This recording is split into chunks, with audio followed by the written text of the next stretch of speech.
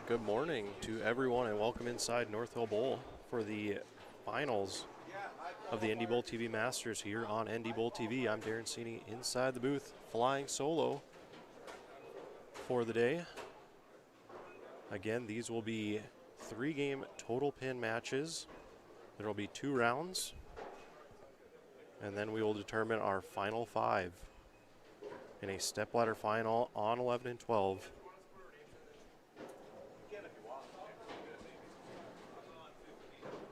We are just getting underway as they got wrapped up with practice. Again, if you're just joining us, please let us know if everything looks and sounds good. Kind of hard to do audio testing when I'm by myself here in the booth, but we'll do the best we can.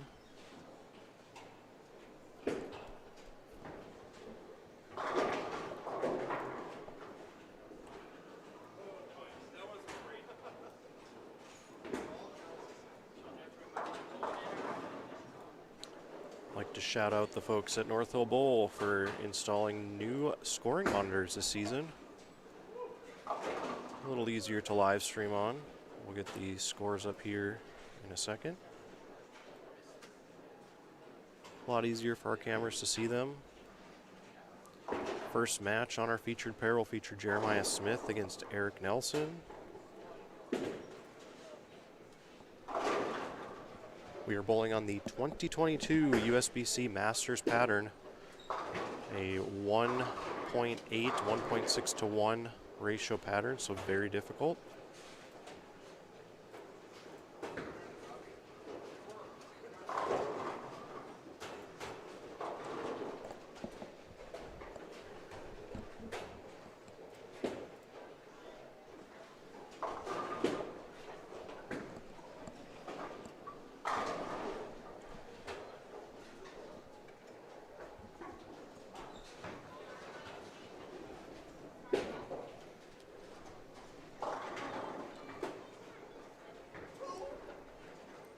Let's do a quick look at the bracket.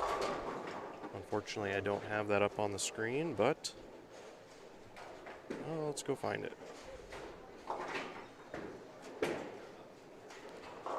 The match in front of us is currently the 7 versus 10 match. The winner of this match will get the winner immediately to the left, which is Jonathan Kyle against John Breckel.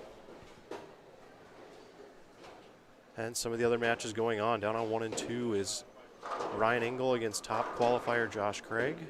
On 3 and 4 is Andy Kohlbaum against Mike Green.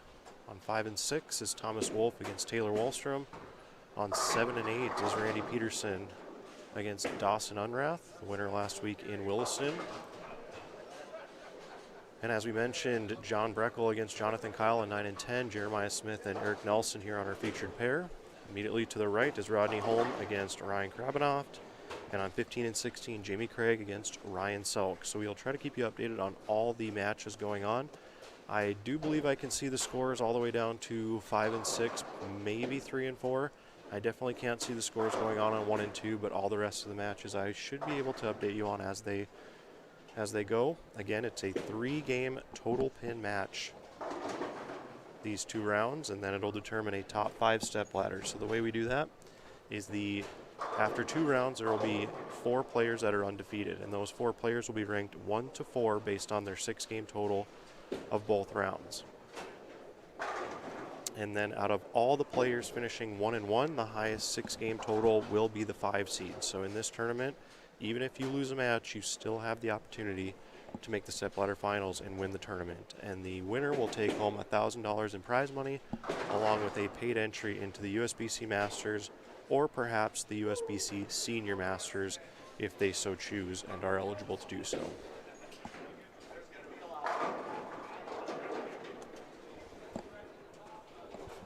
So again, if you're just joining us, please let us know how everything sounds, how everything looks. That would be greatly appreciated. Please hit the like button below, and if you haven't already, please hit the subscribe button. It is free to do so and does help us quite a bit.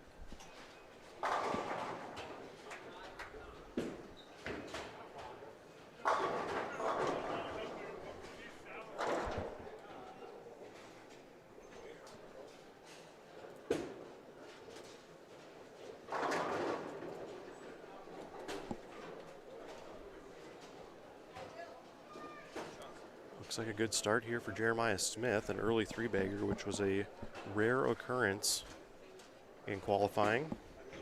The qualifying round was led by Josh Craig, who scored a 17-10 and was the only player to shoot plus.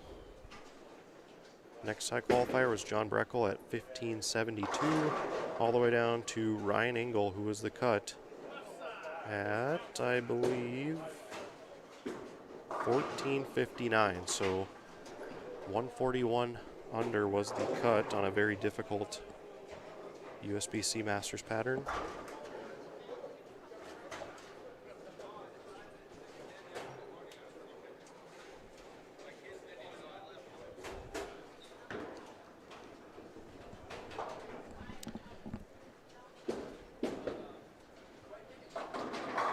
Another early three-bagger here from Eric Nelson, who bowled well last weekend in Williston. Again, these guys are making this pattern look pretty easy. Yesterday, most of the bigger scores started early, and then they got a little tough, and then there were some decent scores late. So I expect a couple big scores in these early portions. And with these players being able to break down each pair by themselves or with their opponent as well and not moving from pair to pair, I expect the scores to be a little bit better today than they were yesterday.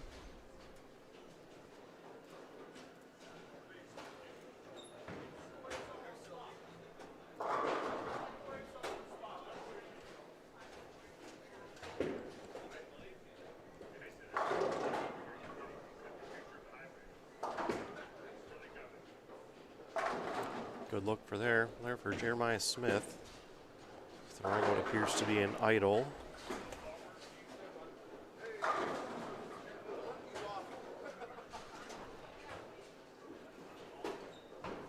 And if you're in the chat room and want to know the scores of a certain match, just let us know. We will do our best to keep you updated on every match that we have in the building at the moment. Again, I feel like I can see all the scores except 1 and 2, and 3 and 4 are pretty hard to see, but all the rest I'm pretty sure I can see thanks to the new monitors here at North Hill Bowl.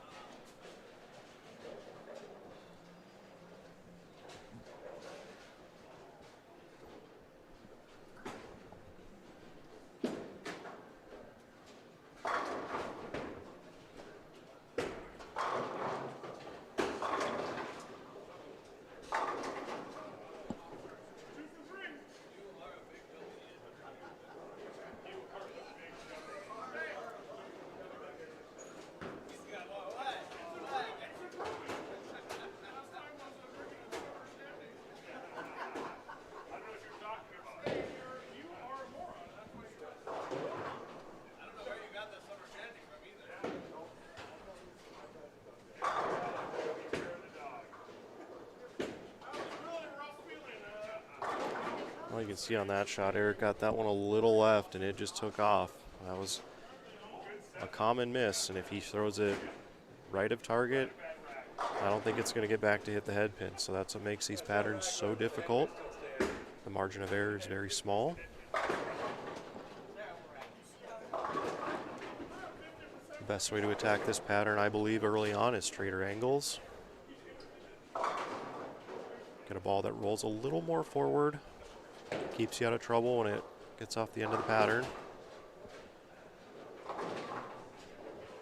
Spares were good this week. 190s were good. 180s were even good most games.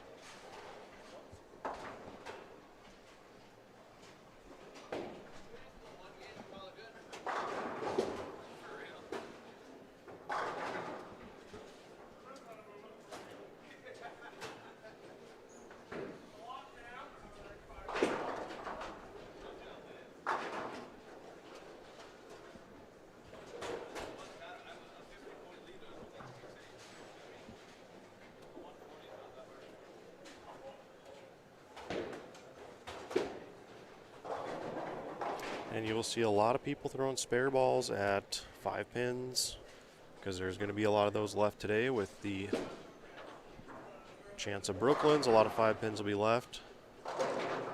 I saw people throwing spare balls at the head pin, leaving just the head pin yesterday.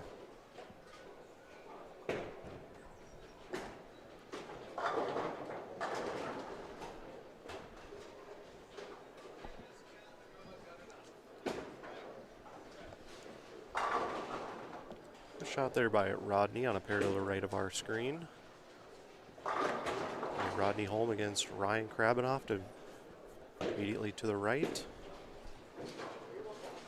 Jonathan Kyle and John Breckel immediately to the left of our featured pair.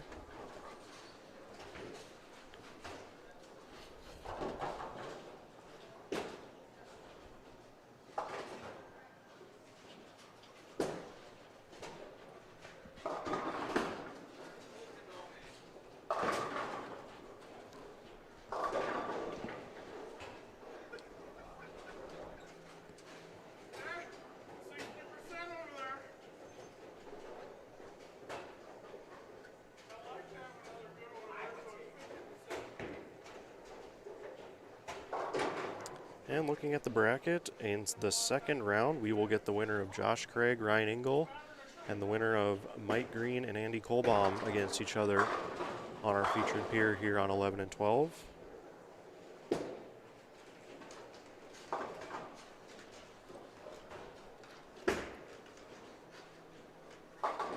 And an interesting matchup on 7 and 8, where 15-year-old Dawson Unrath is against Randy Peterson, who tells me he's the oldest one left in the field here out of the 16, so the oldest versus the youngest.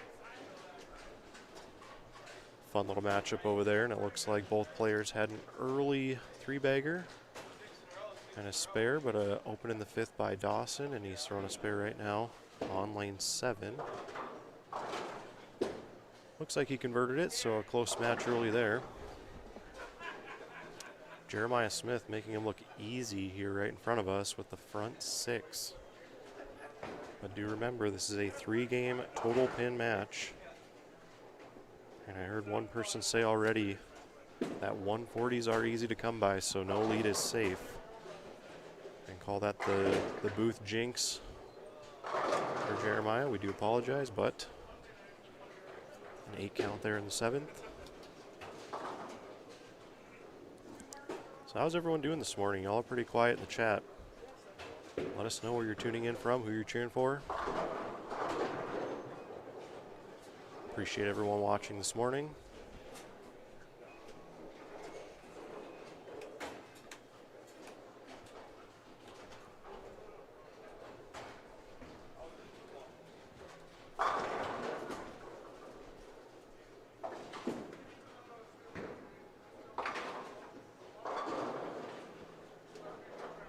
Good spare there by Jeremiah. That was a difficult spare to convert this week. Any sleeper pin combination with how touchy the middles were, it was really hard to pick those up.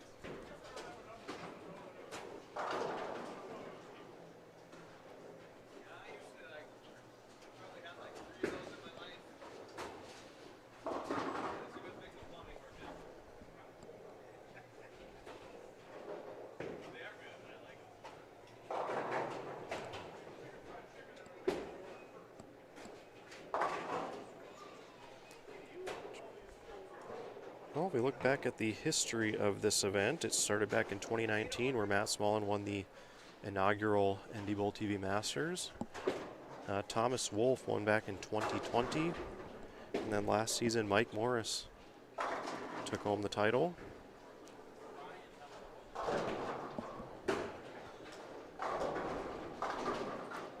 Who will take home the win today and a paid entry to the USBC Masters being held in suburban Detroit at the end of March.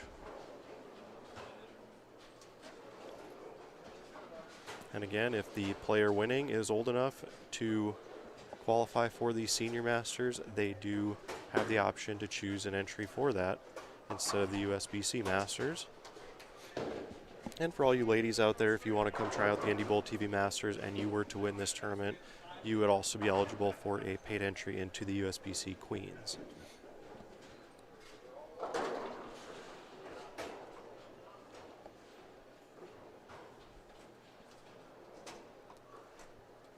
Connor Allen, good to see you. Thank you for tuning in.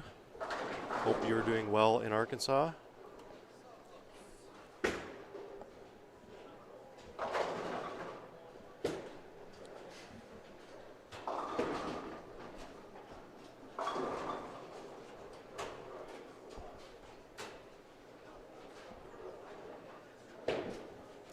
8th frame for Nelson. Thought he got a touch slow there. Fortunate to only leave the 4-pin. Those were good leaves this week. Anytime you would throw a marginal shot and leave a single pin was a good toss.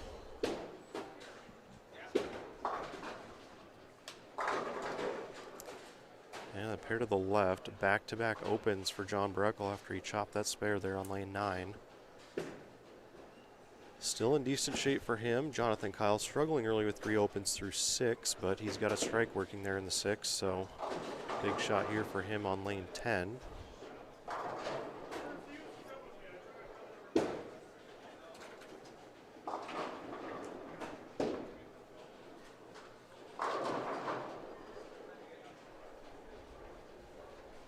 John Breckle, fresh off the NDBowling.com Player of the Year winner last year, and a really good performance at the USBC Open Championships, firing off 300 and a 2177 all events total. So a great year for John last season. Picking up where he left off, already making the cut here at the Masters. Again, this is the first tournament in the NDBowling.com Player of the Year race. We will have complete standings for that on Monday or Tuesday on NDBowling.com if you click on the Rankings tab.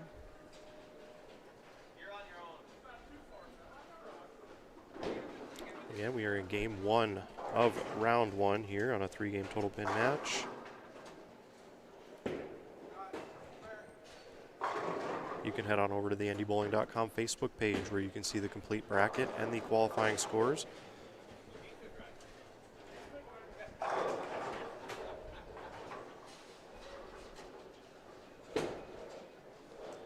The pair to our right, Rodney Holm opens the 10th for 141. Ryan Krabanoff can strike out here in the 10th for 258, and that is the exact score he started qualifying with yesterday, so he likes this pattern on the fresh.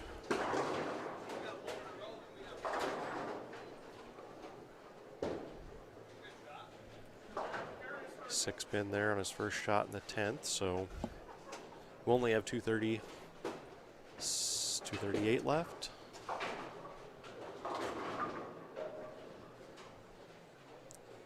Jeremiah Smith still has 266 on the board.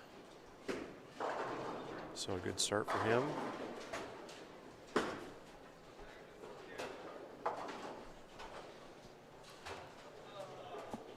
Looking down on the Peterson-Unrath match on 7 and 8. Dawson appears to have 147 in the 8th with an open. Peterson up now in frame 9, working on a spare, and he's got 159 in the 7th. Sent that one a little wide. I see the 2-8. Is the 10 there? No, it is not. So just a 2-8 leave for Randy. And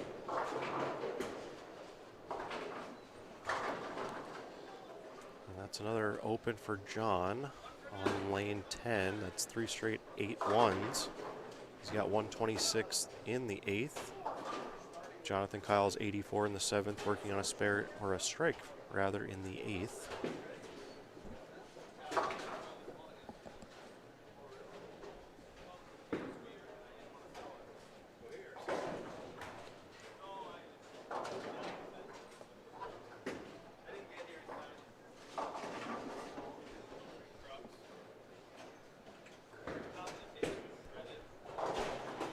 Looks like Ryan Selk will have an early lead over Jamie Craig after game 1. Down on 5 and 6. Taylor Wallstrom has 138 in the 8th with a spare in the 9th. Thomas Wolf still has 259 left. He's up now in the 9th frame. Again, we can't quite see the scores on 1 through 4 very well, but we will report them to you as we get them.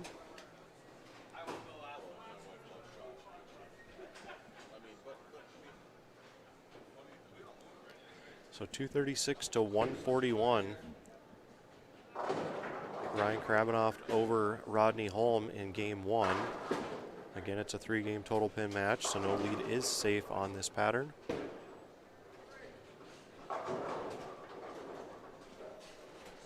I see a strike from Thomas Wolf in the ninth. That's 199 in the eighth. Strike up in the ninth. He'll have a decent lead on Taylor Wallstrom after one.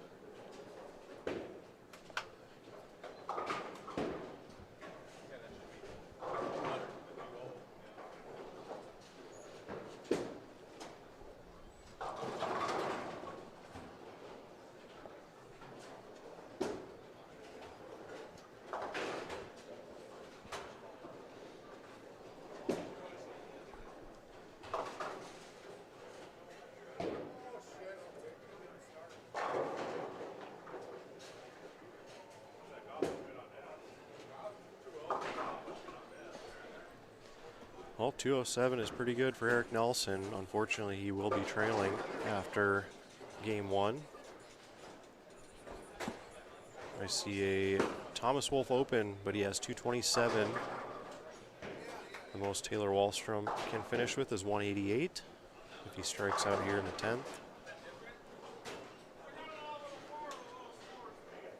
Unrath with a 10 pin in the 10th. A conversion here and a strike will give him 186. Peterson's at 177 in the 8th with a spare up in the 9th. Still yet to bowl his 10th frame. Over to our right, Jamie Craig with a 176. Selk now up in the 10th. First ball, I believe an 8 count. A spare and a strike will give him 195. So Selk with a lead in that one after game one.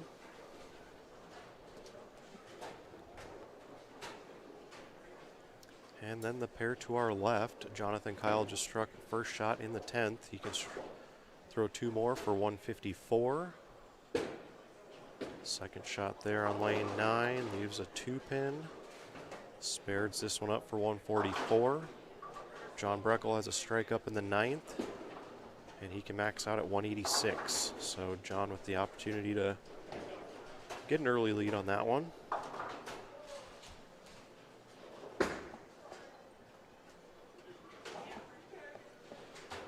Good game here for Jeremiah Smith. His high game yesterday was 200. So he qualified 7th without shooting a game more than 200. If that says anything about how tough this pattern is. And he's going to reel off a 240 here to start. Well, perhaps 240 if he strikes. But a great game nonetheless. Good start from him.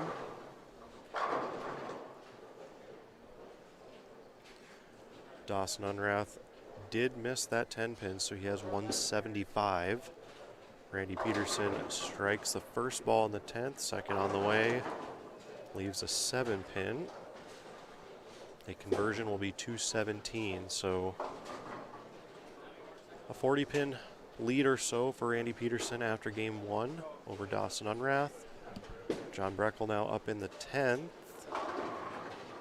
Leaves a 5 pin after going Brooklyn. A conversion and a strike will give him 166. Jonathan Kyle again, 143.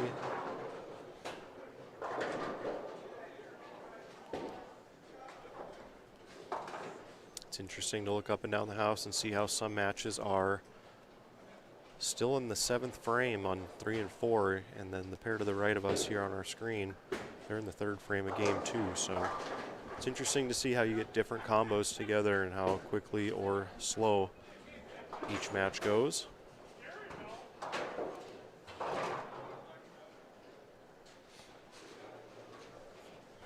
Kind of factor in throwing strikes and whatnot.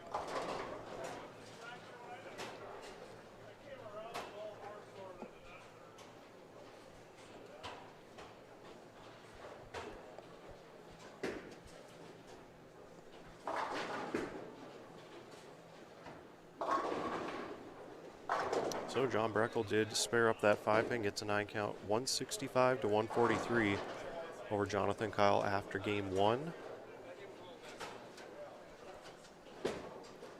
Again, Josh Craig against Ryan Engel on 1 and 2. We do not know the scores of that one, as well as Mike Green and Andy Kohlbaum.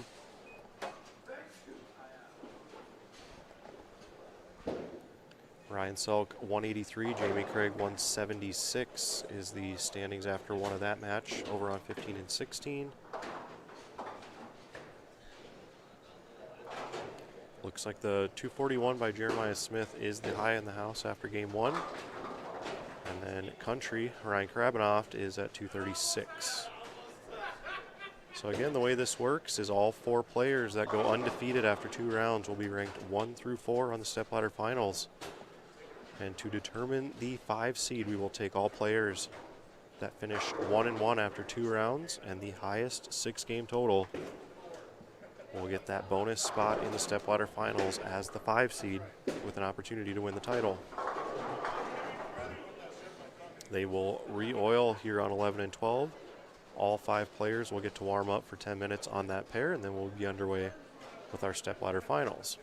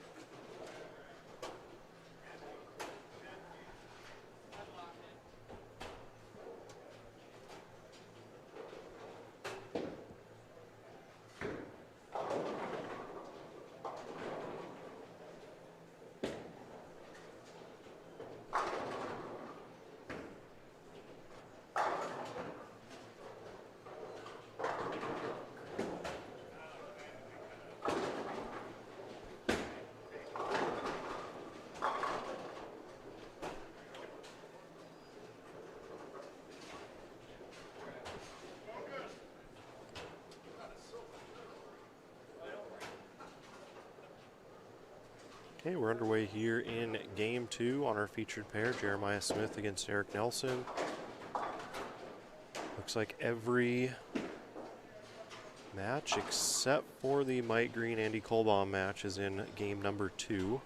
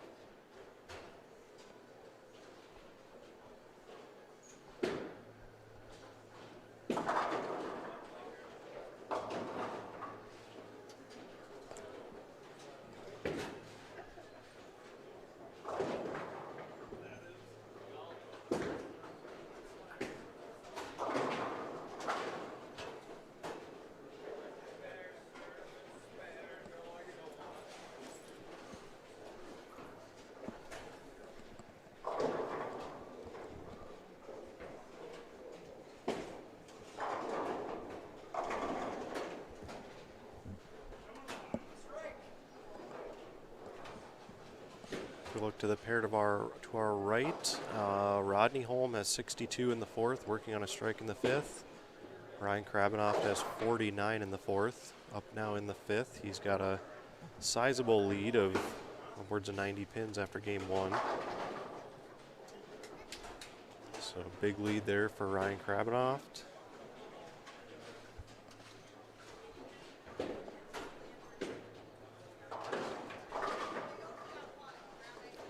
early on in the Peterson-Unrath match. Looks like Peterson goes spare open in the first 2 frames. Unrath strikes spare.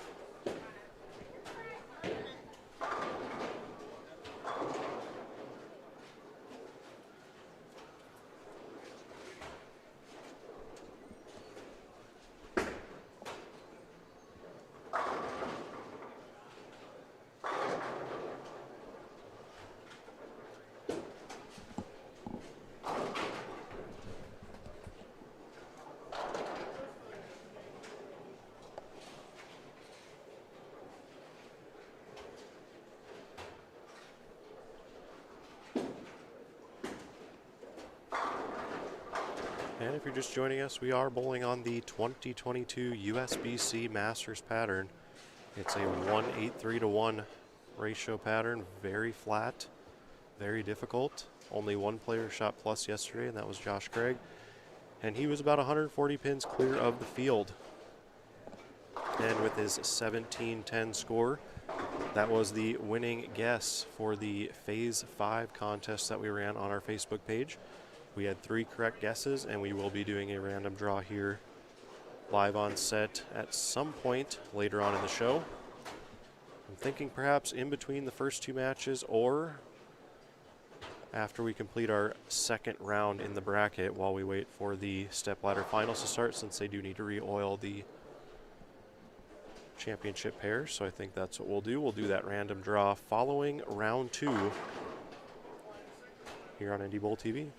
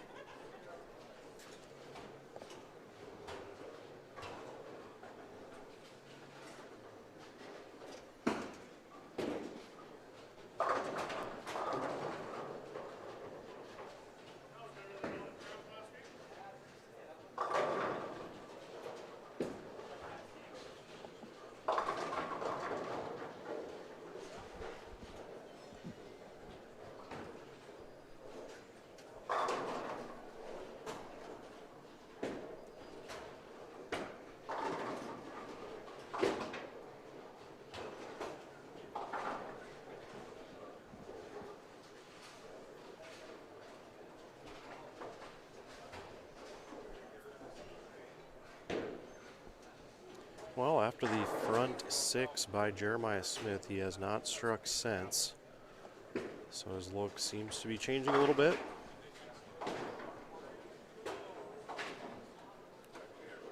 See if he can find something else. This pattern does change very quick. And it is easy to miss on this.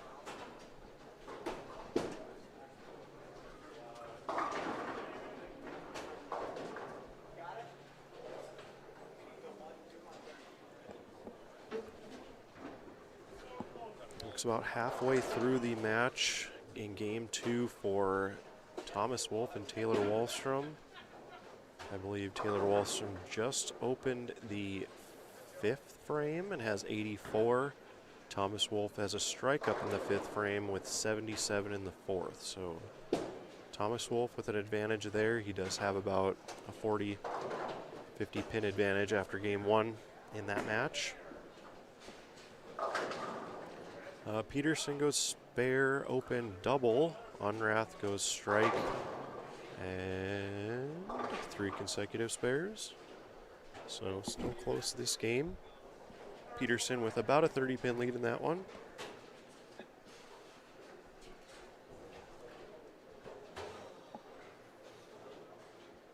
Looks like Rodney Holm will have an opportunity to cut away at that lead here on our pair to the right.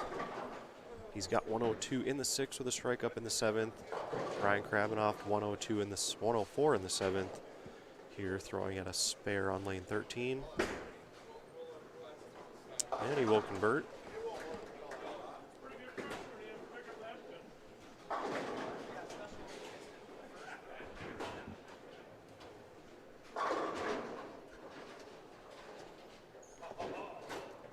And from what I can see down on 3 and 4, I don't know the overall scores for game 1 against Mike Green and Andy Kohlbaum, but through 4 frames, Andy Kohlbaum has all 4 strikes, and Mike Green, now standing up in the 4th, has the front 3. So looks like both players are pretty lined up in that one.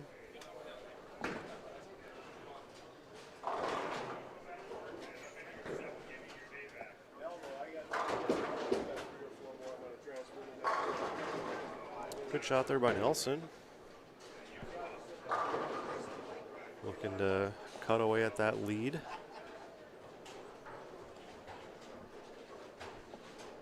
And one thing to consider is, of all the players that are 1-1 at the end of 2 rounds, the top 6 game total will be the 5 seed. So even if you lose in this round, you want to get as many pins as you can.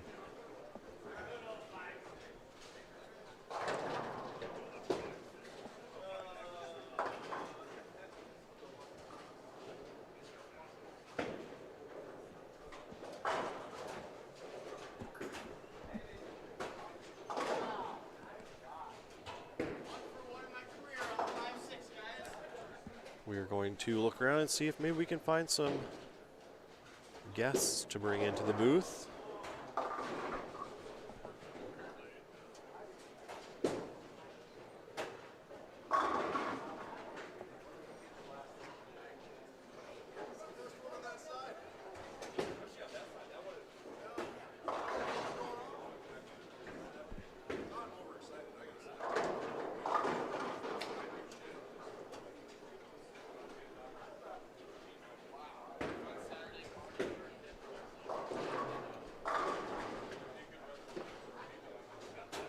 Careful, okay. That one had chop potential all over it for Jeremiah there. Nice score correction.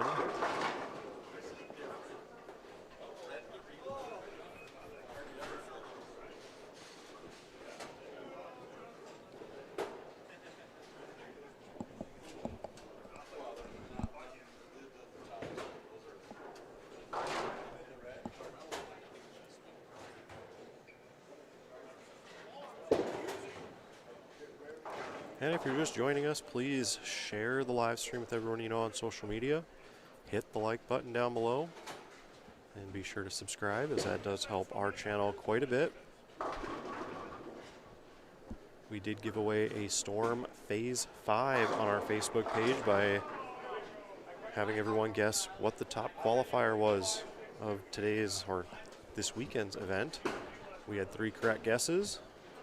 And we will do a random draw to give that Storm Phase 5 away following the 2nd round in our bracket here today. Again, if you want to stay up to date on all of our contests, please go over to Facebook, hit the like button on that page. Please subscribe to our YouTube page, as we will be giving away more great Storm products this season, as Storm is the official bowling ball sponsor of the High Plains Bowling Network. We do appreciate everything they're doing for us this season,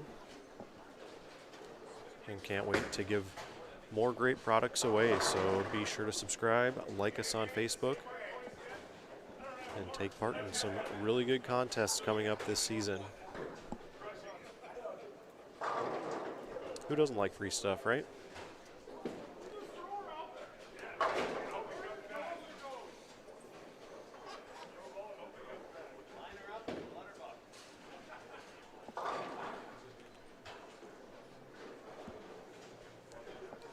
We're going to see if we can maybe get a update on Some matches down on the low end of the house that we cannot see.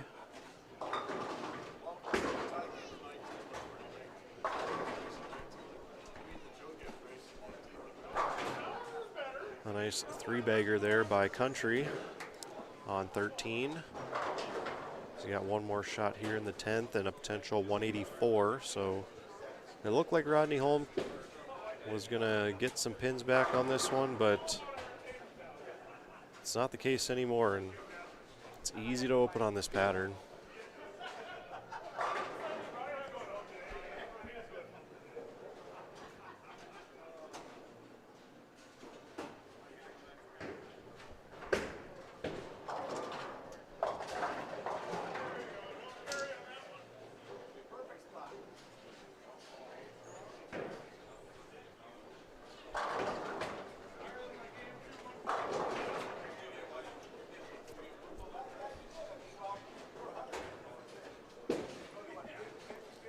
Jonathan Kyle over here had 64 in the 4th and now has a three-bagger up in the 8th.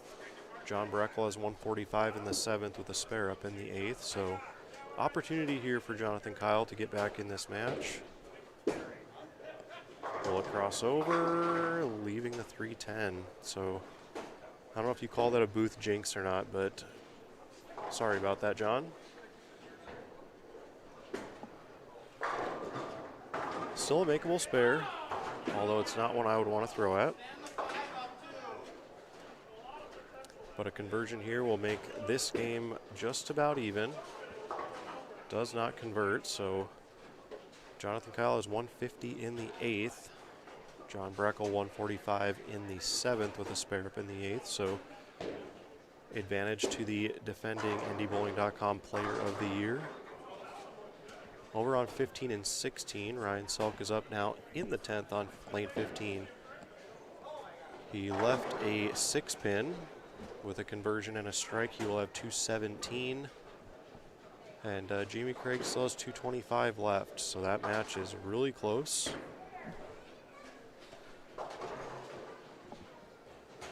Over to our right, Ryan Krabenoft had a 6 count to finish off with 180.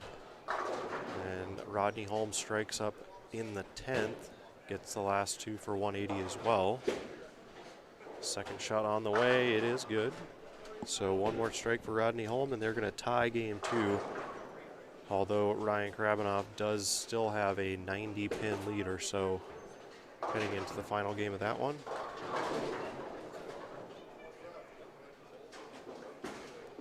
Ryan Selk, last shot in the 10th, does strike, so 217 up for Ryan Selk, which means he is at an even 400 after game 2. Jamie Craig can strike out for 225, which will take him to 401. So a strikeout here will give Jamie Craig a 1-pin lead going into the final game.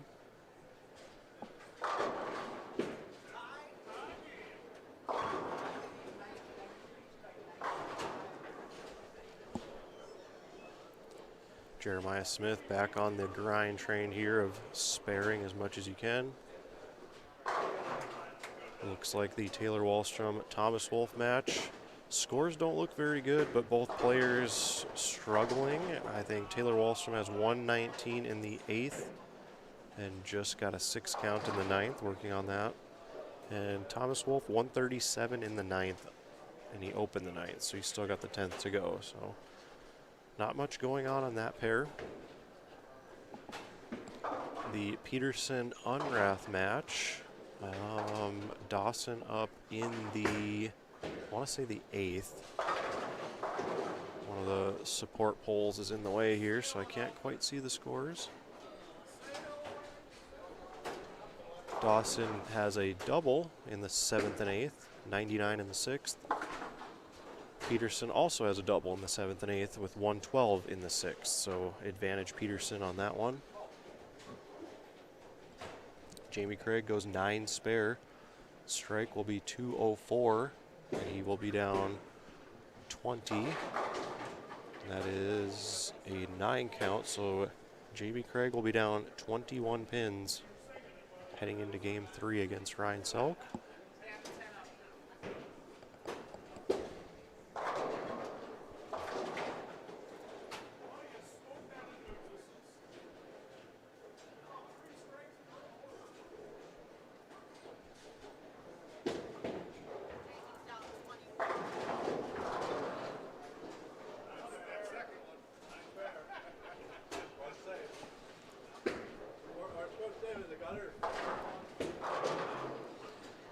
And then our John Breckel, Jonathan Kyle match. John Breckel now strikes the first ball in the 10th. He still has 202 left.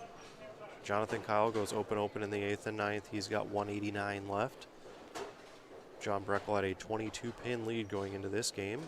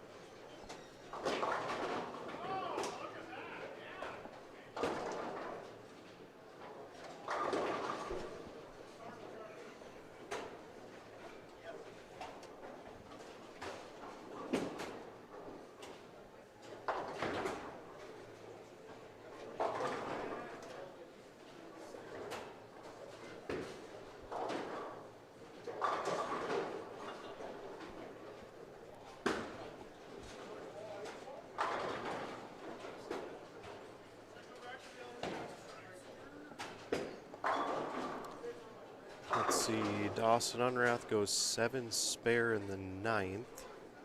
He still has 196 left. Peterson strikes in the 9th. He still has 230 left, so advantage Peterson. Taylor Wallstrom 146 in game 2. Thomas Wolf strikes up in the 10th. He's got 137 in the 9th, so he's got 167 left, and he could possibly gain 21 more pins on Wallstrom.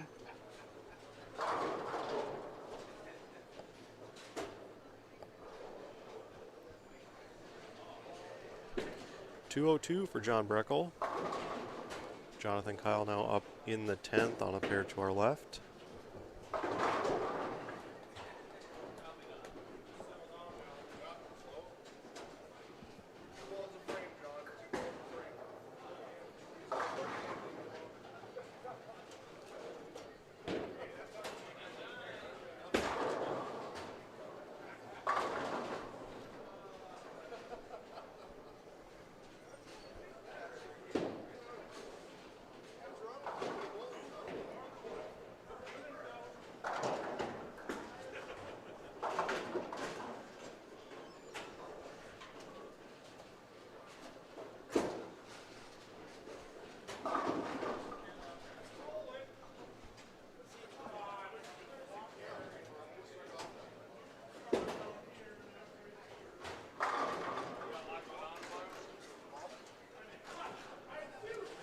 I see 157 to 146 Wolf over Wallstrom on that one, so Wolf is going to have roughly a 60-pin lead going into the final game. Randy Peterson with a strike will have 210. Jonathan Kyle finishes up with 179 to 202 for John Breckel, so John will take a 50-pin lead into the final game.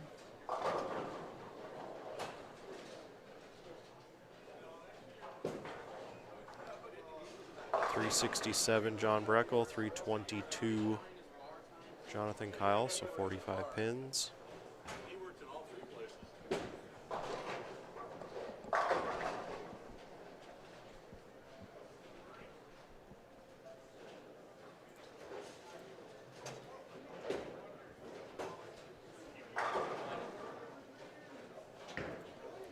The winner today will take home a paid entry into the 2023 USBC Masters being held in suburban Detroit at the end of March.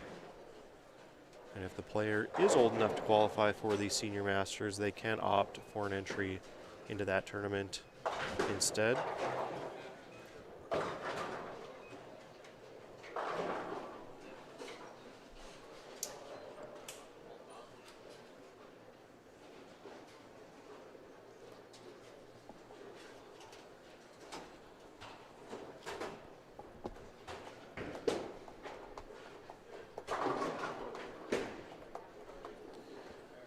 Looks like Eric Nelson is going to chip away at the lead here on our featured pair.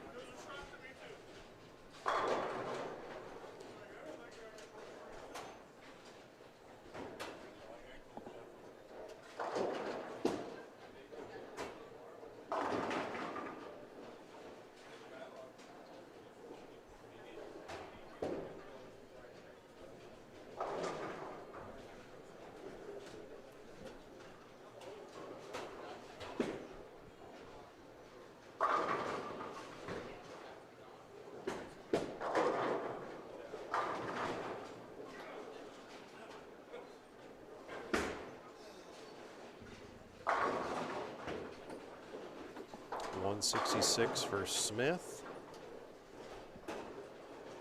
Opportunity for Nelson.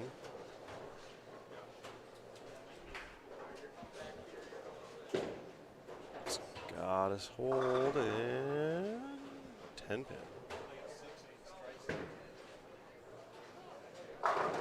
Converts this, and that'll tighten up this match going into game 3. I see 182 for Dawson Unrath, 357 overall, and then a 210 for Peterson, 427 overall. So 70 pin lead there for Randy Peterson going into the final game. And Randy's 427, at least as far as I can see, is the top score in the house at the moment, which is critical. The 6 game totals matter quite a bit, so all 4 players that go undefeated, they'll be ranked by their 6 game total, and that'll determine seeds 1 through 4. And then out of all players finishing 1-1 in the bracket, they will be ranked on their 6 game total, and the top score will be the 5 seed and a chance to bowl for the title. Again, they're bowling for a $1,000 top prize. And then on top of that is the entry into the USBC Masters. So big shout out to the folks here at North Hill Bowl for contributing over $2,000 to the prize fund this week. Do appreciate everything they do for NDBowling.com as we are celebrating our 10th season this year. We'll be giving away high-performance bowling balls from Storm, the official bowling ball sponsor of NDBowlTV this season. So again, subscribe to our YouTube page here and like us on Facebook. That's where most of our contests will be.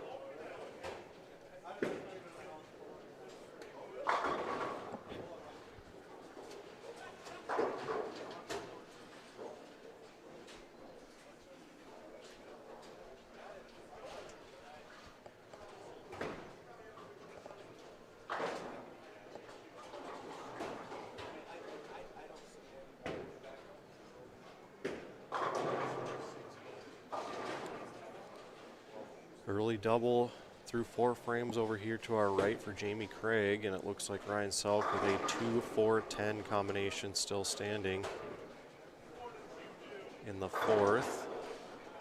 So advantage Craig in that match.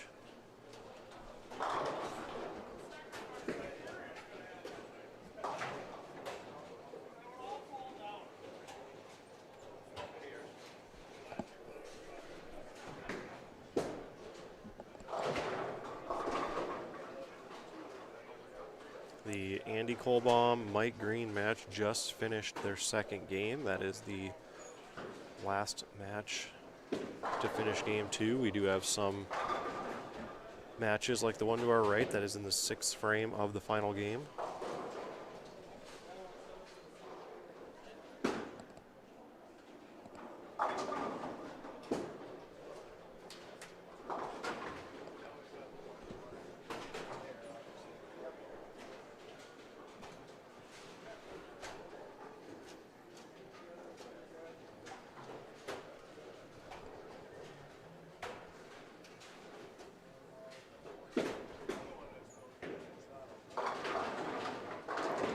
That shot right there by Nelson is something I did probably 4 or 5 times yesterday. Very easy to do on this pattern. You get a little slow and miss left, and it doesn't have a chance. You'll be lucky to hit the head pin on the left side.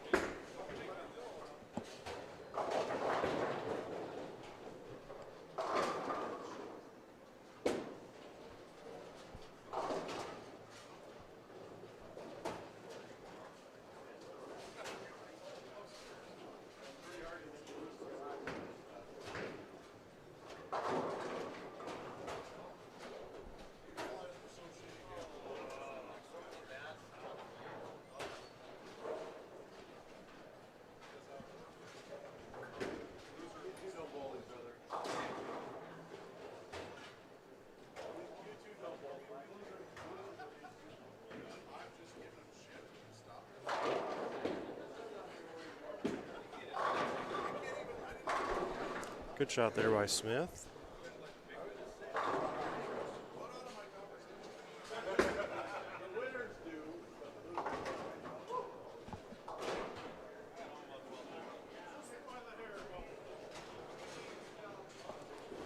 And through about 7 frames here on the pair to the right, it looks like Ryan Krabanoff is going to cruise to victory here, although Rodney Holm is putting up a pretty good game here in game 3, but with a 90-pin deficit, that's pretty hard to overcome.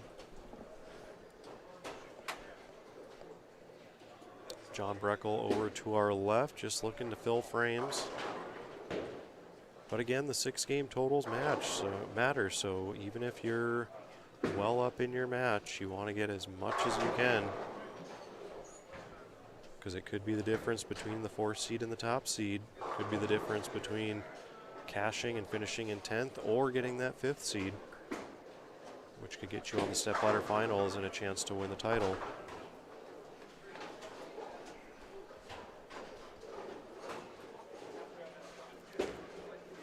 Again, I'm Darren Cini, flying solo here in the booth. We might have a guest or two throughout the day. We're bringing you live coverage of the final day of the 2022 NDBowlTV Masters here at North Hillbolt in Minot.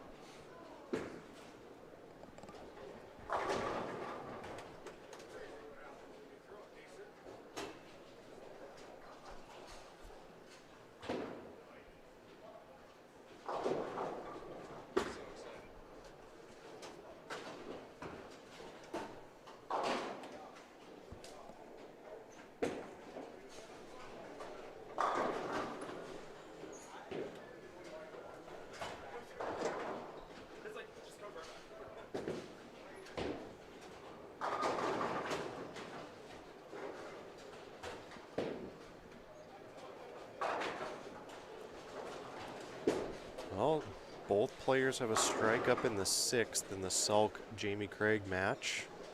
And Jamie's got a 23-pin advantage through 6 frames.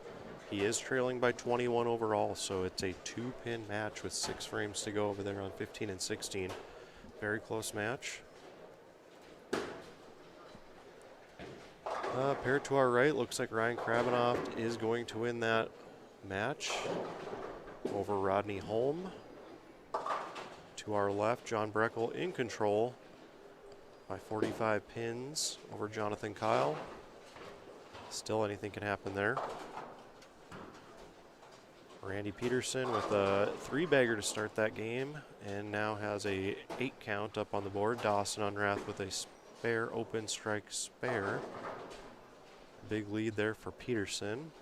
Looks like Thomas Wolf is in complete control of that match over Taylor Wallstrom, and then we are unaware of what the scores are doing down on 1 through 4. But the 2 winners of those matches will be on our featured pair right in front of us here on 11 and 12.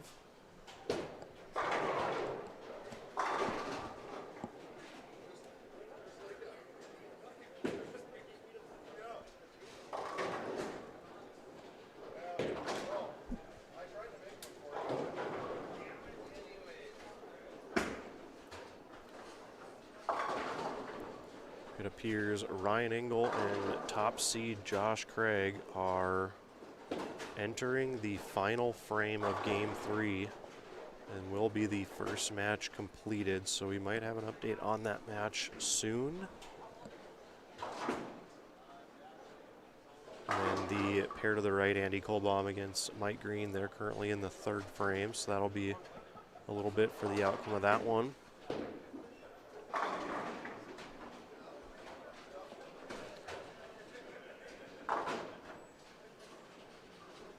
Let's see if Jeff over here has some updates from 1 and 2. Hey Jeff, what's going on down there? Josh needs a strike to win. Okay, Josh needs a strike to win. Just to fill. Just to fill, okay. Craig now up in the final frame, down on 1 and 2, the top seed. Jeff did say he needs a strike to win, and then he told me he needs a fill, so not quite sure what he needs, but keep an eye on lane 2 down there.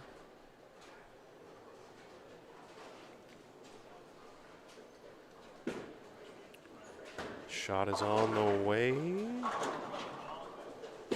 And I believe he left a 10 pin. He doesn't seem too upset about it, so I do believe the fill is what he needs.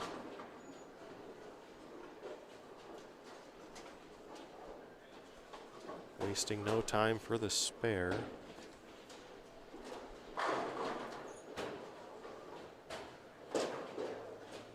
And it sounds like he got it. So, based on information from his dad, Josh Craig defeated Ryan Engel. That is not official, but we will know more shortly. I do believe Thomas Wolfe is going to defeat Taylor Wallstrom. Looks early. It's, you know, a 70-pin lead for Randy Peterson, but he does have a 30-pin lead here midway through game 3, so it looks like Randy is going to take that one. John Breckel with a 3-bagger in the 5th, 6th, and 7th will all but put away Jonathan Kyle, who opened in the 7th.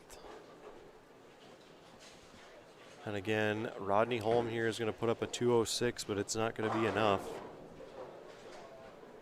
And Ryan Krabanoff will move on. Over on 15 and 16, Jamie Craig opens the 8th for 163 there. Ryan Selk can spare here in the 8th. Strike in the 9th, and that'll put 141 up in the 8th. So that match is still extremely close. Ryan just threw a 6 count in the 8th on a spare, so that count hurt. Okay, Josh Craig did confirm that he won that match, so he will move on.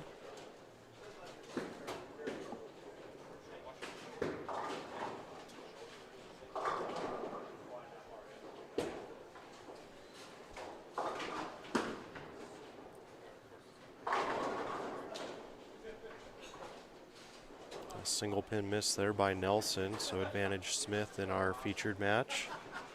Ryan Silk did spare up that 6 count in the 8th, so a huge shot here for him in the 9th.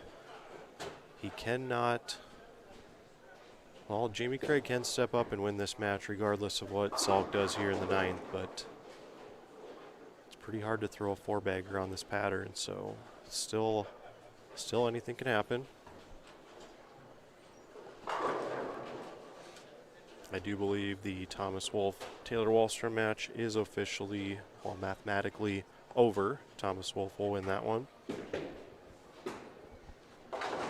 Salk shot on the way, goes Brooklyn, leaves a 5-10, so things not looking good for Ryan Salk at the moment. Rodney Holm finishes out at 206 and has a 527 total. Ryan Krabanoff with a spare in the 10th frame there will have 193, and he will be over 600, so he's in really good shape going forward into round 2.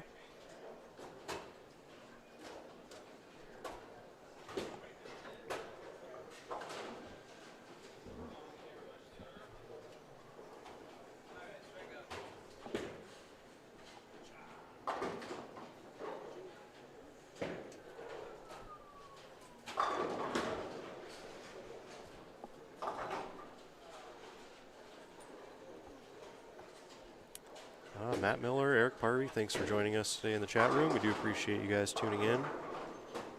Hope you're all doing well on this Sunday morning. Big strike by Jamie Craig, and that will all but do it here in that match.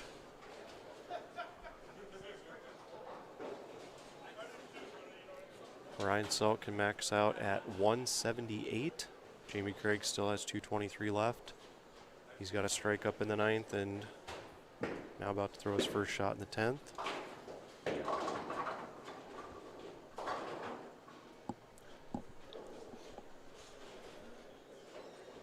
Looks like we're going to get a visitor, so I don't have to talk to myself the whole time. First question is, Blake, can you hear me? I can hear you. Nice. Welcoming into the booth is fellow Storm staffer, well, he is on with 900 Global, Blake Wallstrom, winner of, what was it, the 2020 K-Fire? That is correct, yeah. Nice. So, how was your tournament? You probably don't want to talk about it as much as I don't want to talk about mine, but how was it for you?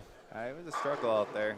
I couldn't really find a consistent ball reaction that I was looking for, and paid the ultimate price whenever I did not strike. So Yeah, you and I bowled together yesterday, and I know you saw a lot of different things on the lanes since you were on the left side, but they were pretty tough, and keeping yourself out of trouble was hard to do as well, unless, it was very easy to give away the pocket when you made changes and stuff like that, and I know some shots would hook, some shots wouldn't, and it was just very difficult to put anything together, and you and I both rode the struggle bus.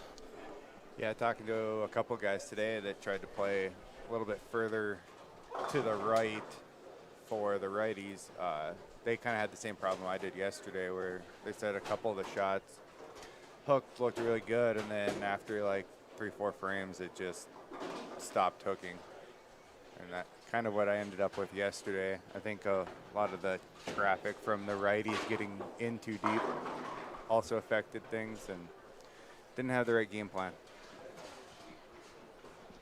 Yeah, I hear you there. What products were you using yesterday? Well, I know not everything looked that great, but which ones look good for you? I guess the UC3 looked okay to start the day. And then after that, I actually went, I think the ball that looked the best I threw the most is probably that IQ Tour Nano Pearl. It's a long name. Mm-hmm. That one looked the best for the longest. And I also threw the Reality for a while, which that one looked really good for you. Yes, I really liked that ball yesterday. I was looking at Randy Peterson, and he was throwing the Nova for a good portion of his match against Dawson over there. And it looks like he's moved over to, I see red in it, so I don't think it's his Hustle. Could be, I don't know what that ball is.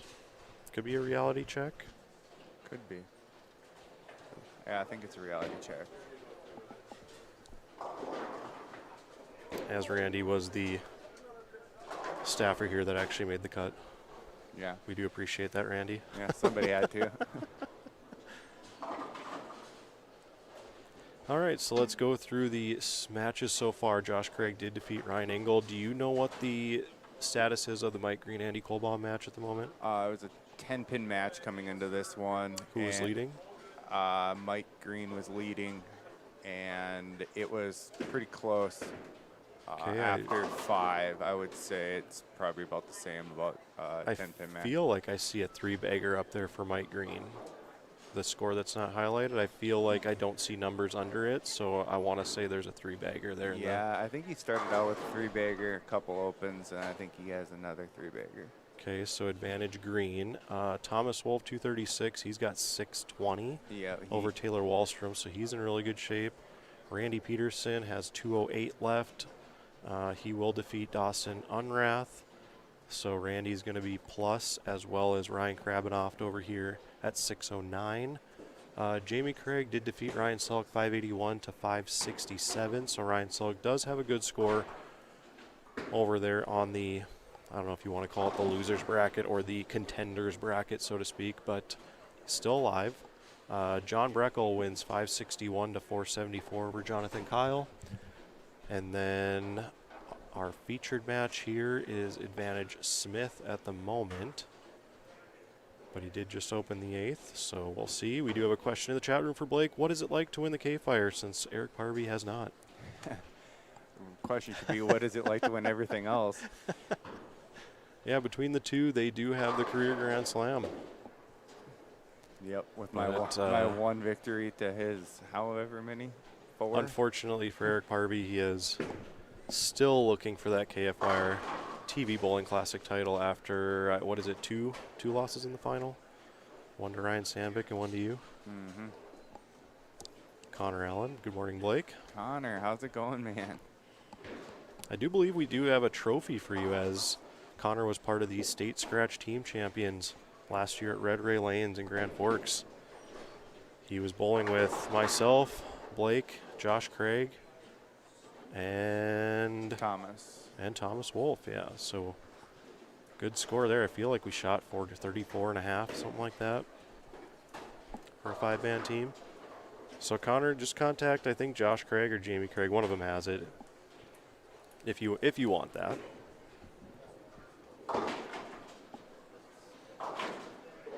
Mike Green did miss in the 9th. Doesn't look like a fun thing to throw at. I want to say that's like a 3-4-7. That's what it looks like from this angle. Yeah, it's what's up there on the board. So again, you can't quite see the scores from here. But the shot is away. He went for count. He did not try to pick that up. So I feel like Mike Green's got to have a lead. I see 171 in the 9th on the open for Mike. I think it's 130 something. Okay, so this match is all but over then if Mike Green had the 10-pin lead going in. So that's why you went for count. So Mike Green will face Josh Craig on our featured pair here in the next round. Again, I'm Darren Senior with NDBowling.com, being joined by Blake Wallstrom, as we aren't good enough to bowl on day 2 at this tournament. So we are here in the booth talking to you guys. Our next tournament coming up will be the North Dakota Proprietors Association State Scratch Doubles event here at North Hill Bowl. I believe both Blake and I will be participating in that event. Blake, who are you bowling with? Seems how I keep losing doubles partners. You win the tournament and then you lose the doubles partner, so it's kind of an interesting situation. Yeah, that could be a worse situation. But I think this year the plan's to bowl with Jamie Craig. Okay, who is on to our one of 8 undefeated players here in our first round.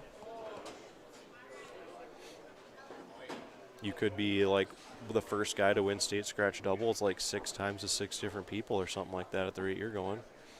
Okay, I wouldn't be mad about it. I will be bowling as well with good friend Matt Smallin. So if you guys are in the chat and you plan on bowling, let us know who you're bowling with. It'll be right here at North Hill Bowl in, I believe, 2 weeks. Has there been any talk about what they're putting out? I haven't heard much. They were trying to figure out kind of what the range of ratios were the last few years, so they're not making them impossible like, I don't know, this weekend kind of, or making it wide open. They're trying to make it comparable, I think.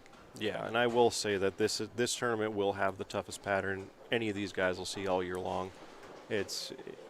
We've always talked about it. It's a tough slot for this tournament to have it so early in the year, but with all the tournaments going on and later in the year you have all the team events going on, it's really hard to put it anywhere else. So this is where we're at, and this is what we're going to do. But luckily for all these players, if you can grind your way through this tournament, every other tournament's going to seem easier. I can tell you that. Going to league on Tuesday will likely seem extremely easy. It'll be nice. Yeah, look for some big scores in league. Usually is after this tournament. All right, so Mike Green making his way over here. Looks like Jeremiah Smith will close out Eric Nelson. So let's look at I'm going to go back to the page here and see the bracket. And Josh Craig will take on Mike Green. Thomas Wolf will take on Randy Peterson. Ryan Krabanoff will take on Jamie Craig. And Jeremiah Smith will get John Breckel. So 2 doubles partners there will face off in John Breckel and Jeremiah Smith.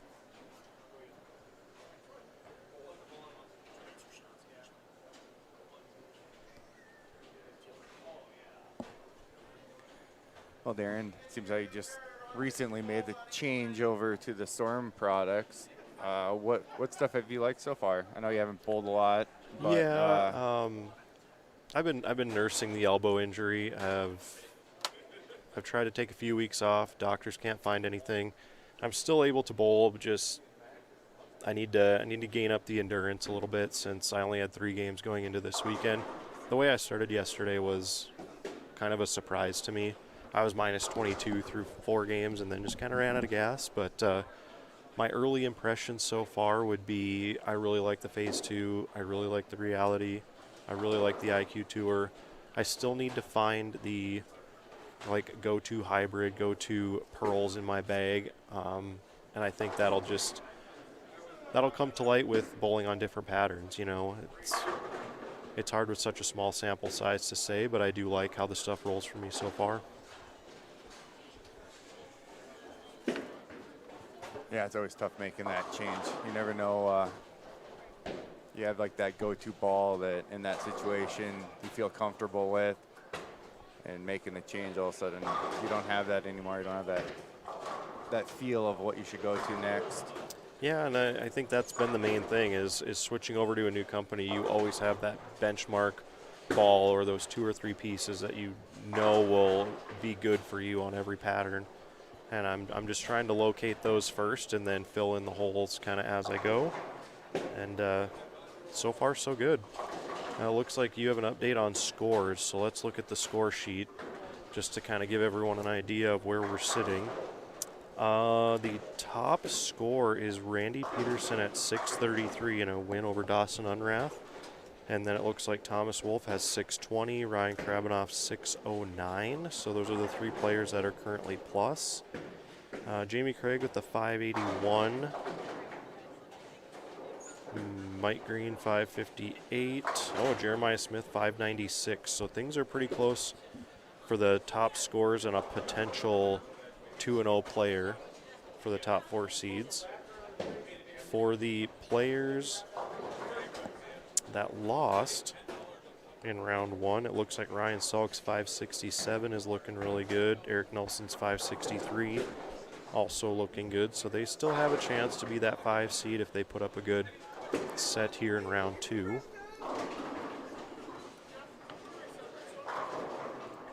Down on that end, they're not really bowling against an opponent per se. They're just going for high score to try to get into it. But you have to win. Have to win. Yes. Okay. And I honestly think if you lose, you're not going to have the kind of pins to make the 5 seed anyways. So you got to bowl well enough, and if you bowl well enough, you're going to lose. You're going to win. So everyone is throwing 2 shots on each lane on their new pair, and then we're going to be underway with round 2 right away. Again, on our featured pair, we have Josh Craig, top seed, by over 140 pins or so. What was he, 1710? And then John Breckel is 1570, so just about 140 pins. Yeah, that was a pretty impressive performance yesterday. So those of you who guessed on the Phase 5 contest and guessed in the upper 1500s, I don't think you realize how close you were. Even though you were 130 pins off, that was second place. So it could just as easily been in the high 1500s for the winner. So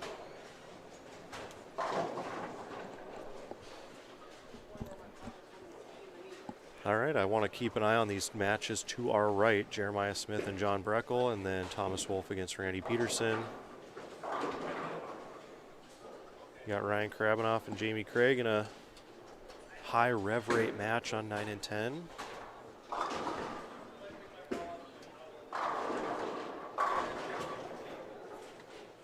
Hearing from some of the guys out there this morning, sounds like they're hooking a little bit more than they were yesterday. Okay, and that's usually a characteristic of tough patterns. When you put it down on top of itself, so to speak, they do get a little tighter. They do play a little more true. Yeah.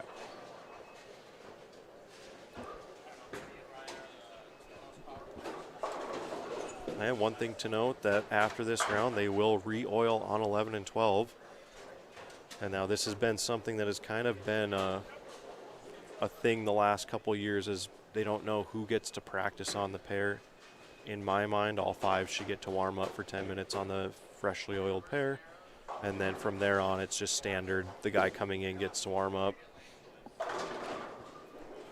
I believe that's how we're going to do it. But again, I'm not running the tournament, so we will see what happens. Eric Parvey says the Rotogrip Disturbed is a good benchmark ball. That has been a benchmark ball for you for many years, I believe. I think Parvey might have cornered the market and bought every single one of them out there, so I'm not sure we can find one. So if you're looking for a Disturbed, contact Eric Parvey at Eric Parvey Real Estate. Let's see, who is Dawson bowling and where? I believe Dawson is down on 1 through 4 somewhere. He will be bowling. Looks like he's on 3 and 4, I believe. Well, Ryan Ingle's down there, and Ryan Ingle cannot be bowling on 1 and 2 because that's where he bowled the first round. So I believe Dawson could be bowling against Jonathan Kyle on 1 and 2, and then Eric Nelson and Ryan Ingle on 3 and 4. Yes, Dawson is bowling Jonathan Kyle on 1 and 2. So unfortunately, we won't know the scores for that one, but I can send Blake on a scoring mission. I suppose you guys would like it if I put the scores on the screen. There you go. We're underway here in round 2.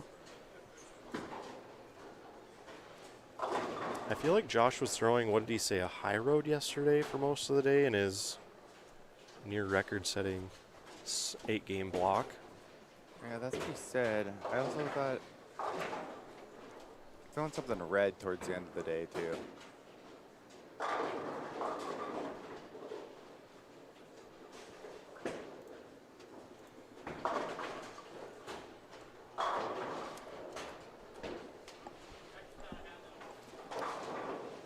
So early on, Randy Peterson goes open against Thomas Wolf. Wolf with a strike and a 8 count up, working on the spare. I'm sure Randy is thrilled about bowling on 15 and 16 this round.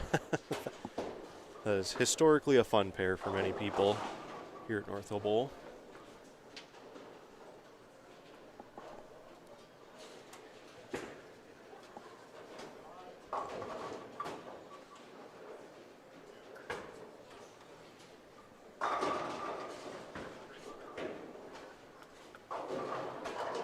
So Blake, you bowled the Masters, what, 2 years ago?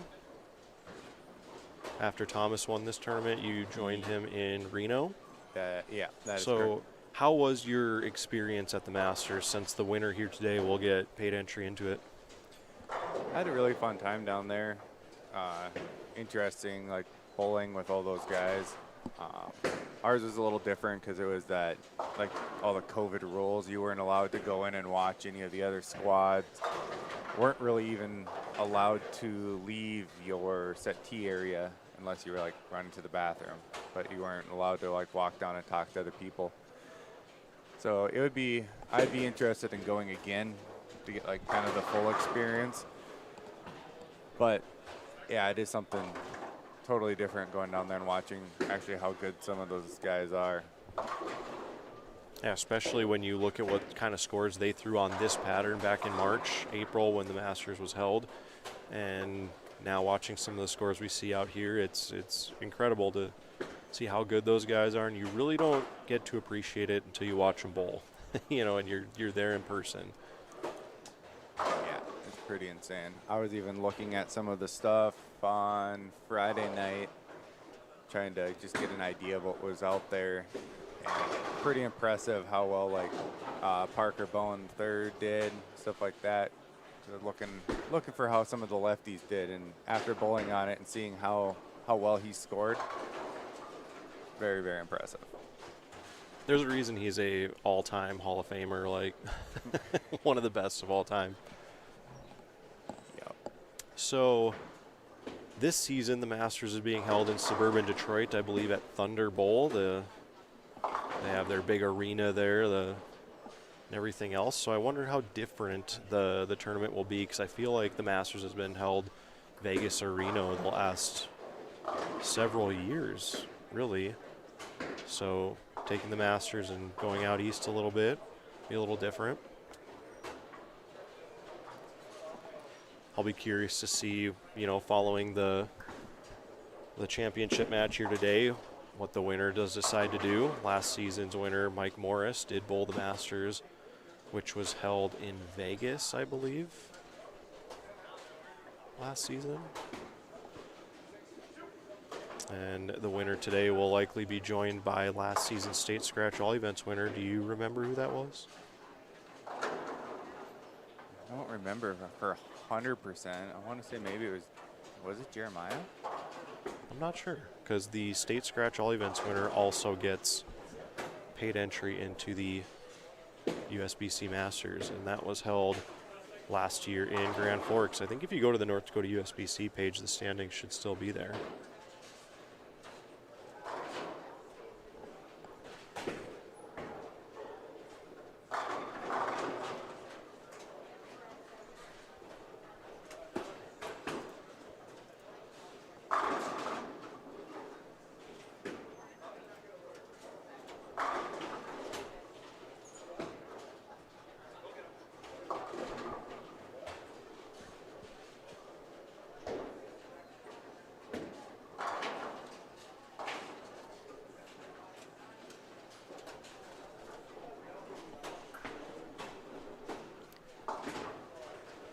Josh Craig struggling to start here on our featured pair.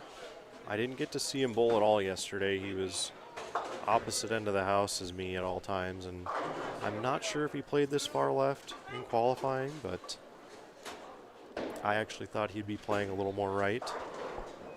Looks like all events last year scratch was Randy Peterson. Randy Peterson, yeah. With 2148. That's right. Okay, so funny story. I was golfing with Randy Peterson earlier this summer, and he comes up to me and he says, "So Darren, what do you do if I were to win the Masters and I already have a spot at the Senior Masters and a spot at the Masters? Could I delay the spot until next year?" And I'm like, "Gee, Randy, that's a fun problem to have. You have all these paid spots already. How do you feel?" And I got a good laugh out of it. Randy's got a good problem right now to wonder what to do with so many paid entries. So if he were to win here today, that'd be a fun question to ask him.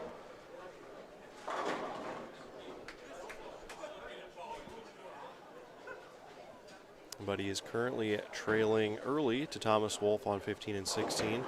But with that really good first set, if he were to lose, he's in really good shape for that 5 seed. Both players in that match are, as they were one of 3. Both of those guys shot plus, so the loser of that match, I would give odds on favorite to be the 5 seed at the moment, unless something big happens down on the low end. There haven't been too many huge scores out there, so.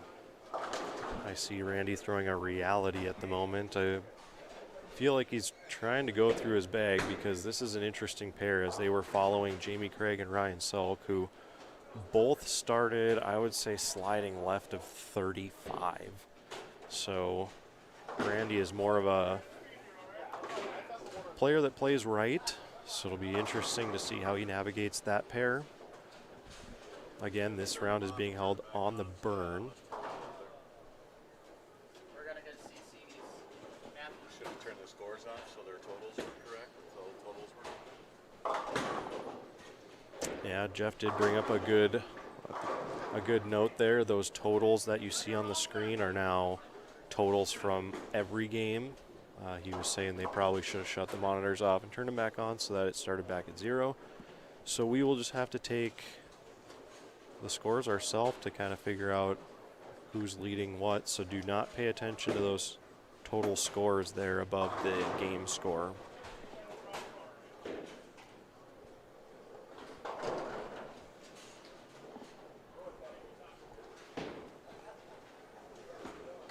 So Blake, what would you say are your current favorite Storm Products pieces? Ooh, that's a good question. As far as right now, I haven't really drilled up a lot of the new stuff. I have it ordered. It's sitting there. I'm trying to decide what I want to, how I want to drill it and stuff. But I would have to say that the Zen Ball good. And then lately I've been using a lot of the Phase 2. And then, well, Phase 2 and Trusty IQ. Those are just kind of staples in the bag right now. And I would agree with that. So then of the stuff you have ordered up, waiting to be drilled, what are you looking forward to?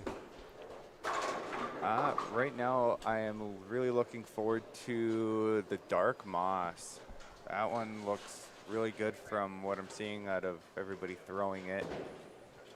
Then I'm also very interested to get my hands on that Zen U. Okay. Yeah, as a lefty, I was going to fully ask you about that one. Yeah, I was pretty excited when I seen that. And a lot of people say that's like a touch stronger than a pitch black. Is that kind of what I'm gathering? Yeah, that's what I've been seeing is people are saying it's a little stronger.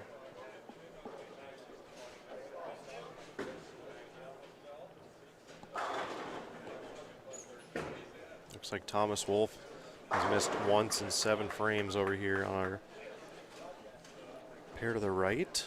Brian Gehring says Night Road and Dark Moss. Yeah, I would agree. I want to get my hands on a Night Road. I would like to get my hands on a Phase 5. A lot of people like the Infinite Physics. A lot of good products out there coming out right now. There is. It's hard to keep up all the time. But they all kind of have their own spot. Whatever you're looking for, they have something that's going to make it. Yeah, it looks like Dave Heatherly finally woke up in Florida and decided to tune in today. Appreciate that, Dave.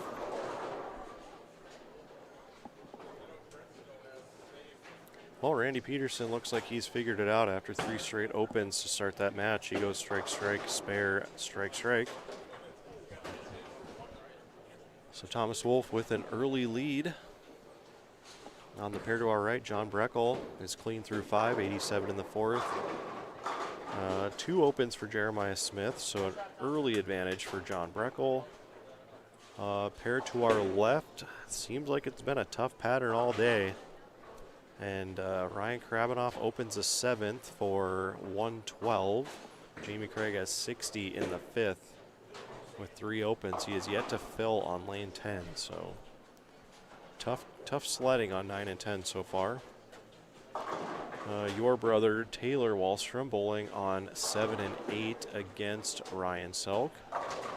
Looks like Ryan Selk is clean through 6. Taylor struggling a little bit. He's got 3 opens. Looks like a tough pair. They both only have 1 strike through 6 frames. And that pair was a Dawson Unrath and Randy Peterson pair to start the day. Thomas Wolf leaving a 5. We will raise our hand with pride back here in the booth.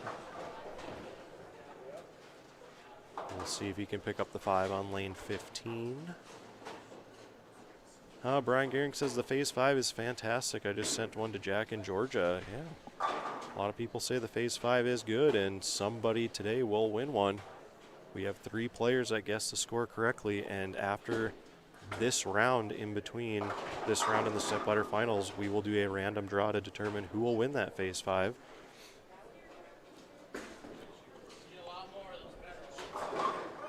Barely converts the 5 on lane 15 for Thomas Wolf. And here we were getting thirsty in the booth, Blake.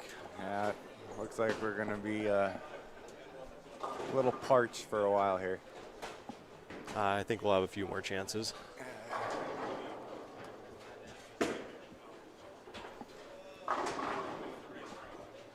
Thomas Wolf did spare the 5 there in the 9th, so he's got 209 in the 8th with a spare working. Randy does have a double working. He's up in the 9th.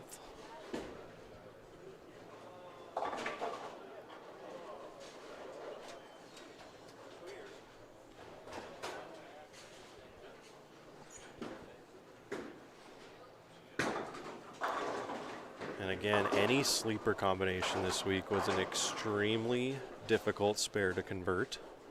As you saw there from Josh, the mids are just still too squirrely to trust any hook ball at them, but you got to have a ball that drives through the sleeper, you know? So many players are opting for the strike ball, and then that's the consequence there if you miss a little bit.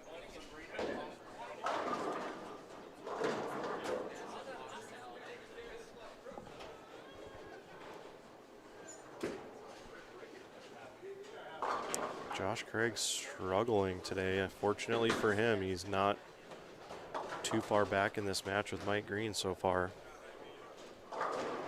Makes it a lot easier because if he was staring up at a score like Thomas Wolf has going on, you'd be you'd be thinking you're in big trouble. So what's your strategy in, because you made the show here last year, correct? Yep. What's your strategy in a 3-game total pin match? Kind of just got to do it. Like, don't even worry about your opponent. You just got to just focus on what you can do. So do you play the lanes in a way that'll break them down since it is a 3-game thing? I mean, me being left-handed, a lot of times that's what tends to happen because I'm going to be playing more than likely further to the left, then I can just kind of move off of that, where some of these righties, especially when you get later into these matches, moving around, you're going to have to work with whatever they left you.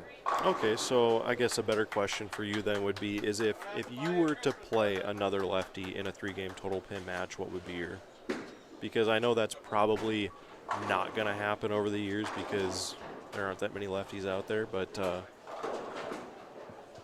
went to get the pin in the gutter on 9 and 10. Both his kids text him, great job, because they're watching.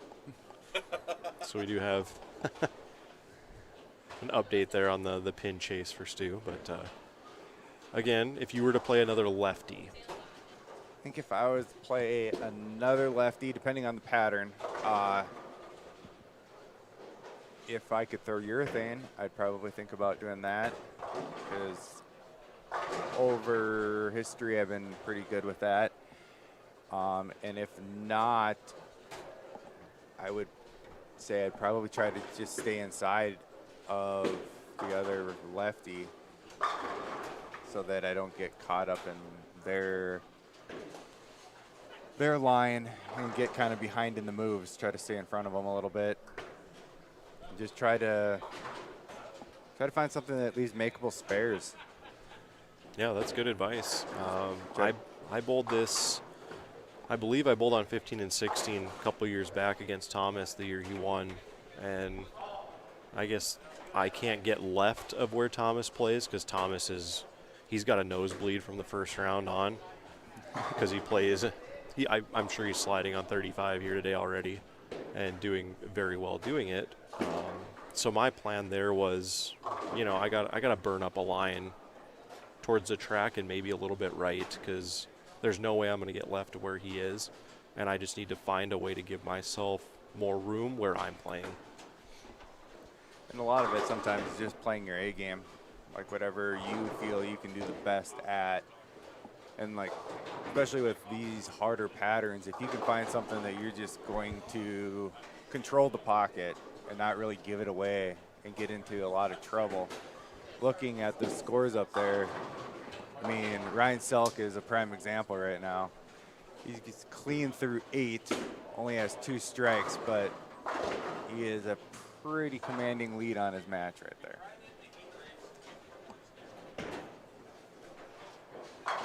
Okay, so 174 for Mike Green. He will have an early lead in this match over Josh Craig through game 1. I'll step out of the booth and run down and look on the low end and Okay. get some scores for us. Sounds good.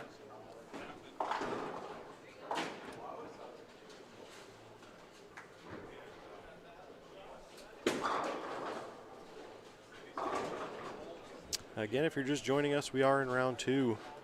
In front of us are the 8 players who won in round 1. On the low end of the house are the 8 players that lost in round 1. Following this round, the 4 undefeated players will be ranked 1 to 4 based on their 6-game total, and they'll be put into the stepladder finals accordingly. And then we will rank all players finishing 1 and 1, and the highest 6-game total of 2 matches will then be the 5 seed and have a chance to bowl for the title on the stepladder finals. We will re-oil lanes 11 and 12, so fresh oil for the stepladder finals, and then we'll be underway with the 5-4 match to begin. Again, the prize fund, they'll be getting $1,000 for the top prize, plus a paid entry into the USBC Masters being held at the end of March at Thunder Bowl in Allentown, Michigan.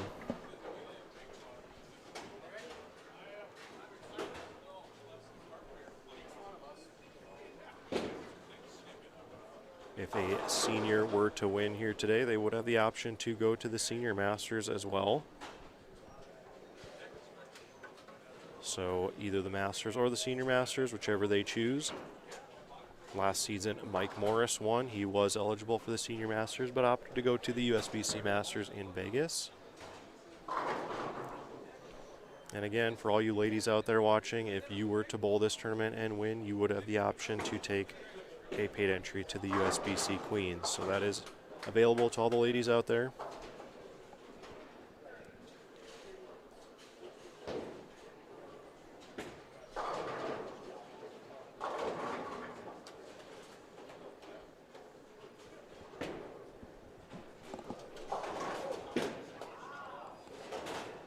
And Dave Heatherly throwing shade at my Pittsburgh Steelers.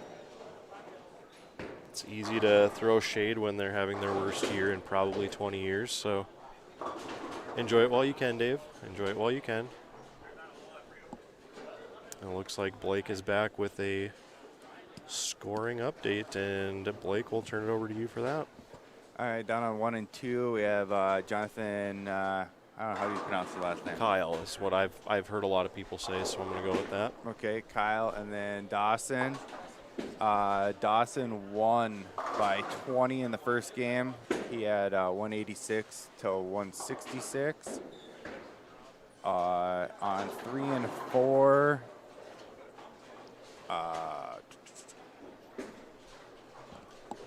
looks like Engel is up on Nelson, but they're only in the 8th frame of that game. Engel has 94 in the 6th with a double afterwards. Nelson has 103 with a strike in the 8th.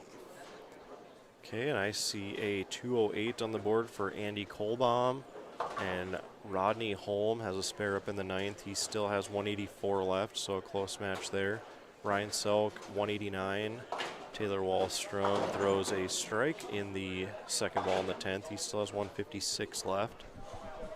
I didn't quite grab the score on Ryan Krabanoff and Jamie Craig, so we're going to have to find scores and write those down. I don't know if you want to write them on this.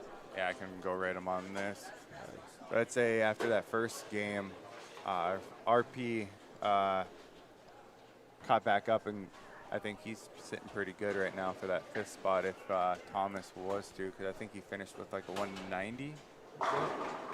Okay, yeah, and Thomas had did he get to 240? That I'm not I sure. didn't quite see. I guess I'll go get some scores. All right. I suppose this is where the totals up on the screen would help. And maybe that's what they did last year. I don't know. They just turn the monitors on and everyone just changes their names. So luckily we have Blake here today to go run some scores for the booth. And we will get an update momentarily. The pair to the right, Jeremiah Smith, has 150 in the 9th with that 10-pin standing there you can see on the corner of your screen. If he strikes and if he spares and strikes, it's 170. John Breckle still has 226 left if he were to punch out in the 10th.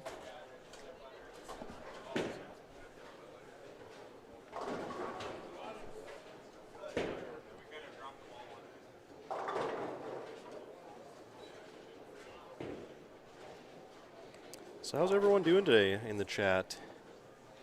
Thank you to everyone tuning in today. Please let us know if you have any questions.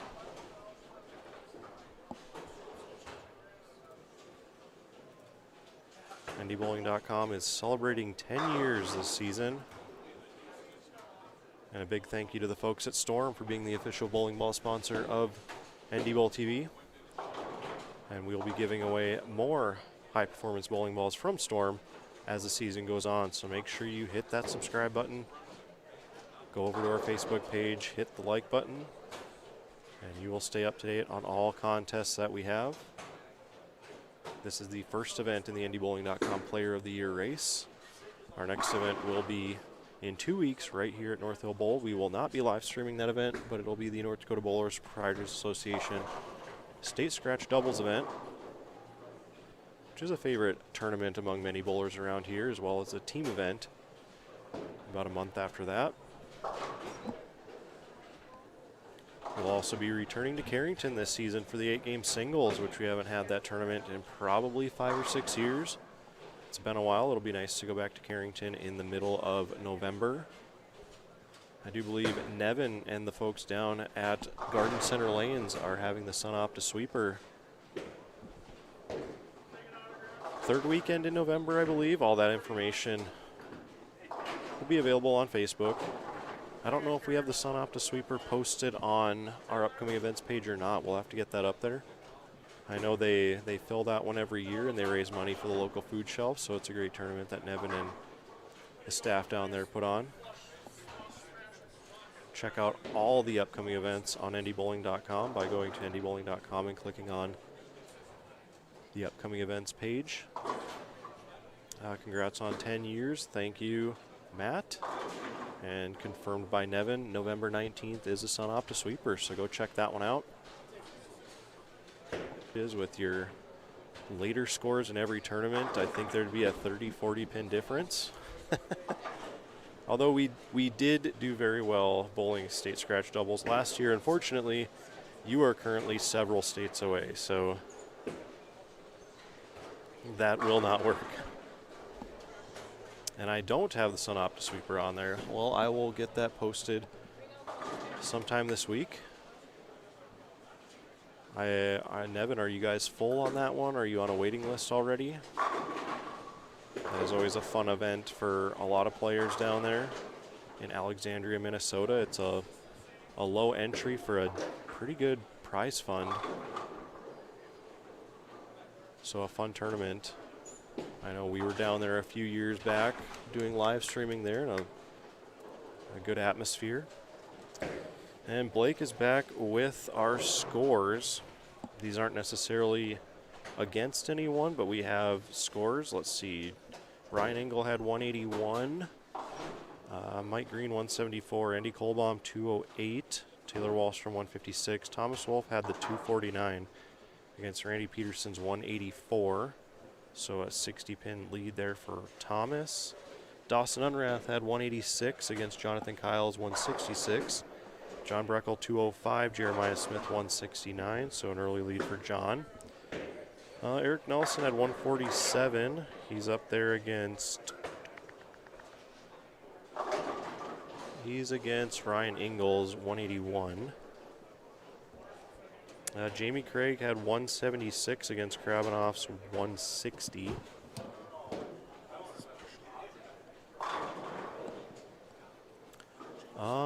Let's see. Nevin says they have 119 signed up and a waiting list going for the Sun Opta Sweeper. So if that tells you anything about that tournament and you want to bowl that one, go ahead and contact Nevin, contact the folks at Garden Center Lanes in Alexandria, and get on the list. It is a fun tournament. It's actually the day before the tournament in Carrington.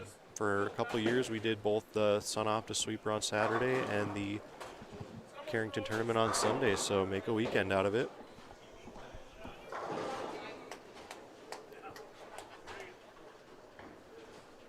All right, so there is a scoring update. We'll give the scores back to Blake, so when matches finish up, he can write those down. Dave in the chat says, great idea with the winner going to the Masters tournament. Would like to see every state's all events champion at the Masters or the U.S. Open. And as far as I know, in North Dakota for the longest time, the state scratch all events winner always gets the paid entry into the Masters. That's always been a thing. I don't know how it is in other states, so if there are people out there from Minnesota, South Dakota, Connor down in Arkansas, if you guys can let us know if that's a thing in your guys' states. Our whole idea with this tournament was the state scratch all events winner goes to the Masters, but the state tournament is always held on a house pattern or something similar. And a lot of the top tier bowlers always wanted a tougher pattern to determine who goes to the Masters. So we wanted to get more people to go to the Masters from North Dakota and the surrounding areas, and then we wanted it to be held on a difficult pattern. And so hence the USBC Masters pattern that we are using. We have always used the previous year's Masters pattern for this event. We might explore possibly using the Senior Masters pattern if maybe they're a touch softer to get people not as mad, so to speak, because this pattern can be very frustrating, let's just say that. And I know it's what a lot of top tier players want to see. A lot of top tier players like the grind, and it is fun turning everything into like a spare shooting contest, because you don't see many of those anymore. So it's fun for a lot of players, but I know it's also frustrating being this hard of a pattern this early in the year. So there's a lot of things we'll look forward to, maybe possibly changing in this event. Hopefully we can get some more entries to this event. We've been around 40 entries for the 4 years that we've ran it, and regardless of entries, the top 16 go into the bracket and the top 16 get paid, and that's a big compliment to the folks here at North Hill Bowl for putting in over $2,000 in added prize money to make sure that happens. Connor says Arkansas did. Not sure if they still do. Well, maybe that is still a thing throughout the states where the state scratch all events winner does go to the Masters. I think it's a very good thing, and it's a good way for people to enter into state scratch all events, because it's, I believe, only like a $5 entry. Like, there isn't much of a prize fund for state scratch all events, so it's nice to have that Masters spot to give to the winner. And again, we mentioned it earlier, but Randy Peterson did win state scratch all events last spring in Grand Forks, so he already has a spot to the Masters or the Senior Masters. I don't know if he gets the option, but the winner here today will also go to the Masters. And if you're from out of state and are interested in this tournament, we do have ways for out-of-staters to be eligible for the Masters entry. The rule currently states you must have a North Dakota certified average or participate in the CMA Memorial Shootout or the NDBowling.com Classic. And this season, those two tournaments will be held in January and March, respectively. So if you do attend those events, you will be eligible for this event to win the Masters spot if you do not have a North Dakota certified average. So for those of you out-of-staters that are interested, that is one way you can get involved in this tournament. Blake over here doing some math. Math is hard, but just trying to get a rough estimate or rough idea of where everyone's sitting after 4 games. I suppose there's a reason you're an electrician. Yeah, there's a lot of numbers involved in that sometimes too. Looks like Jamie Craig's got a good game going here in game 2. He's got 148 in the 6th with a strike there on a runaway Brooklyn in the 7th.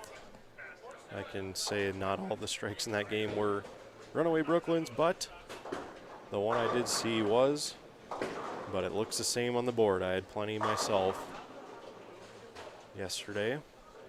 Ryan Krabanoff has 97 in the 5th, or spare in the 6th. He is now up in the 7th.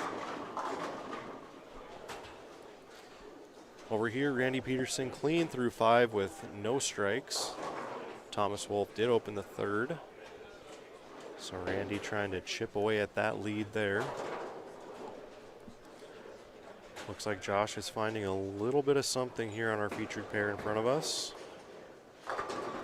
I don't know if that's a Dark Moss or a Cosmos that he's throwing. It's a green ball. I want to say it's a Cosmos.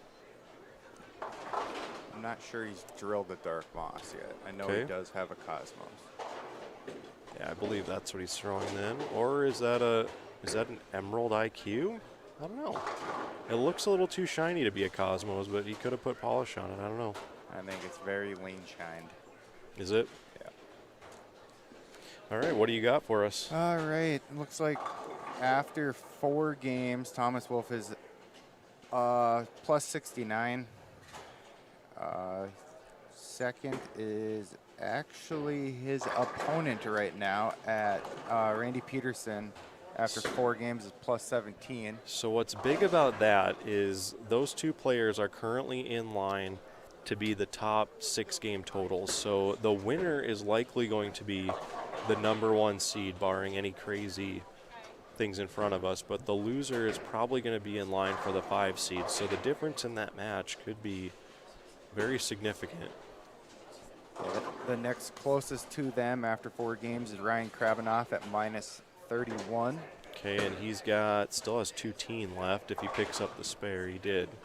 And then right behind him is John Breckel at minus 34. And John is currently winning that match, so he would be in the top 4 if he wins. So there's a lot of things moving around here. And Jamie Craig is minus 43, and Ryan Selk is minus 44. Okay, so Ryan Selk's still in decent shape, even though he lost the first round to get into the stepladder. Yeah, he looks like he's the closest one that lost in the first round to have a chance here. And again, he's got to make sure he gets ahead of either Thomas or Randy, because one of them has got to lose that match, and they're both plus right now. So that'll be the match to watch at the moment. Randy hasn't struck yet through 6 frames, but he is leading that match by a small margin. Well, that game, Thomas has got the lead in the match by 60 pins or so. Another interesting thing, you said they have to win their match down there. Correct. And after the first match, Ryan Selk had 189 and Taylor had 156. And Taylor's got 290 working through 7 frames, so that could close up his deficit, and they could be pretty close to even going into that last match. yeah, so this is kind of what we were hoping for by changing the rule to allowing all 1-in-1 players access to the stepladder finals based on their 6 game total, was to potentially have that player that shoots a big score down on the low end of the house in round 2 that could possibly get in. Dave says, is Blake still with 900 Global? I am very happy to be with them, loving all the products right now. I do believe that means we have a staffer here from all 3 of the companies for Storm products, as Randy, I think, officially is a Rotogrip staffer, as they just call it your primary brand. You can still throw all 3 brands. So you doing my job for me? Mm-hmm. Blake is on with Global, and I am currently on with Storm. So we have all 3 represented. And a lot of their products are looking pretty good out there today.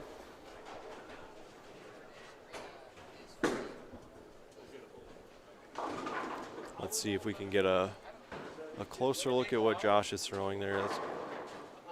It's got to be a Cosmos. Perhaps his dad or his brother knows.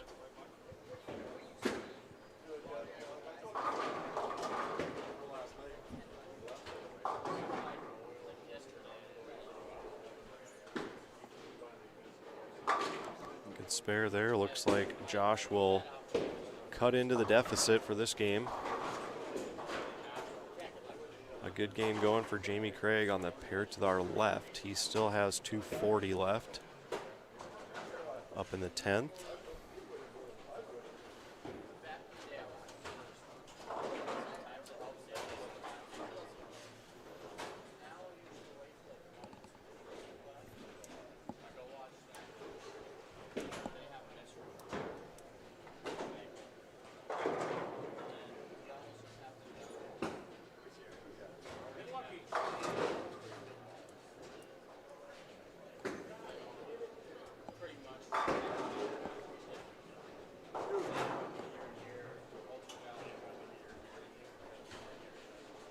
So Blake, I know you went through the whole switch over when you signed on with Global. You had to get a whole new arsenal. For any player out there looking to I guess, start up with a different company, and I know a lot of people out there just kind of throw what they want. But if you were looking to switch companies, if you were loyal to one or the other, what would be your advice? Let's say if you were going on with Storm Products, where to start, what balls to get first, and how would you approach that? I would say, depending on how many bowling balls you wanted in your arsenal, say we were doing 6, I'd find that benchmark ball, kind of that staple, which would probably be like a Phase 2 or an IQ Tour Solid. And then work from there. Then same thing with the pearl side of things. Find like that I don't know, staple in your bag. For me, it would probably be like a Zen, kind of a little more rolly out of a pearl. And then I just kind of build from there. Go something a little bit stronger, a little Kind bit of weaker. fill the holes, so to speak. Yeah, so you kind of have a step up and a step down from the middle there. And that was really the approach I took, because I had to pretty much restart back in August, and my approach was to basically go by what I've seen a lot of people throw. What are the most popular pieces that I see people throwing a lot? And I actually watch the PWBA tour quite a bit and see what products the ladies are throwing, and I basically put together an arsenal based off of that, and I went with the Zen. Everyone throws the Zen. I went with the IQ Tour, the Phase 2, the Reality, and then some newer pieces. I got the Nova. That's been a good one for a lot of people. That's more of a situational piece for me. Yeah, for the most part, you know, if a lot of people are throwing it, it's probably a pretty good piece. Just different styles and you know, different speeds and all that. And if everyone's still throwing the same ball, it's probably a pretty good idea that it's a pretty good ball. Yes, that is great advice for anyone out there. You know, get your subscription to Bowl TV, watch the ladies bowl. I'm pretty sure the senior tour is on Bowl TV as well this year now too. So go watch them. Go watch their qualifying. Go watch their shows. And normally, like Blake said, the balls you see being used a lot in qualifying rounds, in shows, are likely going to be the better ones for amateur players like us. So that'd be a good place to start. Yeah, I mean, that's the best place to start. Really kind of a generic statement, but there's always that ball that just fits into your game that maybe a lot of people aren't really high on. But there is always, that's what's so nice about having all 3 brands under Storm Products, is there's many different options, and you're going to find one that works well for you. I agree. Nevin asked, did either of you get a Zen U this week? I do not have that one yet. Mine is ordered. Just waiting for it to come in. I figured the lefty in the booth would have that one on first class. Actually ordered 2 of them. Weird. Yeah. Do one-color bowling balls win more tournaments, and why? I feel like that is a trick question, mainly because there are a lot of purple balls out there from every company.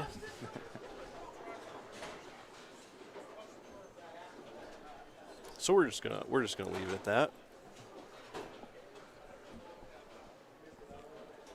I personally don't think color matters.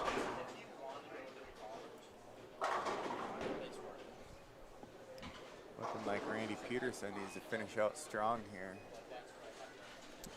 Yeah, he's trailing in this game, and he's got a 50-pin deficit going into this one. So, oh, we didn't grab scores on some of these matches, but once they all get done, you can go. Yeah, I can go grab them again and give us an idea of what's going on. I don't know if if 1 and 2, if they're on the last game. Yeah, they were ahead of everybody. Okay, and then Jeremiah and John are still in the 6th frame of game 2. Again, if you were part of the Guess the Contest for the Phase 5, we had 3 people guess the score exactly, and we will be doing a random draw after this round while they oil the lanes. So Do those 3 people know stay who tuned. they are? Or? I do believe we commented on the post, and hopefully they've seen it, and if they haven't, they don't have to be present to win. It's nothing like that. We will make another comment saying who won, and hopefully they'll get back to us with all their information so we can send them a Phase 5. And I will not be sending you a Phase 5, but the great folks at Storm will be sending you a Phase 5.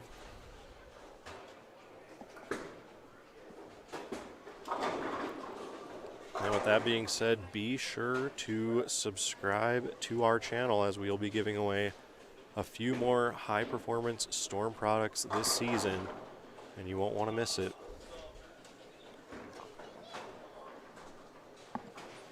All right, I'll step out of the booth and grab some of these scores, because then we can get them before some of the other games get too far ahead. Sounds good.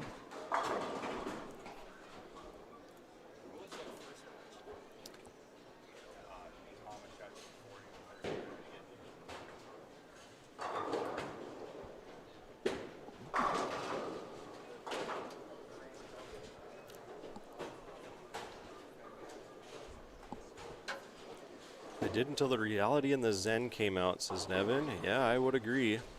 Nevin, are you still on with Global? Is that your primary brand at the moment?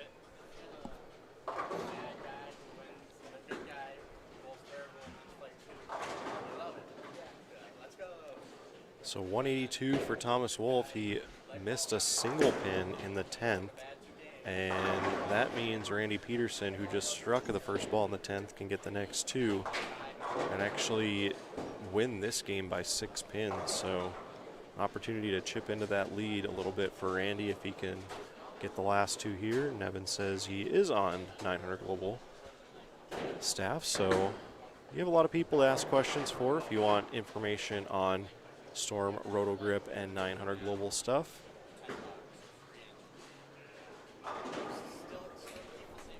Sure, you can find quite a few Storm matchmaker events around the upper Midwest this winter.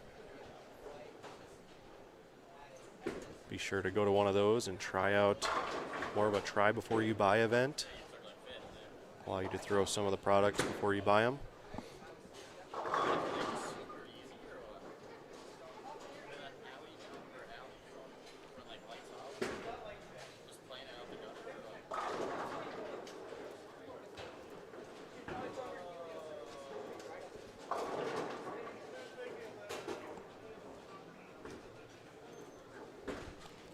And currently, I believe NDBowling.com is right around the 1,400 subscriber mark on YouTube. And our goal is to get to around 2,000 subscribers. So if you aren't subscribed already, please hit that subscribe button. That would help us quite a bit. I think once we get to 2,000 subscribers, we might give away another high-performance bowling ball from Storm.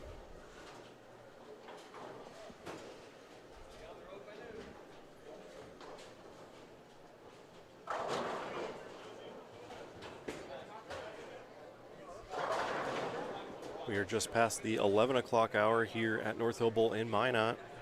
Game 3 underway for our match in front of us. The winner here will advance to the stepladder finals.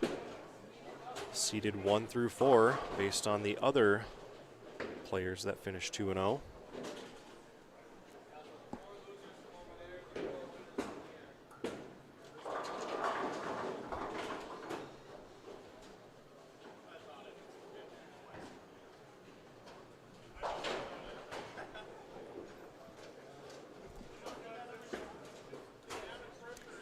Cal Carnell says, seems like an interesting pattern. It is a very difficult pattern. This is a 2022 USBC Masters pattern, which is a 1:8-to-1 ratio pattern. So a very flat pattern. It's a 40-foot pattern with, I want to say, around 32 mils. The oil we're using here is a little bit different than the oil they used at the Masters back in Vegas. Plus, you got to consider in Vegas, it's a very dry climate. And it's colder up here. A lot of things go into play on how the pattern breaks down. Scores were very low. Only one player shot plus yesterday in the qualifying round, and the cut was, I believe, 144 under.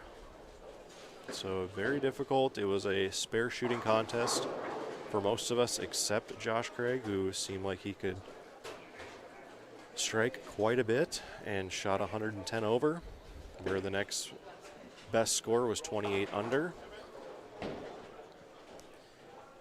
He's in a close match currently on our featured pair here against Mike Green.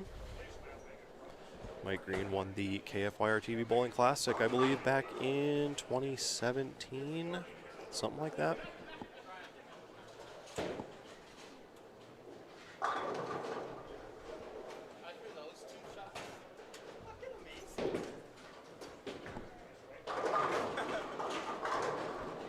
And a new thing we have this year on our YouTube page is channel memberships. You can become an NDBowlTV VIP for just $2.99 a month. Well, you'll have a badge next to your name in the chat room. You'll get priority questions answered and exclusive content, members-only content that we will provide over time. So if you're interested in that and supporting NDBowling.com, please click the join button to become an NDBowlTV VIP. And with that, our very own Blake Wallstrom is back with a scoring update, I believe.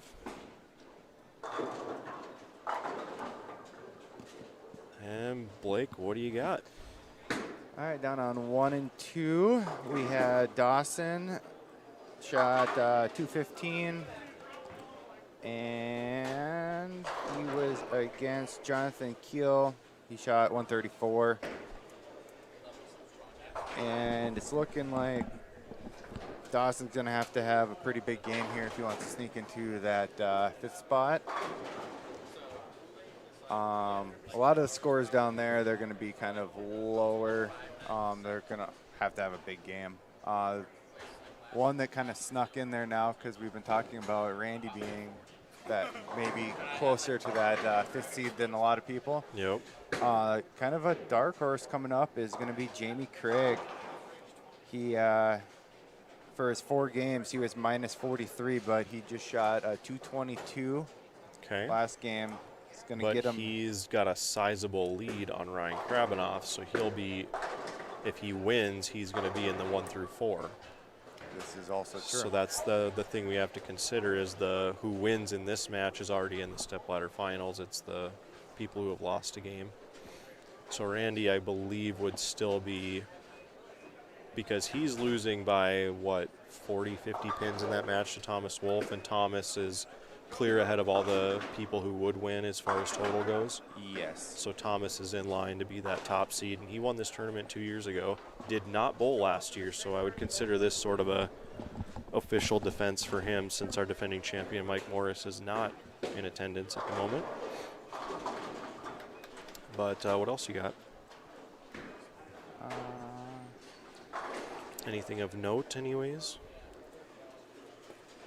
Andy Kolbaum went 208, 214, so he's climbing back out of that hole.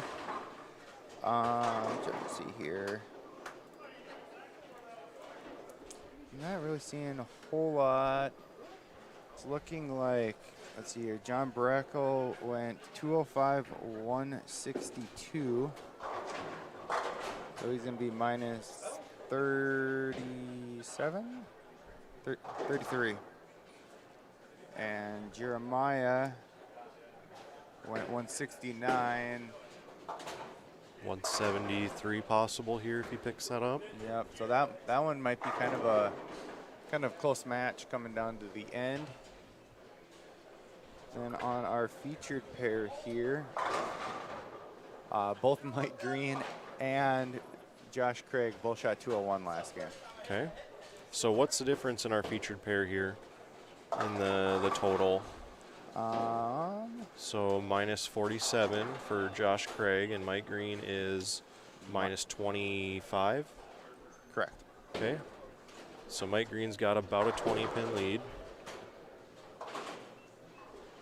Josh Craig with a 3-bagger, so this match is about to tighten up.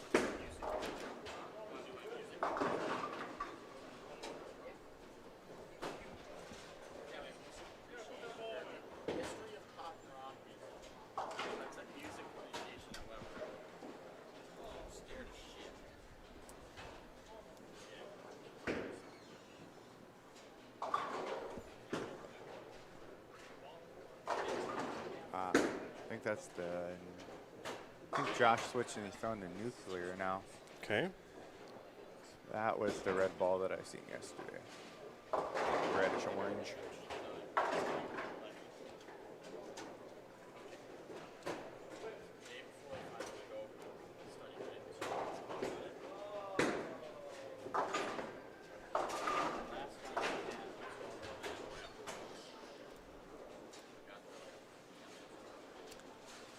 Is Josh or Mike ahead in this match?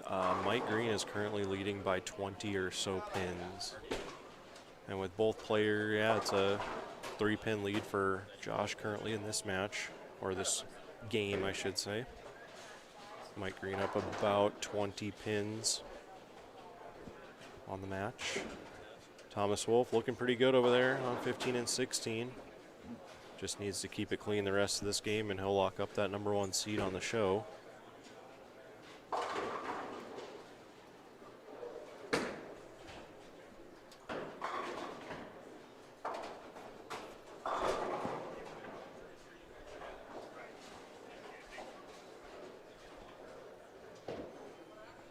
Again, I appreciate everyone tuning in today from near and far.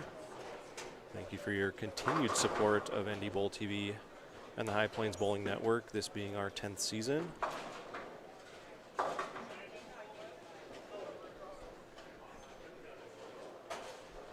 Looking forward to some great events coming up here in the next couple months. As we mentioned before, the State Scratch Doubles event is here at North Hill Bowl in 2 weeks. You can find the complete poster for that on ndbowling.com. Following that is the Sunopta Sweeper down in Alexandria, Minnesota. A good tournament that has over 115, 119 entries currently and a waiting list, so a big tournament there. And then Randy's tournament down in Carrington, which he did tell me was full. That one fills at 32. It's a little 8-lane house in Carrington. It's good to be back there for the first time in 5 years. That one filled pretty quick. I can officially defend my title, Blake. I was the last person to win that one.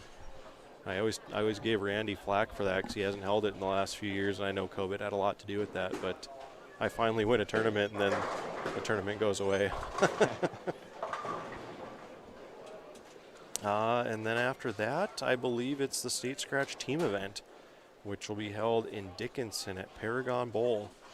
I do believe we have the poster for that one on ndbowling.com as well. The teams are limited to 12 teams because they only have a 12-lane house down there. So if you're looking forward to bowling that one, please contact Paragon Bowl. Get your name on the list. Get one of those spots.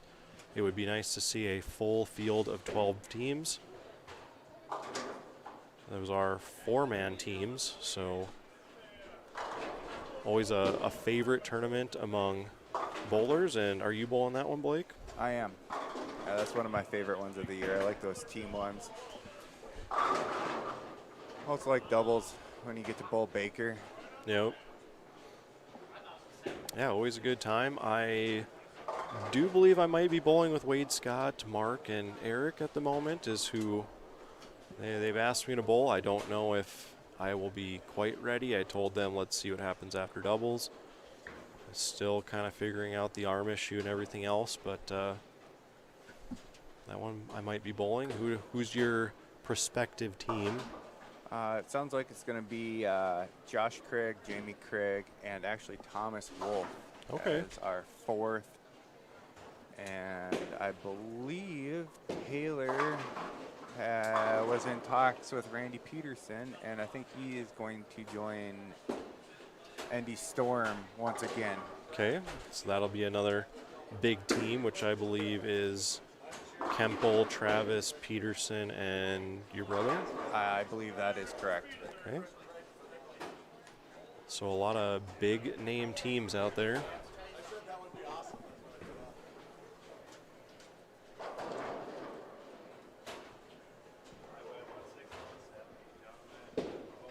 looks like Jamie Craig here is just going to ride into victory here, with Krabanoff looking like he's having a little bit of problems here. So that'll put him into our top 4, just depending on series. Yep, so I like Thomas Wolf making the show here so far, because Randy's not really putting together the strikes he needs to catch up. Jamie's already in. It looks like the next match to finish is going to be the one in front of us. Again, Josh needs to win, and that is, okay, good break there. But he's got to win. Wow, like, what's our official total here for that match? Okay, so that one's going to be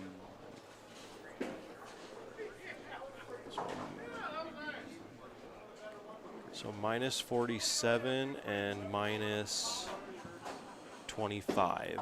Okay, so Josh is minus 47, so it's a 22 pin lead for Mike Green in this match. Covers a spare. He's currently got the match by 5, but he needs another 17 pins somewhere. Yeah, he really needs to strike here and put some pressure on. Yeah, regardless, Mike Green can step up and find his way in the stepladder finals.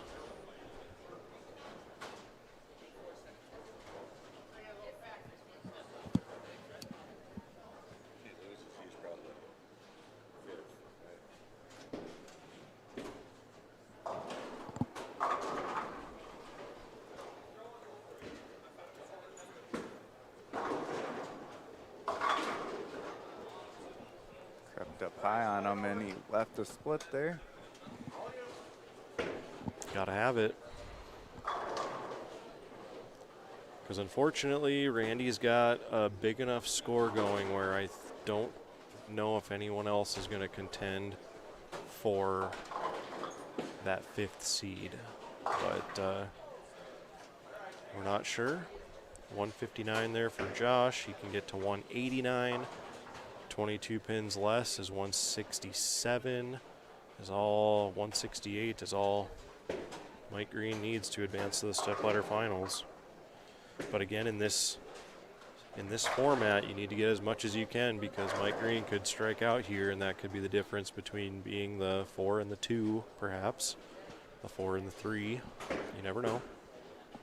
I'd have to imagine pressure shots and this pattern could be a little difficult, especially like when we get to the stepladder and stuff. That one by Josh didn't look too bad. It looked like he maybe grabbed it a little bit. Oh boy. Okay. Sent that one out the window, but fortunate just to leave the 1-2. Spared up and get count, and Mike Green's on his way to the stepladder finals, but it's not over yet.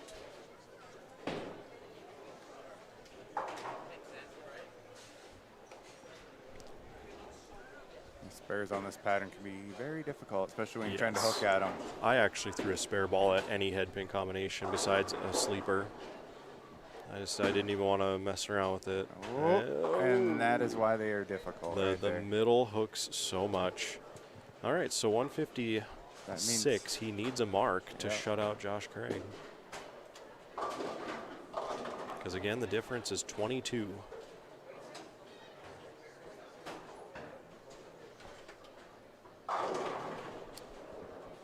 Mike Green not making it easy on himself right now.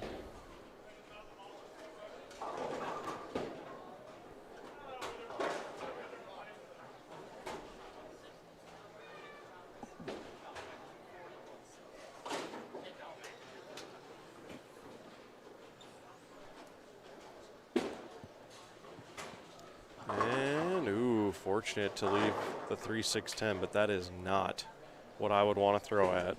No, that's in a must-mark situation. Just for clarification, Darren, for the seeding, is it a 6-game? 6-game total pins for the top 4 and for the 1-in-1 players, yes. Okay. It's their whole day.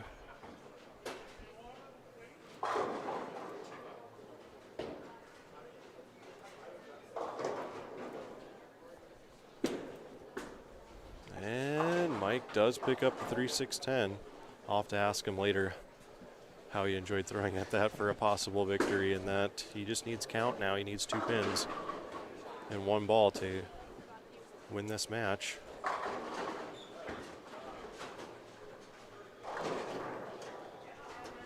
And then we'll figure out Jamie Craig with a 182, so you can add that to his score and figure out what his 6-game total is. 182. And then we'll add Ryan Krabanoff's score because he had a decent one going into this. Don't know if it'll be enough to catch Randy, but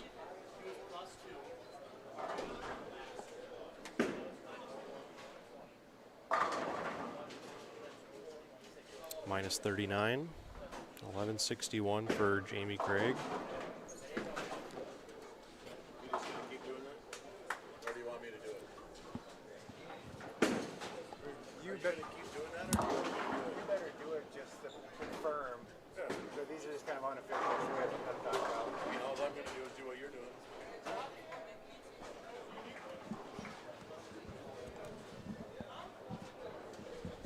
So I guess we just found out Blake took the official scorekeeper's pad over here. So Yeah, I was just trying to give us unofficial numbers so we had something to kind of base off.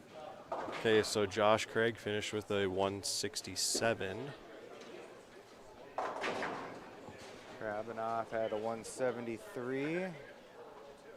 It looks like Taylor Wallstrom 165. Ryan Salk 160. Mike had 176.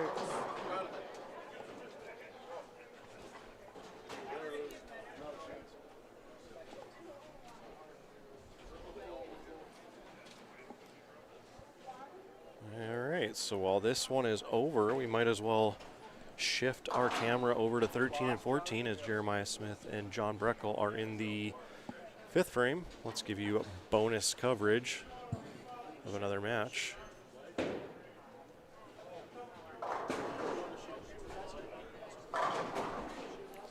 Unfortunately, we won't have scores for this one, so we'll just have to let you know how things are going.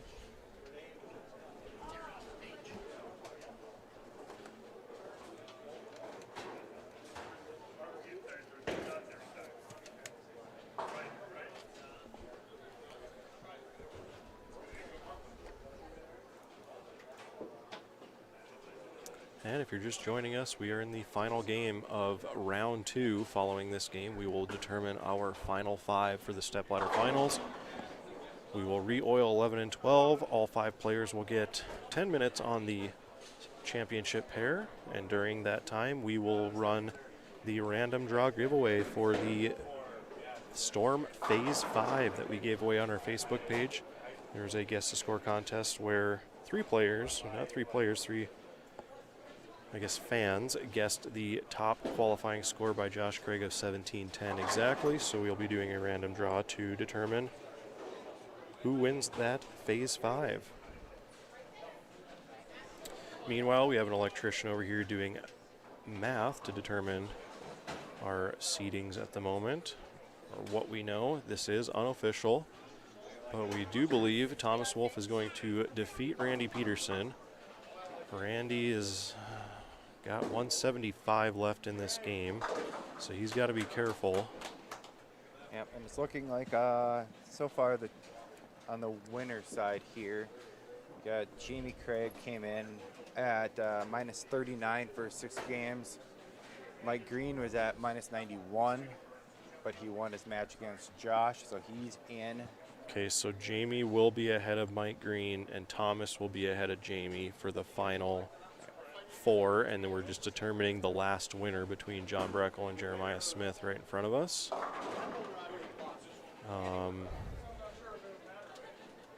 Out of the 1-1 players, we need to find the highest 6-game total, and that will be the 5th seed on our show.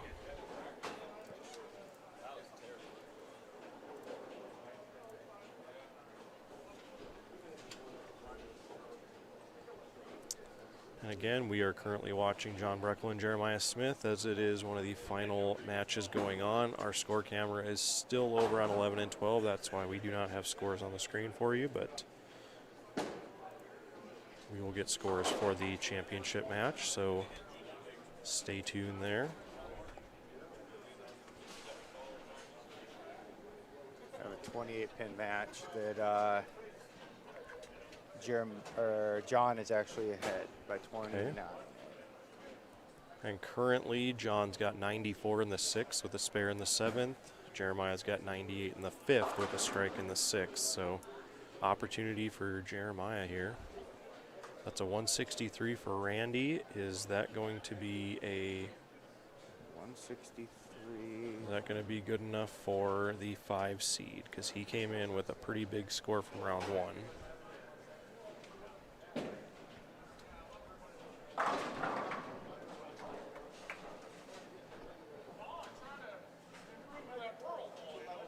It's minus 32 for Randy. So I wonder if that's going to be the highest score of players finishing 1 and 1. Again, we don't know what happened down on the low end completely, but minus 32, I think, is the leader in the clubhouse for the 5 seed. Thomas Wolf will be the top seed on the show. I think Jamie Craig is sitting good for the 2nd seed, depending on where the winner of Jeremiah Smith and John Breckle finish. I suppose John Breckle had a 560 something in his first round. 561. So he would have to shoot 600 or better to beat Randy, and he had a 140. No, that's the wrong one. Yeah, he had a 162, so he's minus 33 here. So John would need. Jeremiah had what in the first one? 596, but he went 170, 170, so. And looking down at the low end, it looks like Andy Kohlbaum had actually a pretty good set. He went 208, 214, 219? 219 it looks like. Wow. But he had a 503 the first one. Yeah, and I think that's not going to be. Still short of Randy's at minus 32. And based on my math, if John wins this match, Jeremiah would need to strike out because he has 227 left. And 227 would get him enough pins to pass. Perhaps? No, it wouldn't. I think Randy is still safe at the 5 at the moment at minus 32. I think so. Thomas had 214. Again, this is all unofficial. Thomas will be your top seed in the NDBowlTV Masters final, looking for his 2nd Masters title, official defense, because he wasn't here last year. I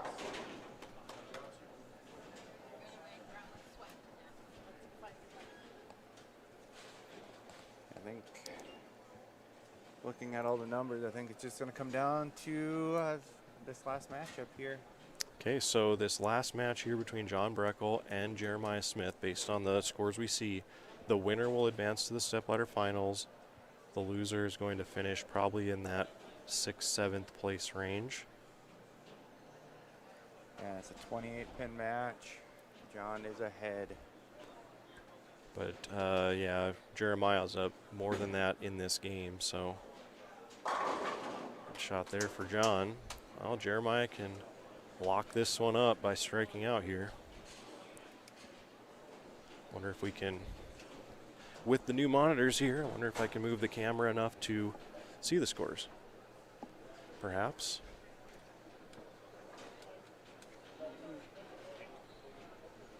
I don't know, can you guys see those? Yeah, you can. Big thank you to the folks at North Hill Bowl.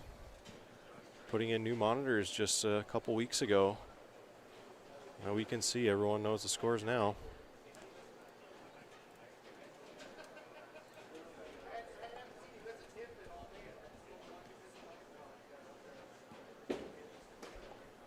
Doesn't like it.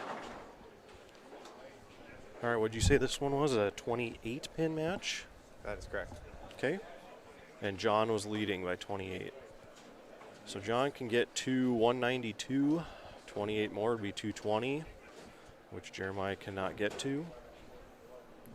So John Breckle now has ball in hand.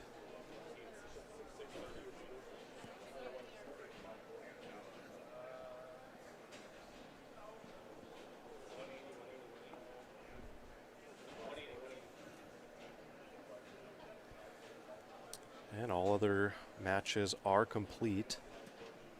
This is our final match in the building before they are currently oiling 17 and 18 just to get the pattern true into the oiler, and then the oiler will make its way over to 11 and 12 where they will put fresh oil down for the stepladder finals.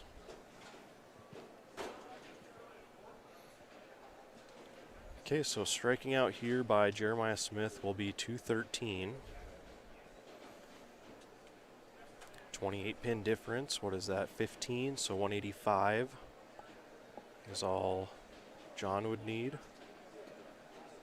which means a double. Use some big shots. It's really hard on this pattern. And Gas again, it pretty easy. the winner goes on to the stepladder finals. The loser of this match, unfortunately, will be eliminated from title contention. And you called it. All right, so Jeremiah's got 200 left. 28 is 172. So that count was pretty big there. Yeah. 173 is the magic number for John Breckle at the moment. Which isn't 100% a guarantee. Yeah, On this one. is a hard spare because that 8 pin is back there. I don't know if you can see it on your screen, but it's definitely back there. Hold on. Ooh, wow. Okay, so a strike for 200. John Breckle needs to get to 173. There is a potential for a tie here. 172 would be a tie, and I don't know what's in the rules for that. Is that a 9th and 10th frame roll off? I don't know if we've ever had to do that. There is great potential for a tie here, though.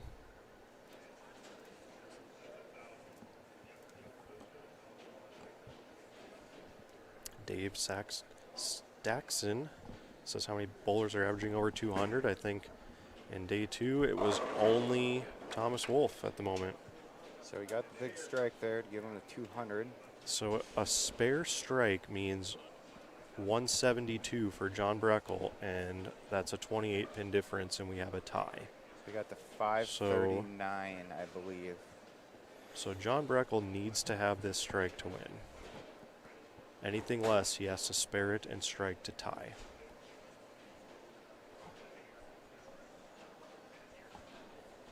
So John's got to have this to win and advance to the stepladder finals. Yep, and Goes Brooklyn, fortunate to leave a 3 pin, so now the best possible scenario for John Breckle is a tie. He picks this up and strikes for 172. and it looks like Jeremiah had the higher first set. In case that's how we do the tiebreaker, I don't know if we've ever. Well, I was just saying that I had the higher first set, so if they, however it ends up, Jeremiah right now is minus 65 for 6 games, which is not going to be enough to catch. Okay, Randy so Peterson. Randy is officially the 5. Here's the shot, has to strike for the tie, and didn't get it, and Jeremiah Smith will advance by 1 pin over John Breckle. So Jeremiah will advance with a minus 65, which will probably put him as the 3, because Mike Green has 91 under. Yeah, so it'll be Mike Green as the 4, Jeremiah is the 3, Jamie Craig is the 2, Thomas Wolfe is the 1, and Randy Peterson is the 5. So our first match will feature Randy Peterson against Mike Green live here on NDBowlTV. And then the winner will get Jeremiah Smith, the winner will get Jamie Craig, and then Thomas Wolfe will be waiting as a top seed. All right, so Blake, do you think we should give away a bowling ball? I think that's an excellent idea. Should we do that? let me fix my camera first. I want you to get a piece of paper, and you're going to write 3 names on them. And then we're going to throw that piece of paper into the old hat, and we're going to draw one of those names that got the Guess the Score contest correct, and we will give away a Storm Phase 5 to the winner. All right, let me go to the NDBowling.com Facebook page where we have the 3 people listed.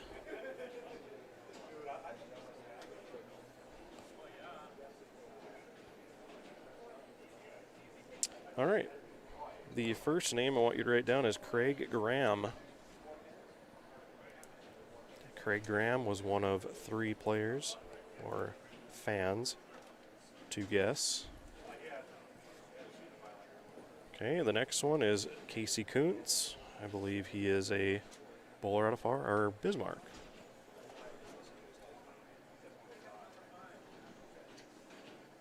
And the last name is Steve Tyler.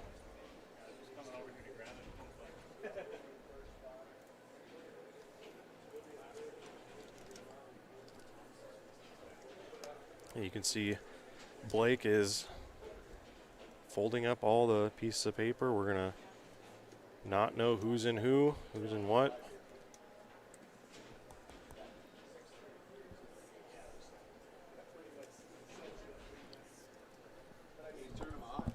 Hey, shake 'em up, shake 'em up, shake 'em up. We don't know who's where. You picking? Sure, just give me one. Or do we want a random? Hey, Stu, you want to grab a random piece of paper out of Blake's hand for us? What's that? Just grab one of the pieces of paper out of Blake's hand.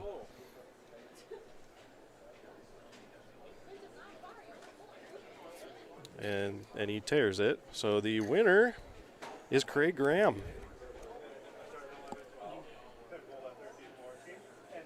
Craig Graham, you are the winner of a Storm Phase 5. So if you are watching, please send a message to the NDBowling.com Facebook page, and then we will let you know what information we need. And the ball will come straight from Storm. So if this ball is as good as everyone's saying, they could be a little back ordered on the ball. We do not know, so it will come straight from them. But once we get information from you, we will pass that on to Storm, and you will get a Storm Phase 5. So congratulations, and thank you to everyone who has participated in that contest. We do appreciate that, and be sure to like our Facebook page, subscribe to the YouTube page, and be up to date on every contest that we may have. Blake, did you guess in that contest? That one I did not. I didn't either. I thought it'd be in bad taste if I were to win. That's kind of how I felt. I'm like, well, I'll sit this one out. Right, so be sure. I'm going to challenge everyone watching to hit that subscribe button. It is free to do so. And once we hit 2,000 subscribers this season, I'll give away another ball. Why not, right? So go to your YouTube player, hit that subscribe button, and we will give away another high-performance bowling ball from Storm. I hear it's free to hit the subscribe button. It is very free. And if you guys all want to know a stat, 90% of people that watch NDBowlTV are not subscribed to our channel. I can't tell you who is subscribed, but all I can tell you is of those who watch, 90% are not. So it is very easy to just hit subscribe. Okay, we're getting the official Standings. So these are the finals. So as we expected, Randy Peterson against Mike Green in our first match. Jeremiah Smith will then be in our quarterfinal. Jamie Craig in the semifinal, and Thomas Wolf has a one-way ticket to the championship match at the moment, looking for his second NDBowlTV Masters title here on the High Plains Bowling Network. I'm Darren Cini alongside Blake Wallstrom. You've got total or final standings, which we will use for payouts, as well as NDBowling.com Player of the Year points. So what are our final standings? 6 down. 6 down. So like I said, Andy Colbaum had that bigger second set, he got to 1144, so he Wow. gained 6. He was only 22 pins from Randy in getting into the stepladder finals. So that's where that change in the rule, where if you lose the first round, you still have a chance, almost came into play. So good bowling from him. Then Eric Nelson got to 1130. Ryan Krabanoff got to 1121. Dawson, he's been bowling amazing. Right, lately. he won in Williston last week for $3,000. Isn't that what the top prize was last week? Yeah. Unbelievable what Brad and those guys do out of the strike zone. The added money that they have in their tournaments is incredible. One for everyone watching to check out is Williston tournaments. Brad does such a great job raising money. Yeah, so Dawson took 9th. Taylor Wallstrom took 10th. John Breckel took 11th. So that Yeah. one pin was a difference between 11th and 4th or 3rd. A chance at the title. Yeah, so well, 3rd or 4th, depending on. Oh, yeah, it would have been. he would have been yeah. in 3rd for the step ladder if he would have won that match. Yep. Crazy. So he dropped down to 11th. Josh Craig ran away with it yesterday, but struggled a little today. He took 12th. Ryan Silk took 13th. Rodney Holmes 14th. Ryan Engel 15th.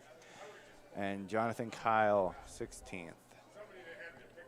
Okay, so that's our top 16. Not everyone on there is in the NDBowling.com Player of the Year race, but that's a good indicator of where the standings will start. Blake and I have a lot of ground to make up in that race going forward.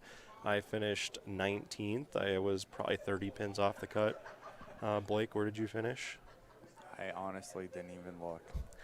It was behind. It was behind that. That's all I know. Those standings are up on NDBowling.com if you guys really want to know. Currently, they are running the lanes for the stepladder finals. If any of you guys have questions for Blake or I, let us know. Nevin says, was there anything else going on in North Dakota this weekend that kept the entries down? Honestly, it's just it's early in the year. A lot of bowlers bowled in Williston last weekend.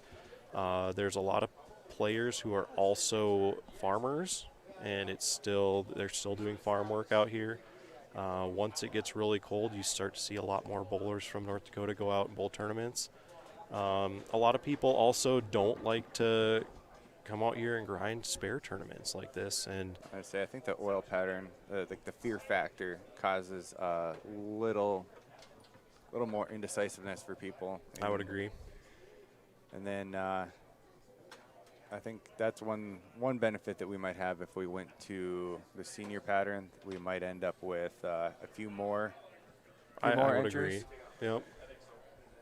Just because I feel those patterns are a touch softer. They're still hard, but they're a touch softer, and I think it would benefit a lot of the players coming out here as far as from a frustration standpoint goes. And then I've also heard from people that, like we said, it's earlier in the year, putting out something this tough, not quite sharp enough.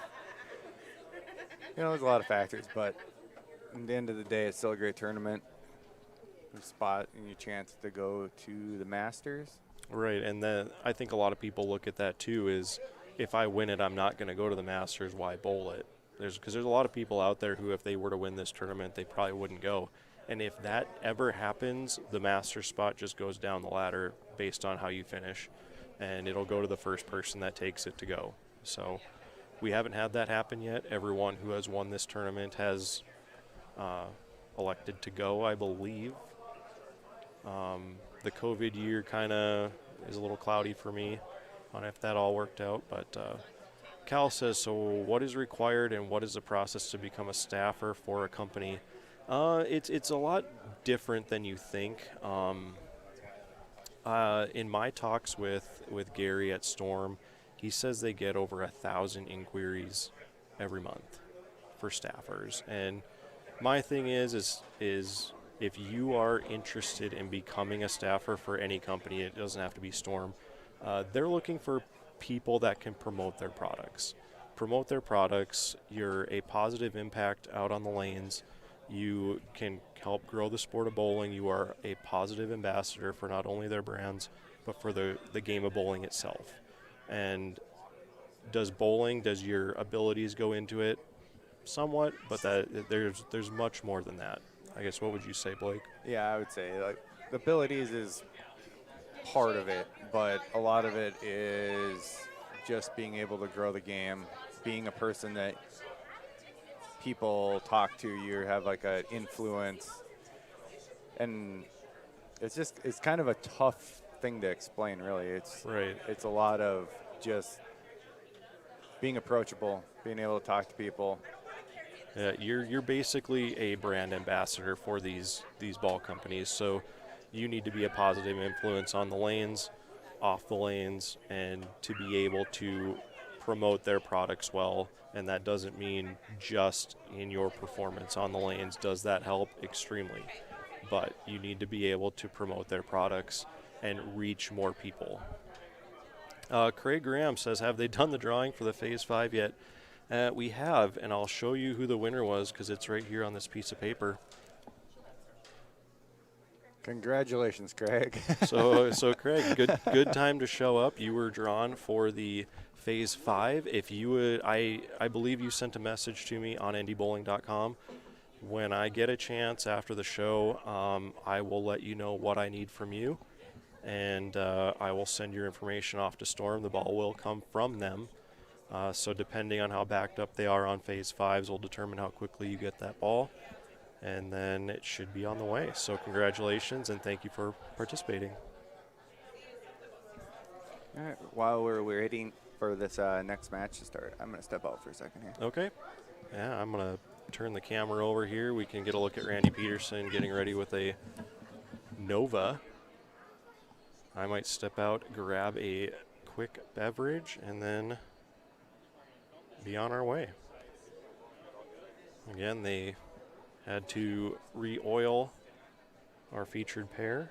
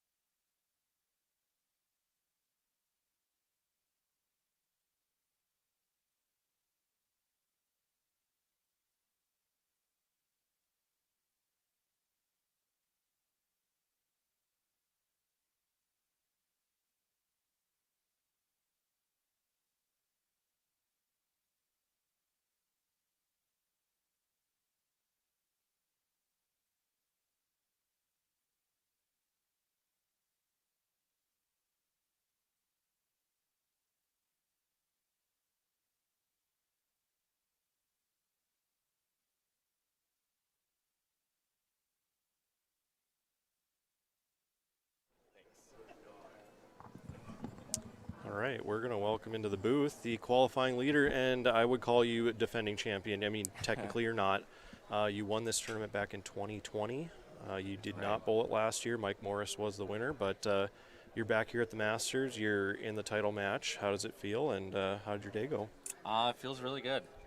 Today, right away, I was kind of just searching. Yesterday, I brought a bunch of bowling balls and went through kind of every bag, so went home last night, kind of get a different game plan for today, and pulled out the old trusty Venom Shock and really never moved off of that. So kind of gave myself a little bit of advantage every match I had by having a big first game. Jumped out on Taylor by like 50, 60 pins right away, and then did the same thing to Randy, jumped out on him by 65. So, which was good because after the first round, you guys were the top 2 scorers. So Right. that was a pretty big match down there on 15 and 16. yeah, and obviously Randy, you know, he's a Hall of Famer. He's always going to be close. You know, I don't expect him to make a bad shots. And honestly, you look at our 3 games over on 15 and 16, and, you know, he hit the pocket probably more than I did a couple of games. So, he just didn't, you know, get the pins to fall the way they wanted to, and here I'm sitting the number 1 seed. So Very nice. And I think back in 2020, you were the top seed. Were you the top seed there? yeah, I think I was. Yep. And you beat Brad Peterson in the final? Yes. Yeah, I had to double in the 10th to beat him, I think. So Wow.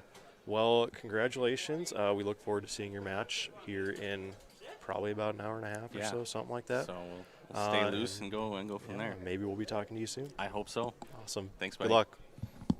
Thomas Wolf, everyone, top qualifier here at the NDBowlTV Masters for the show. Looks like we'll be underway shortly. Hopefully everything gets 1 second here.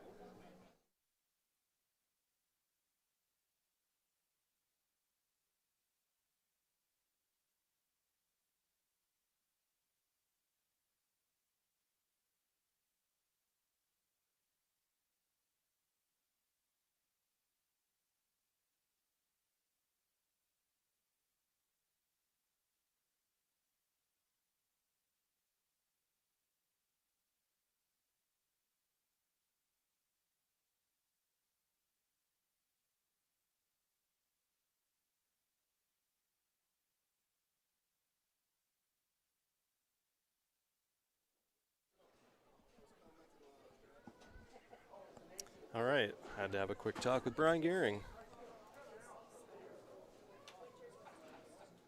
And it looks like we're just gonna have, I guess we do it different every year as far as how on the fresh pattern. I know in years past we've had all 5 players bowl on this pair for a few minutes, but it looks like we're just gonna have our first 2 players and then we'll be underway.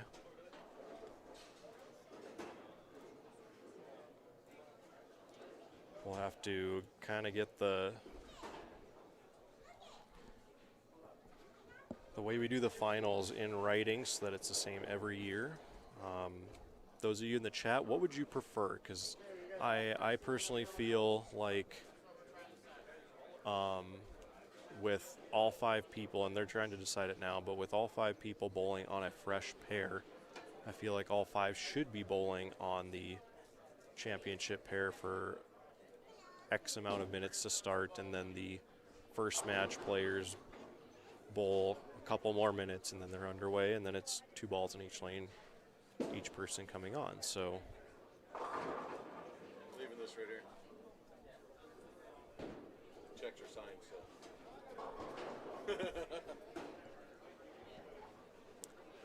Jeff being brave, leaving me with the prize fund. Again, Mike Green against Randy Peterson to start here in our first match at the NDBowlTV Masters. I do believe both of these players would qualify for the Senior Masters if they were to go on and win the tournament. They would have the option to bowl the Senior Masters or the USBC Masters. Jamie Craig, Thomas Wolf, and Jeremiah Smith would win a paid entry into the USBC Masters. Again, that is being held in suburban Detroit at the end of March. Randy Peterson does already have a paid entry to the Masters by virtue of winning the State Scratch All Events title in Grand Forks last spring. Looks like Randy has chosen to be, actually Mike has chosen for Randy to start first, as Mike is the higher seed. And we are quickly underway here in our not our championship match, our stepladder finals. Peterson versus Green.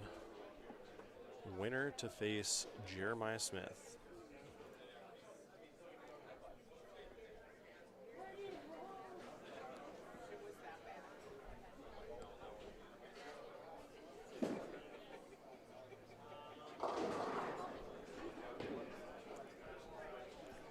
shot there for Randy to start it off. And I know Mike Green just bowled the last match on this pair, but we are now bowling on fresh oil. They oiled it in between.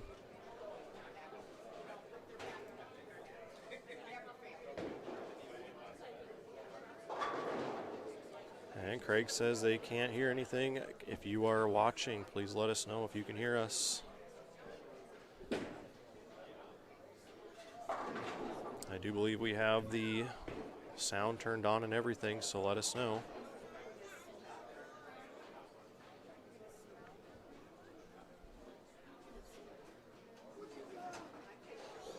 Okay, Nevin says you can hear it just fine. I do appreciate that. Again, we're in our first match here of the stepladder finals. Number 4 seed Mike Green against number 5 seed Randy Peterson. Randy Peterson did go 1-1 in the bracket, but had the highest 6-game total. So he earned the 5 seed.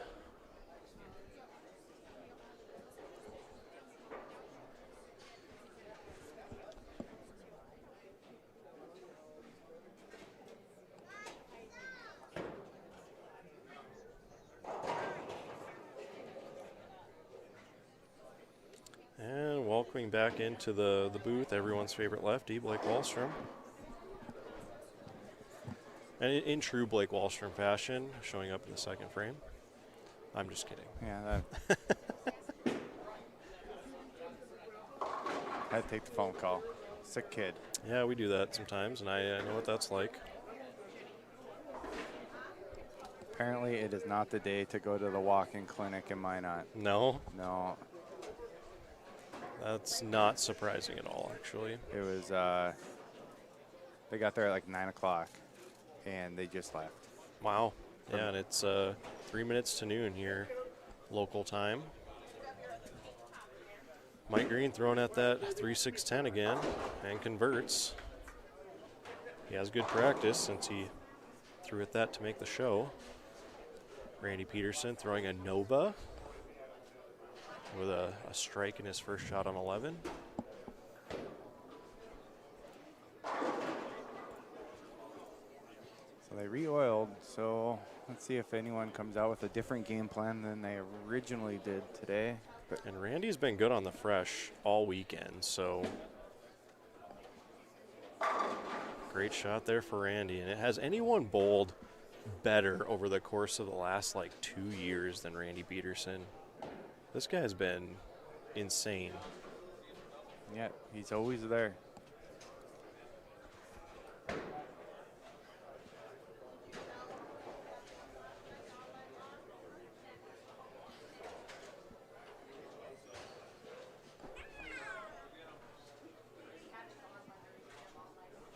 Looks like he's throwing kind of a similar line to what you were doing yesterday. Yep. He's a little left of me on this to start, but it's kind of the A game for Randy Peterson. Randy last year took second in this tournament to Mike Morris, and then ended up finishing second to Brady Stearns at the KFYR TV Bowling Classic. Randy had a really good year last year. And he missed out on NDBowling.com Team of the Year simply because he didn't bowl the team event. His team, he kind of had a little bit of an injury towards the middle of last year, and he wasn't able to bowl in Manitoba or at team, so he missed 2 of the 8 events. And he ended up finishing 6th still in the standings, so that just shows kind of how good of a year Randy had.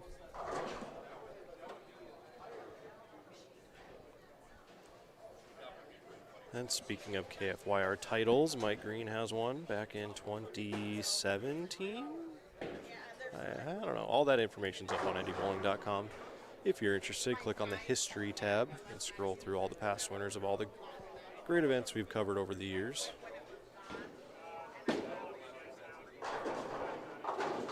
Shaker 7 for Green.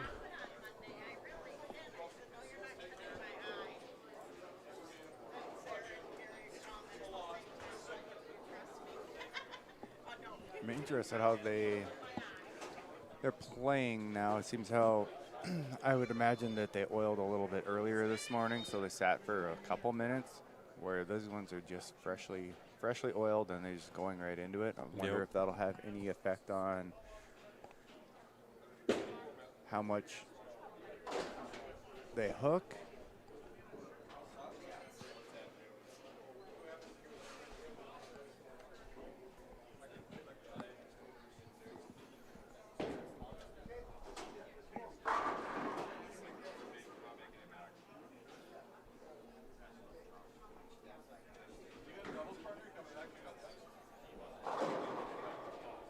As Jeff Craig is actively recruiting for the state doubles tournament here in a couple weeks. Coming out to North Hill Bowl for that event.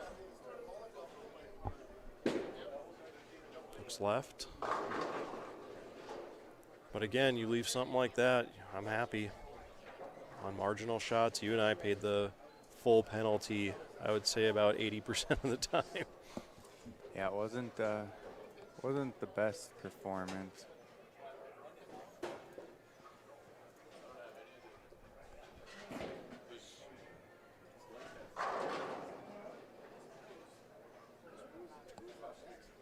Then even picking up some of the splits, not the easiest when you don't know what the ball's going to do. Hooks in different spots. I did something different yesterday that I don't think I've ever done. I left a 2-4-8-10, and I threw it exactly how I wanted to. I sent 2 pins over to the 10 pin, and one went in front, one went behind. Usually when you get the right hit to send all the pins towards the 10, you normally connect more often than not. And I was actually surprised that I didn't pick that up. And I'm pretty sure I left a 1-2-8-10 and sent the head pin around the 10 once too. Although, were you the one that left the 1-8-9? I did leave the 1-8-9 and I converted it. Thank you very much. You did. Yes, and I remember walking back and I looked at you and I'm like, how do I throw at this? So I took out a spare ball, I stood left, and I fired it at the head pin, and I basically tried to aim for throwing it exactly between the 8 and the 9, and it worked out. But when you bowl on tough patterns like this, you leave some very exotic spares. I saw quite a few interesting spares yesterday.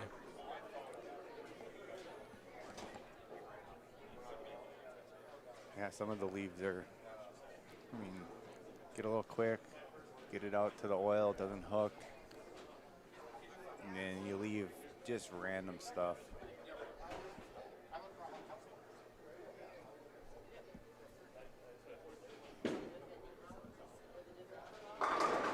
Ooh, that is a terrible break for Andy. I thought that shot was pretty good, and the ball just snuck by the 9, and nothing ever hit the 7.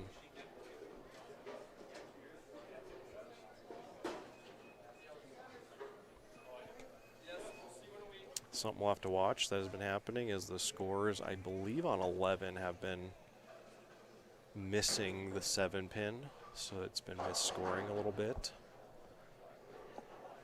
A small little camera adjustment, but they'll take care of that once the tournament's over. So on the count,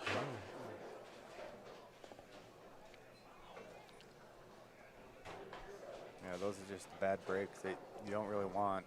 If you can get one of them to fall down, just leave yourself an easy spare. Helps out a lot. so Blake, what do you prefer to do in a stepladder final match if you had the choice? Is your choice based mostly on what you see on the lanes, or do you like to start or finish first as a preference? So far, I think in every time I've chose, I believe I've started so that I finish feeling like I had a chance. I don't like sitting and hoping for somebody to do bad in order for me to win. Sure. I'd rather get up there and have to execute. Just personal preference, which good and bad, but just depends on if you want want the pressure on you, or you want to put it on somebody else? Yeah, that's fair. And if you're watching in the chat, let us know. What do you prefer in a one-game stepladder match as a higher seed? Oh, Mike. What are your preferences? So after 5, what do we got here? Randy up by 5 after 5. So Mike Green just gives it right back to Randy after that open frame in the 5th. Yeah. I would have to think that if you can grind out to like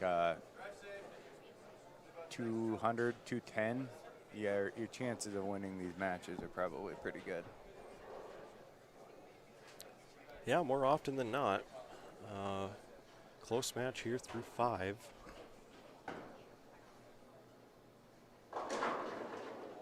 Is my arm going to be ready for CMA? Well, I hope so. I mean, it feels, it's pretty sore right now. I'm just hoping as the year goes on that more games kind of helps me out, but we'll see.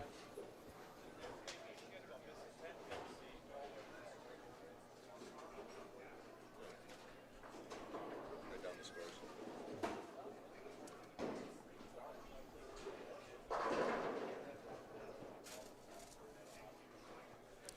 Okay, Peterson up now in the 6th.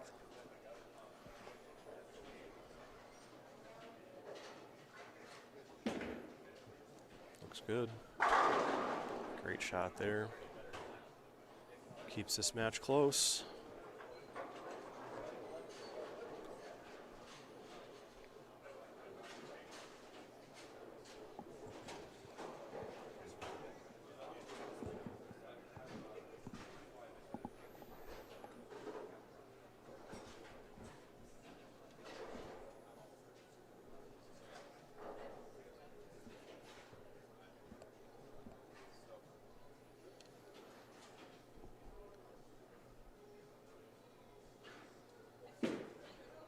Gotta go.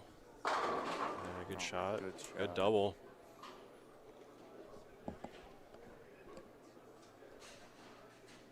And again, big thank you to the folks here at Northville Bowl who contributed over $2,000 to the prize fund this week, giving the winner today a $1,000 payday along with a paid entry into the USBC Masters. And then a big thank you to Storm, the official bowling ball sponsor of NDBowlTV and the High Plains Bowling Network. We are here in the first match of the stepladder finals. Oh, that's wide. Yeah, that's just where that oil line is. You get it out and it just doesn't even try. Yeah, and then if on the other side of it you miss left 3 boards and you're barely hitting the head pin on the left, that's what makes it tough, especially on the fresh when there hasn't been much breakdown going on in this pattern.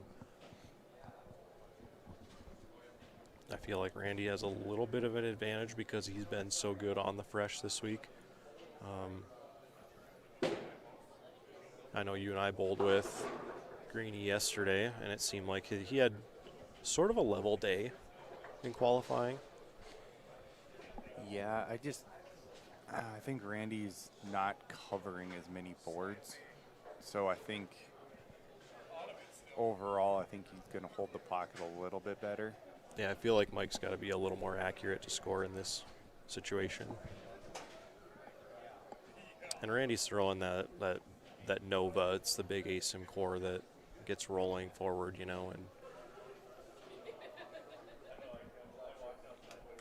I'm not too familiar with the motive stuff for what Mike's throwing, but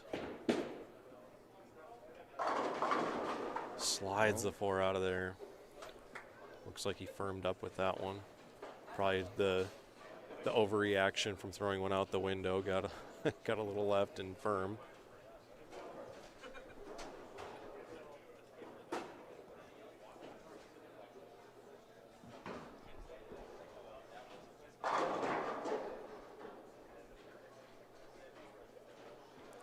Okay, Peterson up now in the 8th, working on a double. Looks good if it picks up. Yep. Gets the 10 out. Looking pretty comfortable.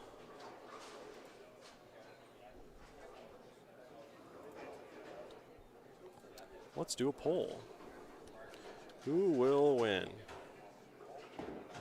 We don't want yes and no's. We don't want. Okay. We're going to say Thomas Wolf or the field. All right, we're going to set up a poll in the chat room. Oh, look at senior that. carry for Andy Peterson.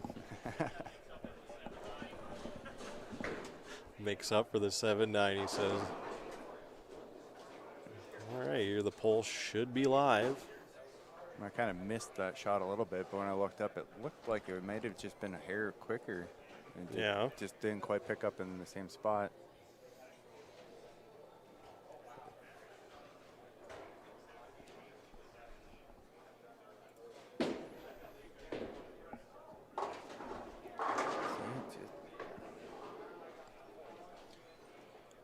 How do you feel about like symmetric versus asymmetric bowling balls?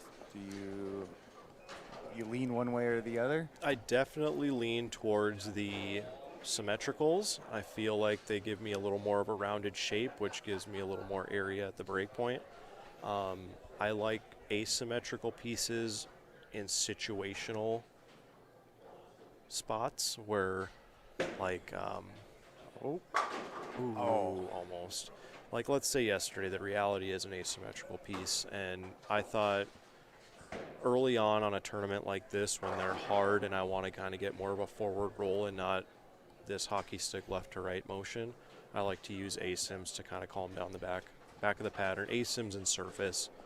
But like I said, asyms are a lot more situational for me when I need a certain motion, whereas symmetricals seem to be more of a, I can kind of trick those in certain situations. Yeah, In more situations, I should say. What about you? I also favor symmetrical a little bit. I think for me, asym just in general, there are a few outliers, but in general, it just seems like more of a niche thing for me. They're either really, really good or I just can't get them to go through the pins properly. I agree. I feel like asyms are very release dependent. Because if you get the wrong axis rotation on an asym, you're gonna burn up the core early, or I feel like you just have more room with symmetrical bowling balls. I think it's all person dependent on their release. 'Cause I know some people that they love asyms, but it's found over the years that for me, symmetrical seems to be a little better.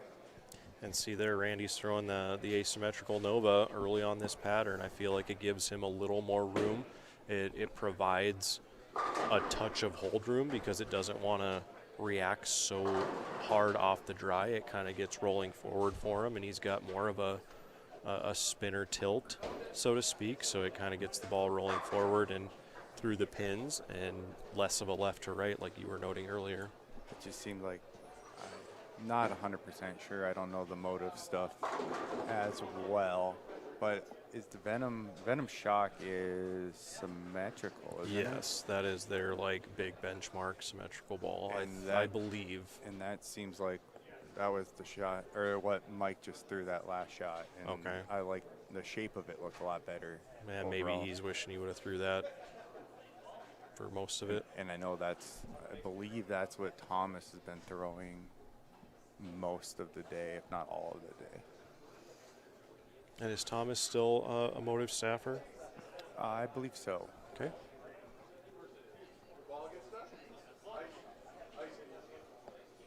Okay, a shout out to Stu Craig, who has been pin chasing this weekend.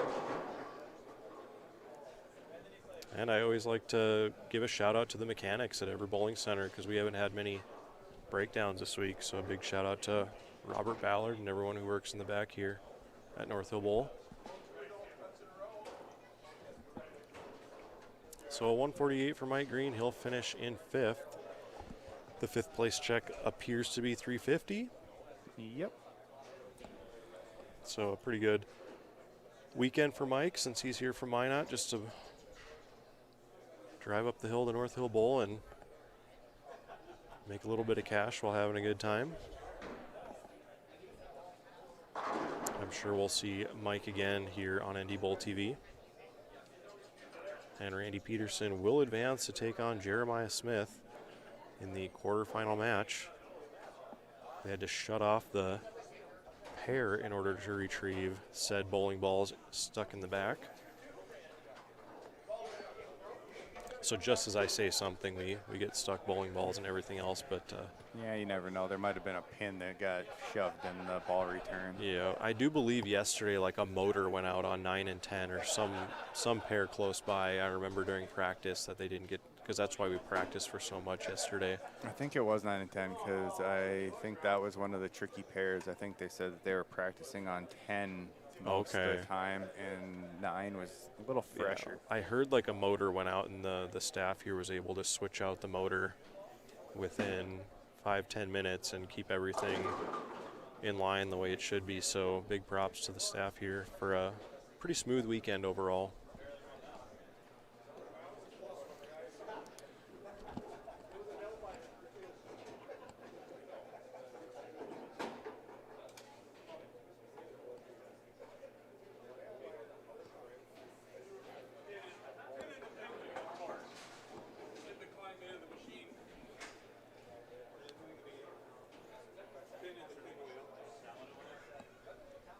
Oh yeah, had to retrieve the pin out of there, he said. Yep, that's always a fun one to do as a pin chaser. I'm sure many of you in the chat have been a pin chaser in your life. I know I've spent my fair share of hours in the back of bowling centers.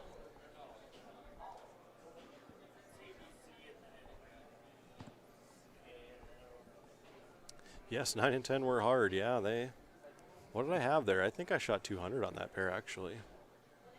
I know that's hard to believe when you look at my scores, but I think that was my high game of the day. Looks like Jeremiah's starting practice with his trusty idol. Yeah, if there were two things that always go together, it's Jeremiah Smith and throwing an idol. I can't blame him. That was Yeah, from what I hear, that was a good ball. I still got mine in the closet at home. Just never know. Did Jamie Craig make it into the stepladder? He did. He is currently the number 2 seed. He will get the winner of this next match against Jeremiah Smith and Randy Peterson. Currently, Jeremiah will get 2 shots on each lane, so we are just going to remove the scores from the screen because those aren't currently the scores going on. Jeremiah will get 2 on each lane and lane choice.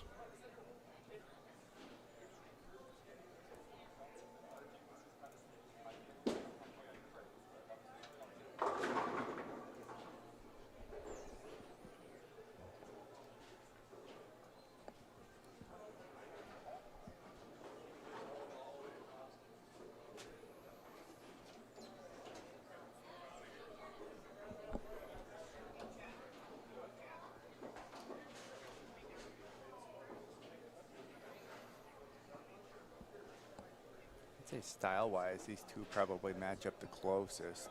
I would agree. A lot more rev rate at the top of this show than in this match. Yeah, I was just kind of watching Jeremiah, and similar look to what Randy was trying to do. And Yeah, I feel like Randy's just a touch left of Jeremiah, and with a slower ball speed kind of allows that ball to rev up a little more in the oil in the middle of the lane. So I think Jeremiah's going to have to quickly find something in his bag to get the corners out, because it just doesn't look like he's got a ball that goes through the pins the way he wants. So looking at what is that, a Zen Master, or is that a reality? no, that is a Zen Master. Okay. Still not 100% good with all the colors and identifying the different pieces They're yet. Similar. That one just has a little green, different green, I guess.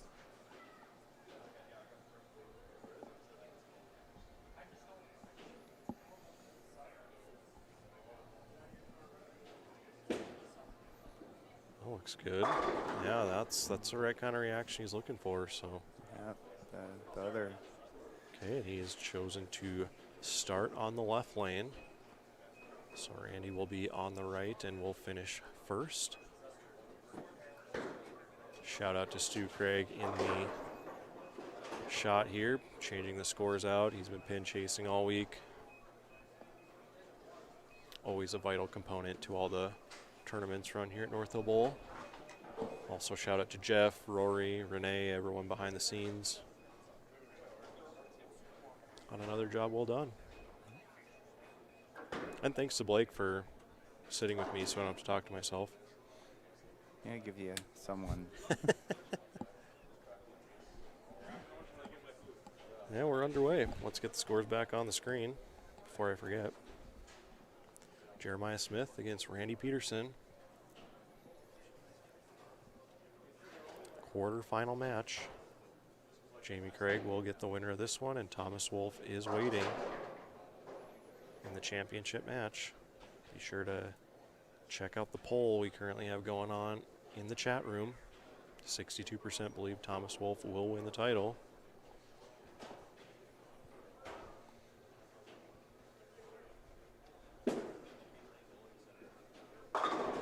Ooh, trip 4 to start for Smith.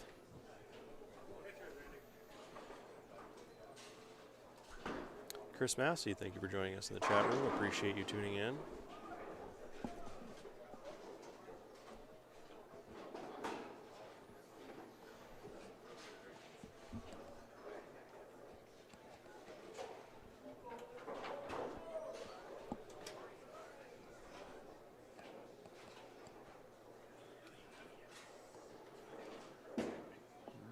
Looks good. Yep.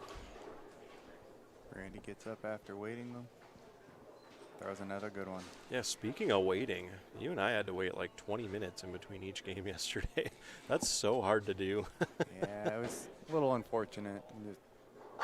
Yeah, the way the groupings were, you and I were on a pair with 4, and we were following like 3 pairs with 5. So it's kind of our own fault for not pacing ourselves a little better, but at the same time, you want to be in a rhythm. I'm a pretty rhythm bowler, so. And I don't think we were a little high there by Randy. I don't think we were really rushing or anything. I think we were taking our time. It was just once we were able to go, we started and. Yeah, and when you follow a pair with 5 and then you have a few bowlers that are a little more deliberate, it's hard to follow when we're a pair of 4 and everyone just kind of likes to go at the same pace, you know. So it's just kind of the factors you face bowling tournaments, you know. I've also been on those pairs where maybe, oh, wow. 3 the It's hard way. One way to get 3.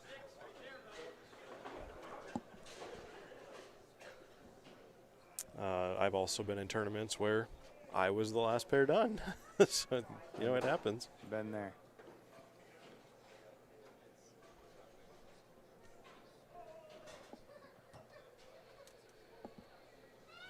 Okay, early opportunity for Smith to take advantage of that trip 4 on lane 11.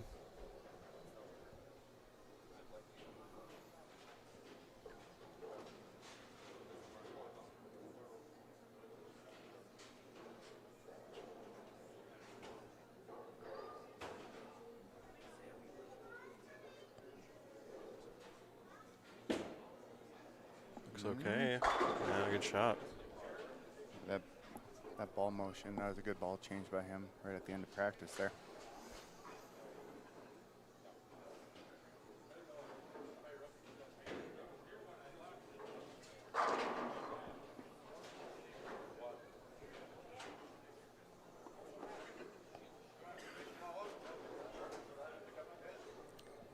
Jeremiah was a winner at the KFYR TV Bowling Classic back in 21, I believe. He won it in the COVID year when they had the 2 separate squads. Yep. And the TV show that was down on the lower end of the house, so a little bit different than a classic KFYR show. Jeremiah is the only I've seen playing more direct. There were quite a few yesterday, but today he is definitely one of the few. And Kyle, to be honest with you, I prefer to be playing where Jeremiah is, but I also have very low rev rate. So crossing over, fortunate to leave the 6.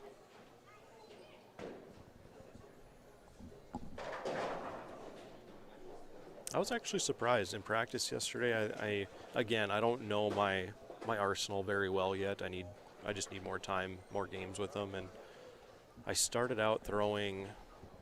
What did I start out with? I feel like I started throwing the Nova, and that just wasn't picking up for me. I don't think I had the right surface on it.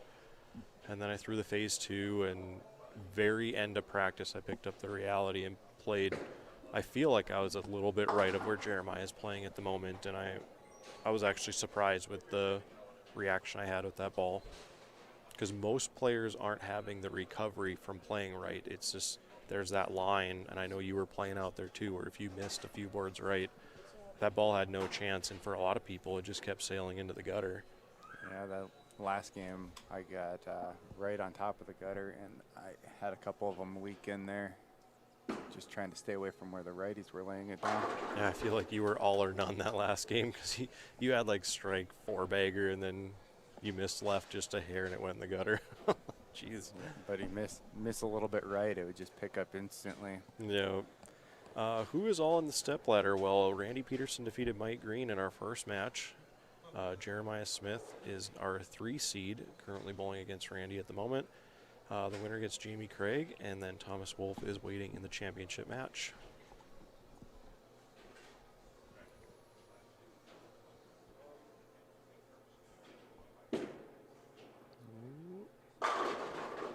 You can tell by the way Randy released that one that he wanted that one to kind of hold in the oil a little bit. He was fortunate there, and I think that's where the asymmetrical ball kind of gave him that little bit of room to carry that.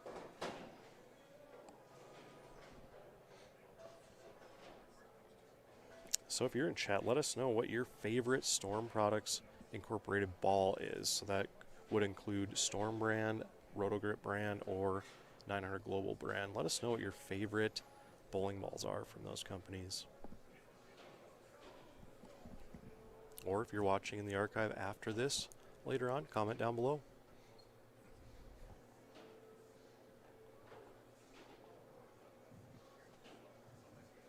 Smith, frame 4, looks left. It holds though. I was actually surprised that one didn't pick up sooner, but I think he's got a little bit higher ball speed going than Randy does. So I'm not sure what happened on 11 the last time, because that shot right there to me looked like he was a little bit further right than the one on 11. I don't know if maybe he drifted a little bit or. I thought he missed left on 11 his last shot there, and then he left the 6-pin going Brooklyn. Yeah, it just looked in the whole time. Right. I would say over the years, Jeremiah has been one of the more consistent bowlers we've seen the last probably 5 or 6 years, really. And he's won Player of the Year for NDBowling.com. He's won a major. He's been in major finals. He's just been very consistent, and you know his game promotes that.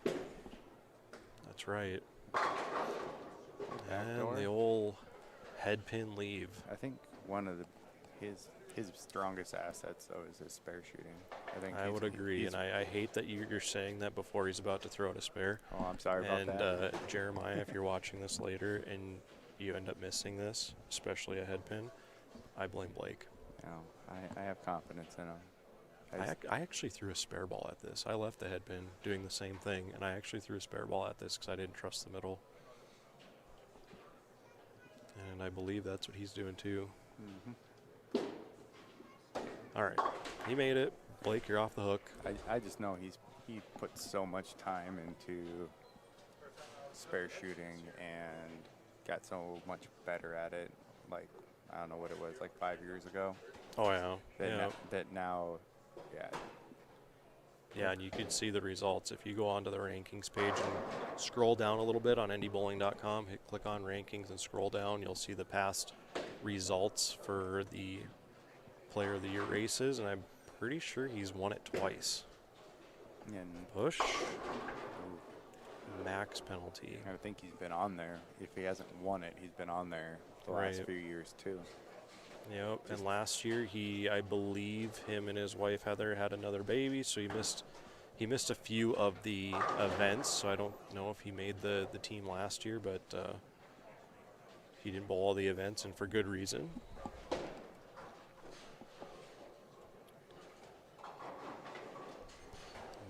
Matty Peterson now got left. Didn't get the shim down the middle there. It gave him 7, so we're gonna have to make sure that score is right because that was on a double. He needs a 6-2 up there, and Stu is right on it. Yep.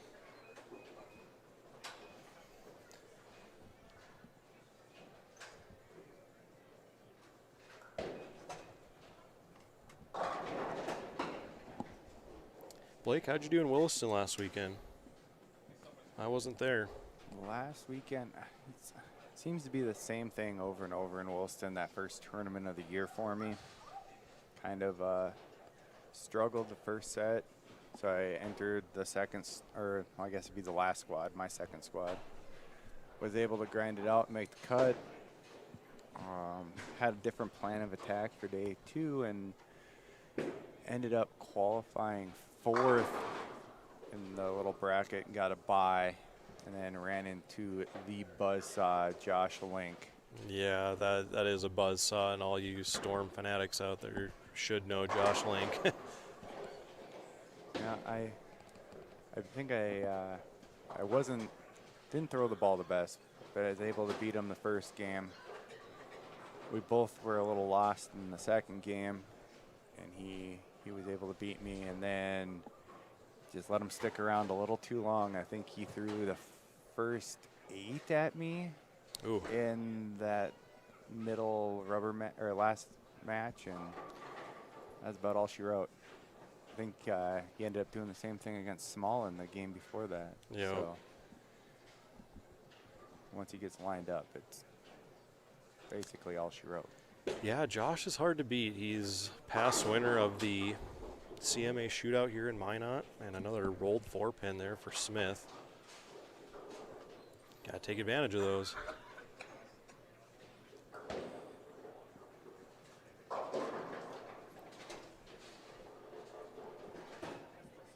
Yeah, I was bummed to miss Williston, but I'll be back there next year. I can't wait to bowl that tournament again.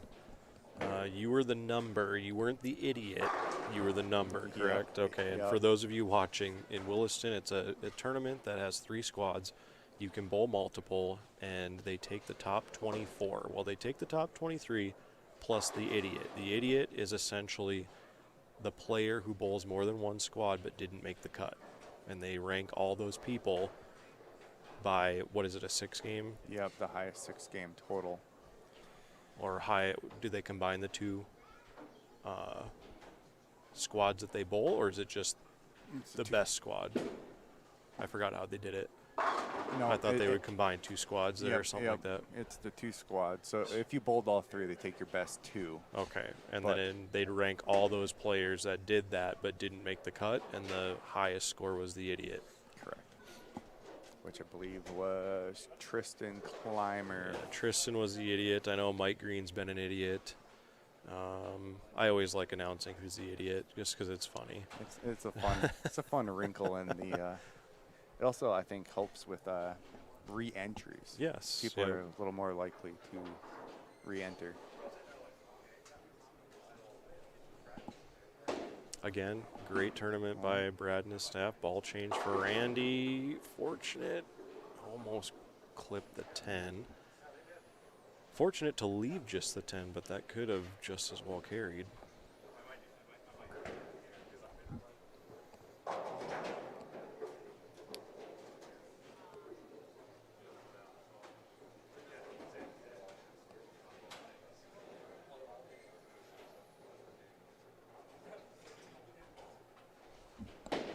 Cal Carnell been the idiot 2 or 3 times in that tournament. Attaboy, Cal.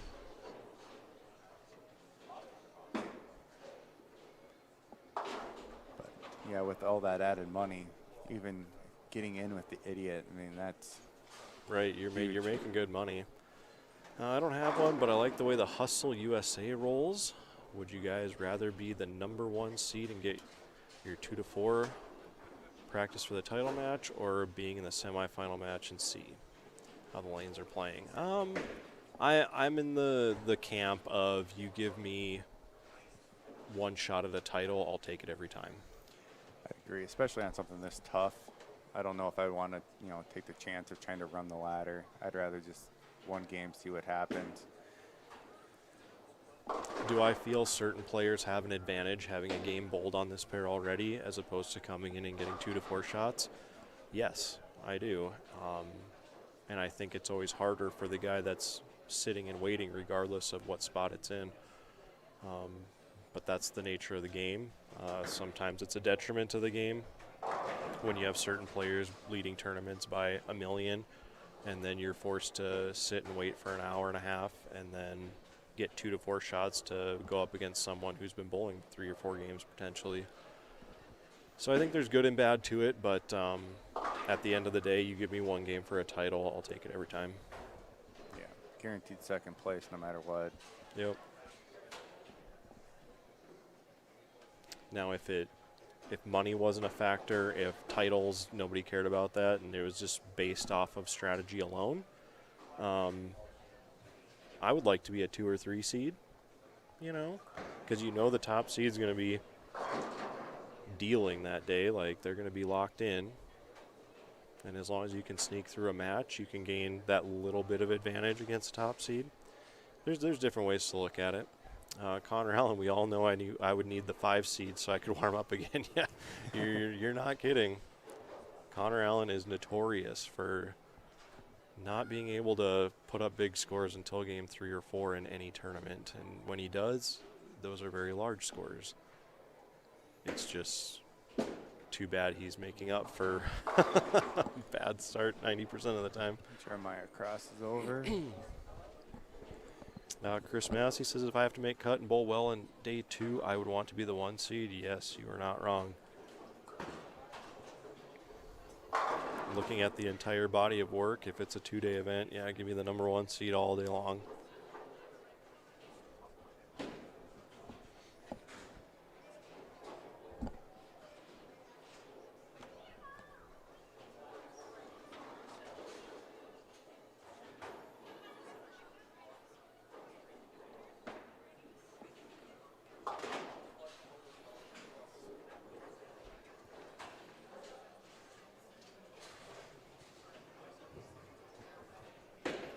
Again, if you're just joining us, we are in our quarterfinal match. Randy Peterson against Jeremiah Smith here at the 2022 NDBowlTV Masters. I'm Darren Cini alongside Blake Wallstrom, calling the action here on the High Plains Bowling Network, live from North Hill Bowl in Minot.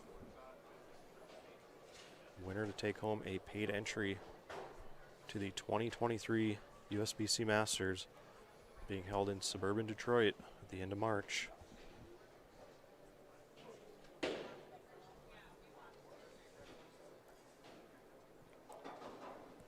Daniel Munoz says, what pattern are they bowling on? They're bowling on the 2022 USBC Masters Pattern. Ball is left, but gets away with it.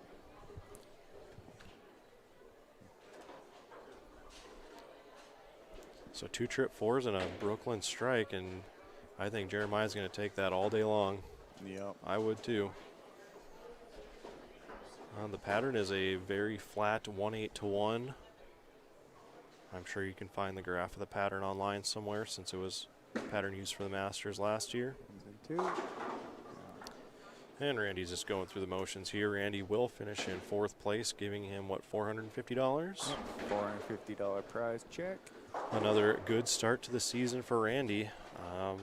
He finished 2nd at this tournament last year. He'll finish 4th this year, and I'm sure we'll see him at doubles and all the other tournaments going forward. Jeremiah Smith will go on to face Jamie Craig, and the winner of that will get Thomas Wolf in the championship match.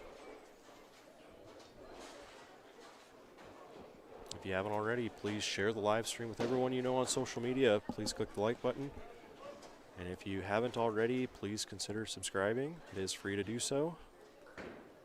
And I would like to also mention that we do have channel memberships this year. For the low price of $2.99 a month, you can become an NDBowlTV VIP, where you'll have a badge next to your name on the chat room. You'll get priority questions answered in the chat room and access to members exclusive content. So if you want to become an NDBowlTV VIP, just click the join button there on the YouTube player.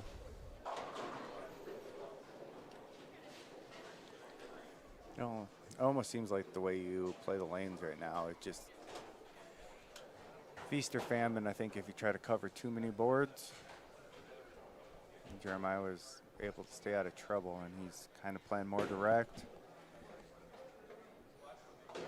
Yeah, and when you're talking about covering boards, our next two players up in the step ladder are going to be covering some boards. So it'll be interesting to see where Jamie decides to play. It looks like he's coming over here with a Zen and a, what other ball he's putting on the rack there. It looks like a high road. Yep. So it'll be interesting to see where Jamie plays. We're going to kind of watch what he does here in practice. And I like where Jeremiah's playing. He's getting those breaks like the trip 4, and when he misses left, he's still got a direct line to the pocket in order to carry the Brooklyn. So we'll see what happens. Jeremiah trying a different ball there. Yeah, you might as well. You already got the match wrapped up. You might as well explore the lane a little bit, since you're not going to get any more shots before the match starts. Yeah, it's going to be interesting where Jamie decides to play, because he's kind of like A game, or what he likes to do is kind of hard and straight. But I think most of this weekend he's had to play in a little bit more with a slower ball speed.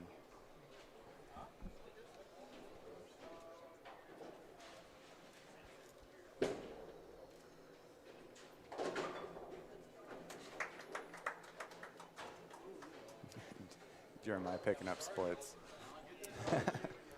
Hey, you called him a good spare shooter, so. Yeah, it's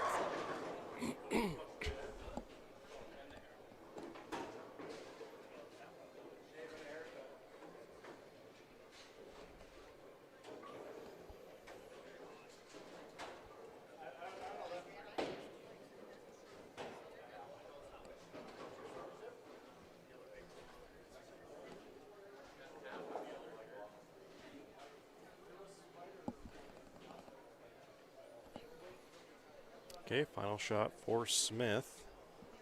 Anytime you can shoot 200 on this pattern, you're doing pretty good, and you're likely going to win your match. Looks like he moved a little left with that Zen Master. Still carries a 10 out. And a 218, 162 final. So Jamie Craig will come on now in our semifinal match.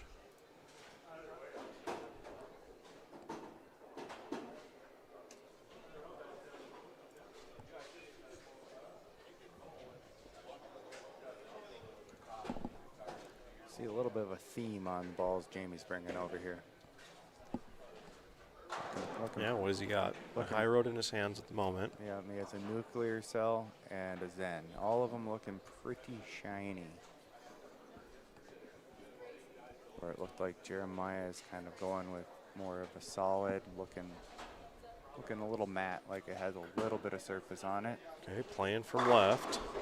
Yeah. And I will say, Jamie's been working on slowing down his ball speed, and for the longest time, as a junior bowler and everything else, he's always had really high ball speed. He's been able to overpower lanes, overpower conditions, but there are certain conditions where it would be better for him to have slower ball speed. It would be better for him to let the ball work a little more, and he's been working on that the last couple weeks, and you can see it here. Yeah, I know he wasn't very happy with how Williston turned out last week, and I heard that he was up here, I think it was Monday night, practiced for like 3 hours working on some different things, trying to slow his feet down because he was getting a little too quick.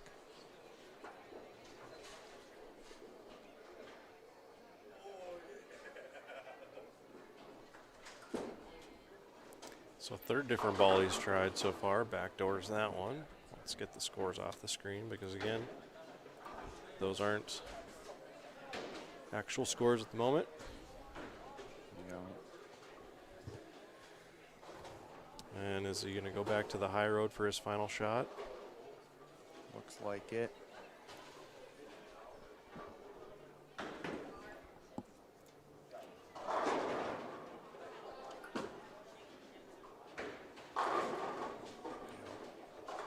Yeah, it looks like the high road's going to give him the better look. He wants Jeremiah to start. And we will be underway here shortly. As you can see in those practice shots, it seems like, you know, obviously they're just practice shots, but a little more of that feast or famine like I was talking about, where he missed out, he missed the pocket big time. Miss in, you're going through the nose, where Jeremiah seems to be still hitting the pocket and hitting a little bit better, I guess, on the Brooklyn side, not really going through the nose quite as much. Chat room, let us know. Who do you like in this match based on what we know?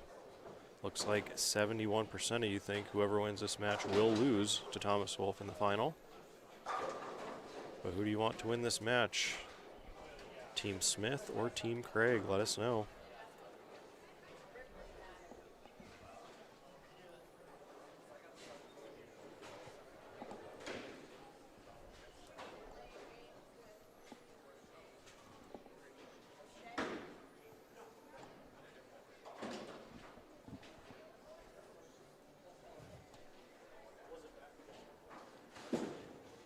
First shot for Smith looks pretty good.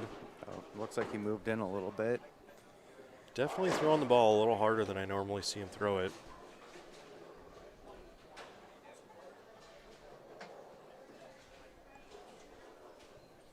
I believe Jamie Craig was in the final of the very first NDBowlTV Masters quite a few years ago against Matt Smallin in a pretty big match.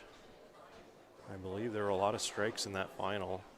I think you can find that in our archive on our YouTube page.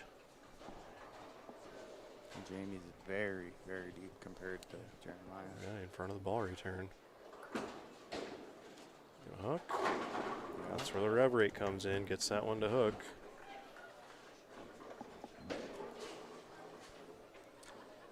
Peyton says Jamie Craig's going to shoot 222 for the win. So not only did he pick Jamie, but he's got the score nailed down too.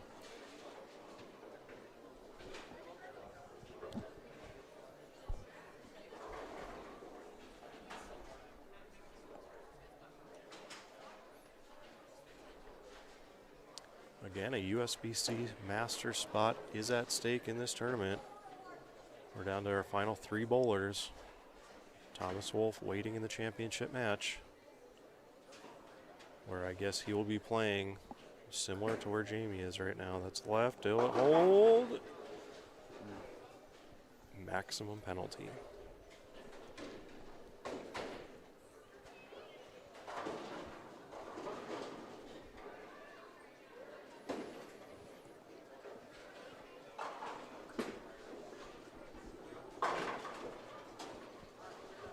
Okay, early open for Craig. Opportunity for Smith here to take advantage.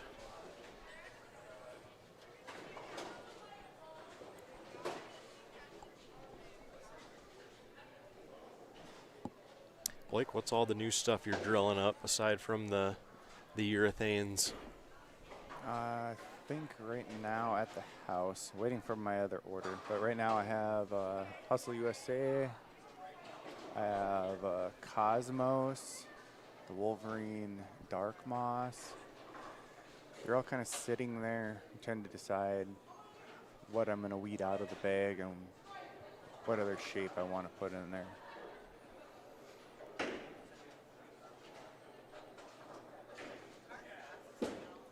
Looks like you gassed it a little bit, yeah. So easy to do on this pattern. So is there a certain spot in your bag you're looking to fill? Like what's the big void in your bag, would you say right now? Hard to tell. I mean, I have a lot of stuff drilled up right now and feeling like it's been pretty good. But there's a couple bowling balls that have a lot of games on them that I'm thinking I might start kind of weeding out, such as that IQ Tour Nano Pearl.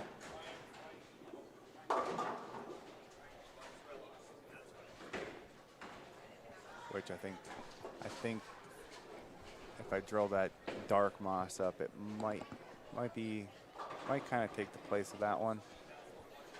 So are you more along the camp that likes to replace certain pieces in your bag with newer equipment, as opposed to just kind of keep it hanging around and drill stuff marginally different? I like getting that fresh cover from time to time. I mean, that one will definitely still stay in the closet for situations where I might need it. Sure. Comment says, thoughts on the new 900 Global Zen U. I have not thrown that yet, but like I told Blake earlier, I believe from what I see, it's a touch stronger than the Pitch Black. I think a lot more lower rev players that don't normally match up with urethane will find this to be a decent piece for their bag. On the left side, do you have any thoughts? Yeah, I am more, I would say, more of a speed dominant player. So sometimes urethane just doesn't quite want to, I can't quite get the shape I'm looking for. Where this one being a little stronger, I think could be very beneficial. So I'm pretty excited about it, and just watching, like, I watched Barnes' review on it, and I think it's looking pretty good. Yeah, that's a good tip. Just go on to YouTube there. I believe Brad and Kyle have a video out on it, and I think Beef and Barnesy both have a good review video to show you the differences with some common urethane pieces. Darren Tang has a video on it too.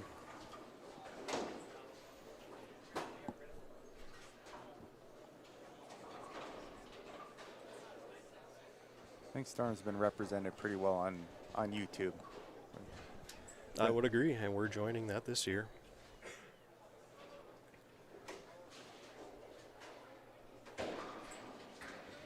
We might not be near as big as the aforementioned channels, but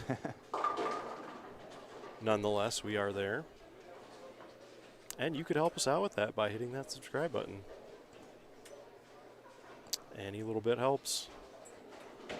We gotta get ahead of that YouTube algorithm, you know. We need more subscriptions, which are free. Share with everyone, you know. Oh. And a 3-6-10 miss there for Jamie Craig. So back-to-back opens on 11.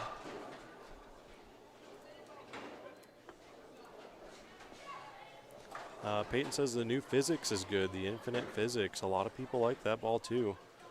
That was a very popular line with the pink physics. I saw a lot of people throwing that one last year.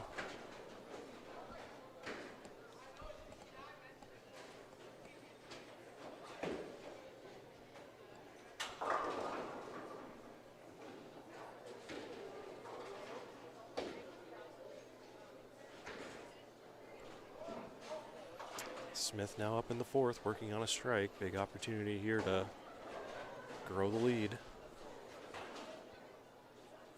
Looks pretty good. Yeah, swish is out. Thin to win, right?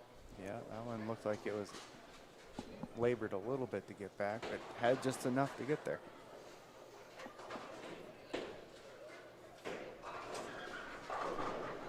So Blake, what are you looking for when looking at a new ball? Are you a big numbers guy? Are you a big like drilling guy? Are you a big cover guy? I know everyone's kind of different, but what's your go-to when it comes to getting new equipment? Is it filling a void in your bag? Is it? That's definitely part of it. You don't want too much stuff that's going to be exactly the same. But I guess more I'm how the core and the cover are going to, like, where they want to fit in. Sure. I guess I don't really like taking a ball that wants to get down the lane further and trying to make it hook earlier. Right. Because numbers are there. They have a ball that wants to do that before you even drill it. So I like to kind of piece together what the ball company is trying to do. Right, and I would agree with that. You take a ball, it's designed to do something specific, and it would be detrimental, I think, to the product to drill it to do something different. And I always tend to look at the numbers first. The higher the RG, the further down the lane it's going to go. The lower the RG, you're probably going to get it to start up sooner on the lane. And then the bigger differentials are more flare. The lower differentials are more smooth pieces. So if you're out there looking for a new ball, I would, take those bit of numbers, realize what the ball does, what you need the ball to do, and buy accordingly. And then I think the pro shop operator should be able to take it from there. So do you think Jamie's angles are a little too steep through the front? I think so. I think they're a little too steep. I think he could afford to be a little bit further to the right with his feet. Because the shots that he's got out, they kind of hang, but the ones that he's been in are jumping through the face. I think if he kind of just moved his feet and threw the ball basically where that one was, I think it would face up a lot better. Well, I think now he's in a situation not being so steep through the fronts. The other thing is, I think that if he were to move over a little bit like that, his tendency is to want to get fast and fire it a little bit. Yep. And when he does that, he usually misses in a little.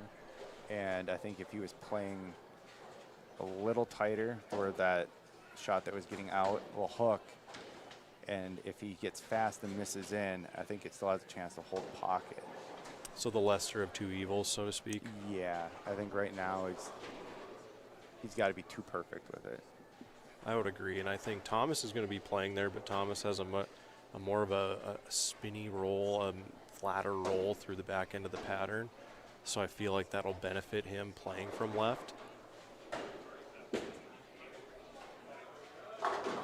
little flat there, never got rolling, and I think he knows he deserved that one. But question in the chat room, what place did Josh take? I'm assuming you mean Josh Craig. There were a few Joshes in the I believe he field. was 12th overall. 12th. Yeah, he went 1-1 in the bracket and had the lowest 6-game total of the what would be 8 players that finished 1-1. So he did have a shot at making the step ladder, but lost to Mike Green in the second round. So on the spare for Smith. I think Jeremiah has, I would, not for sure, but if I had to ask him what his game plan is, I think he's just trying to hit the pocket right now. I would agree. Because he has, he's made subtle adjustments, I think, but he's not really giving away the pocket ever. He's just trying to, and I think it's a great plan because if you can get to 200, you have a pretty good chance of winning the game so far. Yeah, I always say on tough things, if you open, just make sure you find a double somewhere, and you're going to shoot 190. And Jeremiah opened, he followed it up with a double, and now spare out, and you're going to be in the 190s, Looks okay. The swisher seems to be working for him right now. That's kind of a house MO, too. I've always known the swisher shots to carry better here at North Hill Bowl. I feel like being dead in the pocket, sometimes you leave some corners, or I had a blower 8-pin yesterday. I think that was right after a strike or two, and perfect spot for it, That, I think he got a little fast. Almost like he went up direct, a little more direct, and kind of gassed it a little bit. And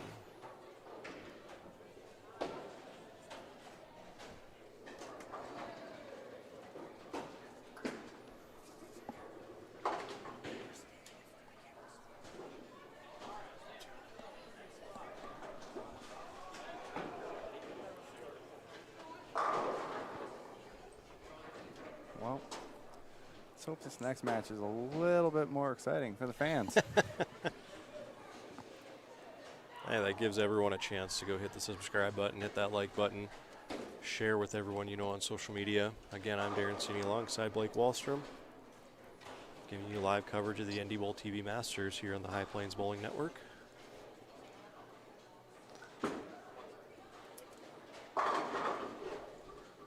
Threw that one pretty good. But unfortunately, he's going to need a little help in this match. If you're Jeremiah Smith, that, like you said earlier, the goal here is to hit the pocket, leave makeable spares, and move on. Force your opponent to strike to beat you. That's just how it's going to be.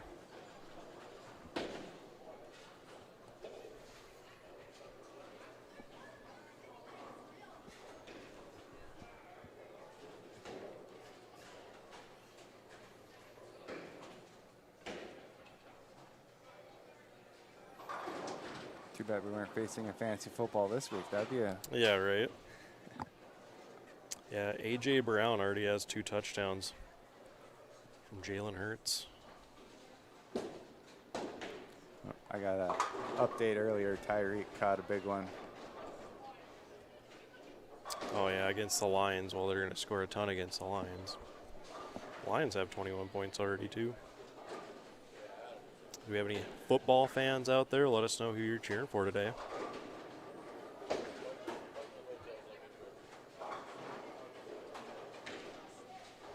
A lot of football going on out there. The Vikings are playing right now, so I'm sure the bar is hopping here at North Hill Bowl. They are currently up 14-3.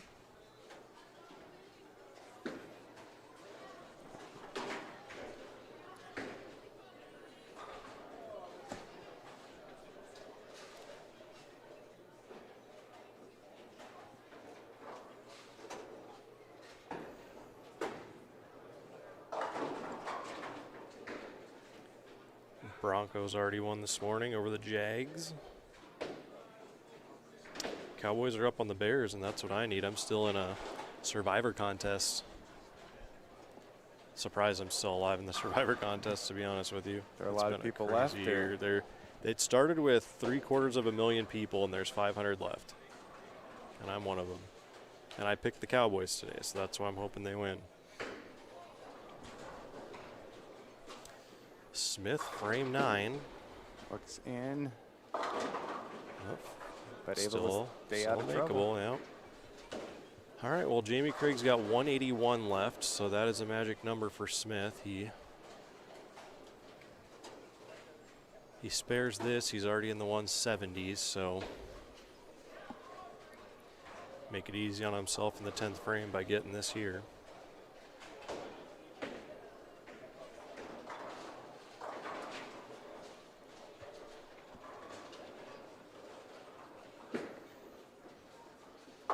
Ooh.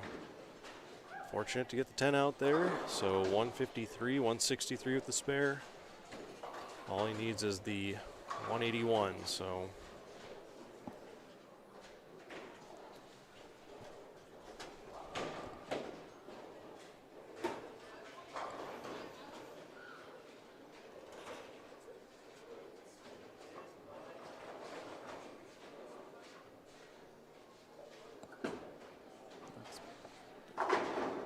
Yeah, that one got up the hill. Well, looks like he's finally figuring it out. Just might be a little too late. I'm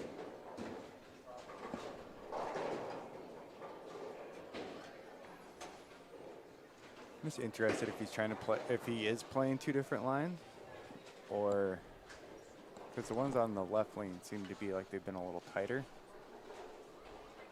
Where on 12 he's leaked it out a little bit.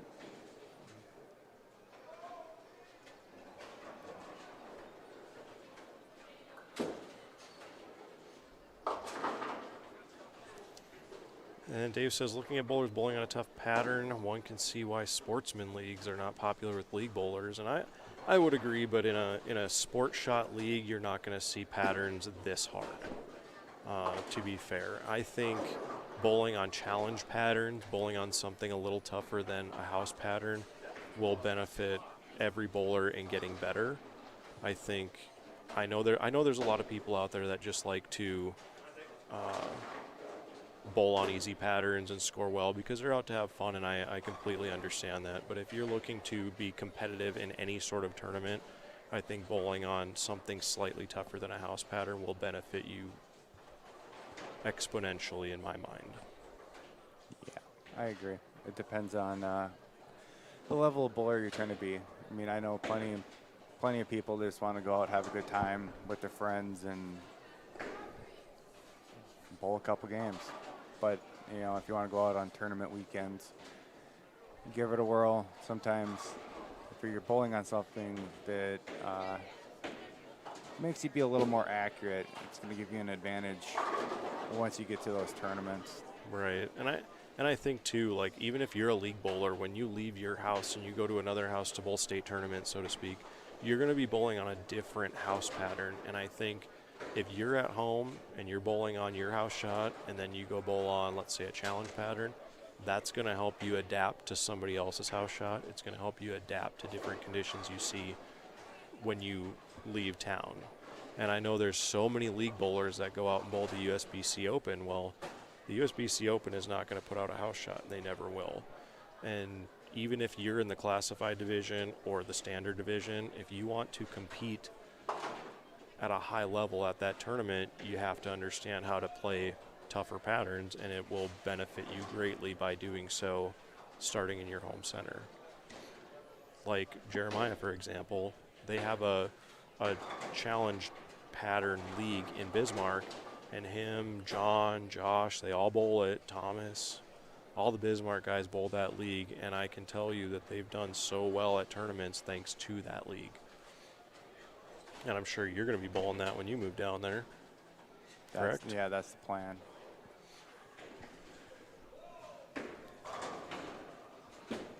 And that'll wrap up this match. Jeremiah Smith makes quick work of Jamie Craig with a 192-144 final. Jamie will take home $550 for his third place finish. And Jeremiah will move on to the championship match against Thomas Wolf, where the winner will take home a USBC Masters spot, along with $1,000 in prize money.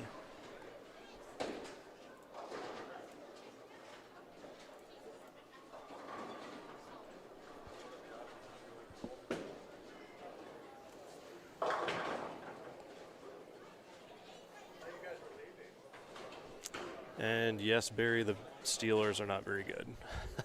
But at the end of the day, we still have 6 titles. All right, our first look at Thomas Wolf today. He shot 1265 in his 2 matches this morning. As expected, playing fairly deep on the lane. Thomas won this event back in 2020, did not bowl last year, so looking to win essentially back-to-back titles here.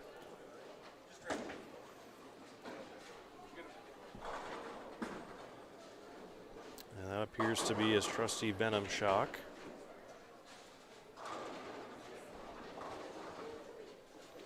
Going with the Ninja Turtles attire today. It's a great jersey. Always a fan of the Teenage Mutant Ninja Turtles. So what turtle were you on this team? Mine, I actually didn't. We had, I think it was like 10 guys. We all got them, and I was trying not to pick the same color as somebody else. Oh, okay. And it was when we had, we were found out we were having a girl, so I actually got pink as my Ninja Turtle color. Nice. And then it has her initial on it Very nice. for the little badge in the front. I like it.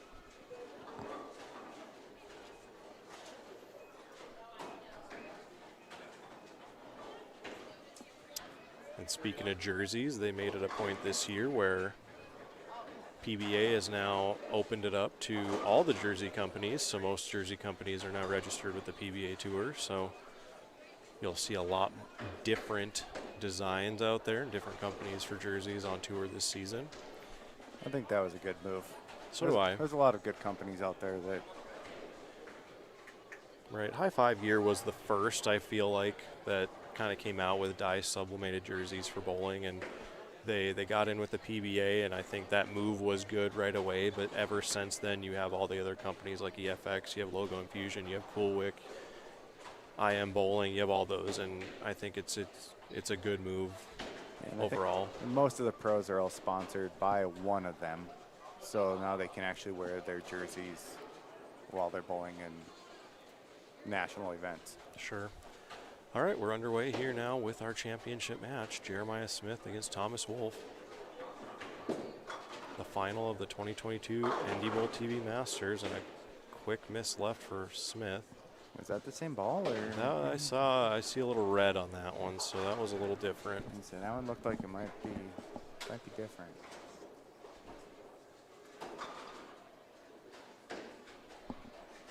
I know Jeremiah's got quite a few older pieces in his bag. He does throw predominantly, well, I think all Storm products. He did tell me he was throwing the infused Honey Badger at one point, and maybe that was it. Oh, that one could be, or the intensity maybe. Kind of has the colors. My boy Nathan Smith walking by with food reminds me that I can't wait to eat lunch after the show. All right, our first look here at Wolf.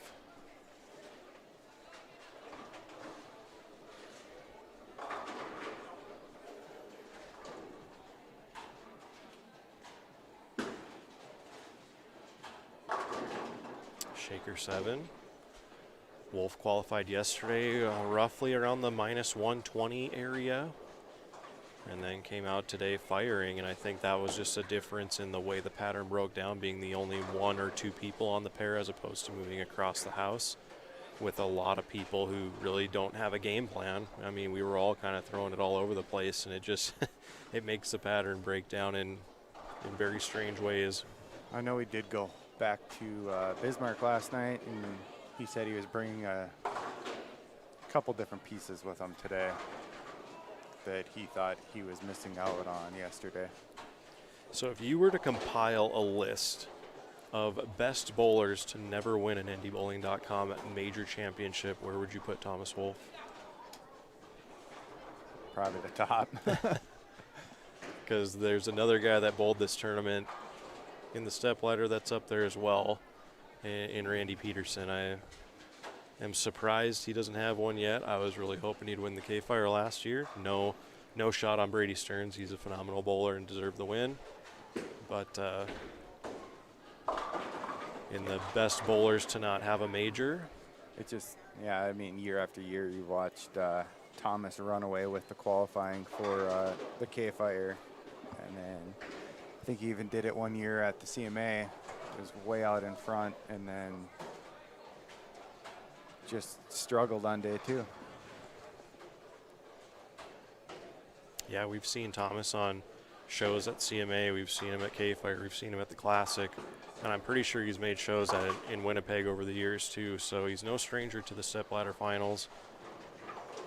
Just never has that game in the final. And I know that year he beat Brad Peterson here at the Masters. He stepped up in the 10th and needed a double to win and did it. And you can find that video in our archive. And I know talking to him that day, it was just, he was happy just to get over the hill in the final in one of the step ladders. So maybe that'll help him get going forward. And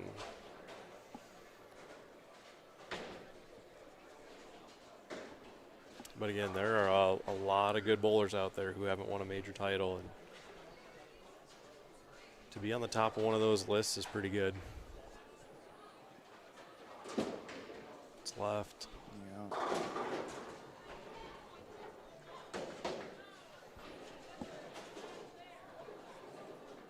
Looks like he went away from that Zen Master trying to get a little more shape down lane. And So what are your thoughts on like the half urethane, half reactive, the infused balls, some of those that are like half and half? Have you had any success with those? Not really, I guess. I really wish I would have got one of the 70-30 urethane Badgers, I believe they were. I never got my hands on one of them.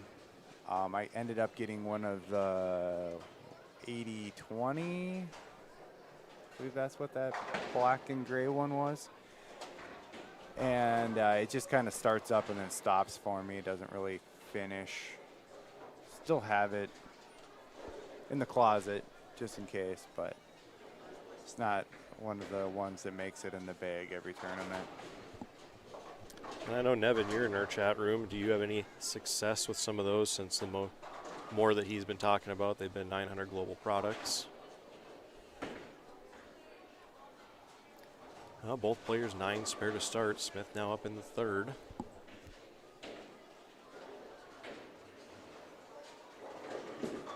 Went back to the...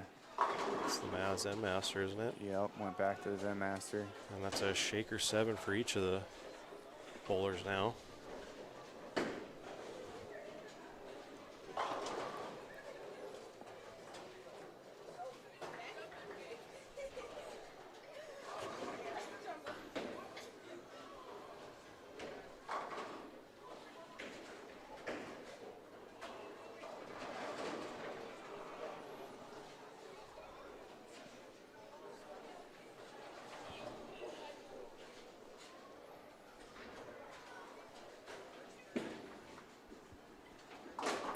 Spare. Scott Knox says, I like my reality check. I know that's a popular ball among many of the staffers and a lot of the local players. Nevin, the 80-20 was the 80 urethane, 20 reactive. I'm pretty sure the Badger infused was 70 reactive, 30 urethane. Did you have any success with that, Nevin? Have you thrown those enough to have a good enough sample size to say how good they were? Wolf now up in the third. Looking for the first strike of the match and got that a little left. I'm a fan of the Badger infused. It's crazy strong though. I could see that. And Josh Craig rushing up there to beat Stu Craig for the score correction. Yeah, I think I got to throw the infused like during a demo day. And I really liked it. I just never was able to get a hold of one before they discontinued it. Yeah, on the 3-6-10.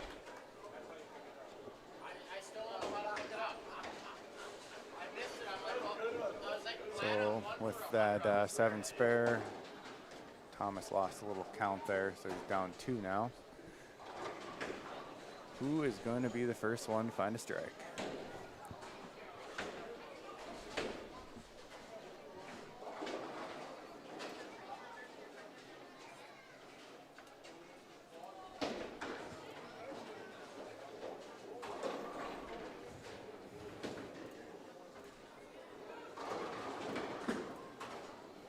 Better. Looks really good. Yep. Good shot there by Wolf. First strike on the board in our championship match.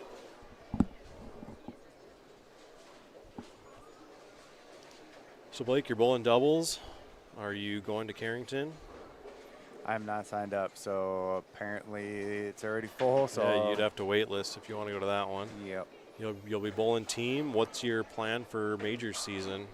Major season, I will be at, the only one that is up in the air is Winnipeg, I guess. But the rest of them should be there. And I will say for that tournament, for those of you watching, the border to Canada has been fully opened. It's kind of like it was before. They no longer require the proof of vaccination. So if you are interested in bowling the Manitoba Open, we do have a poster up on NDBowling.com. They have a new format where it's 3 different shifts. You can re-enter. It's a 6-game block, and they take the top so many to Sunday, where it's a traditional match play step ladder format. So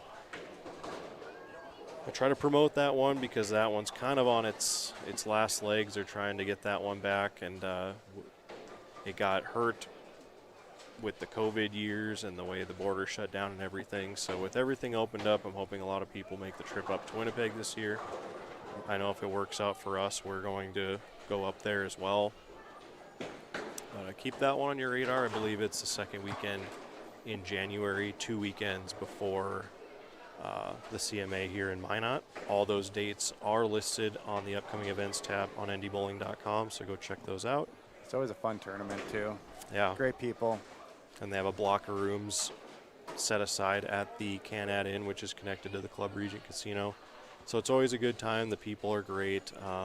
As long as you can get by the extreme cold, you'll enjoy your weekend up there. Yep, always seems to be a cold weekend. So Jeremiah Smith now starting off the game 4 consecutive 9 spares. Still looking for his first strike here on lane 11.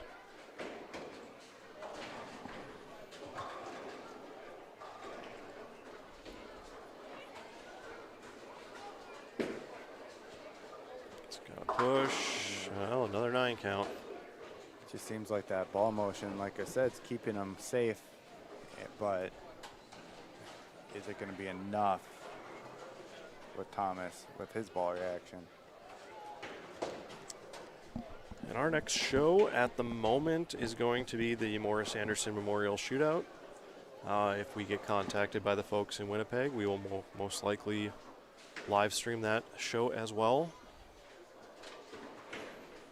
But as of right now, we are on for the Morris Anderson Memorial Shootout in January. Smith on the spare again. Kind of proving your point of a solid spare shooter. A little left.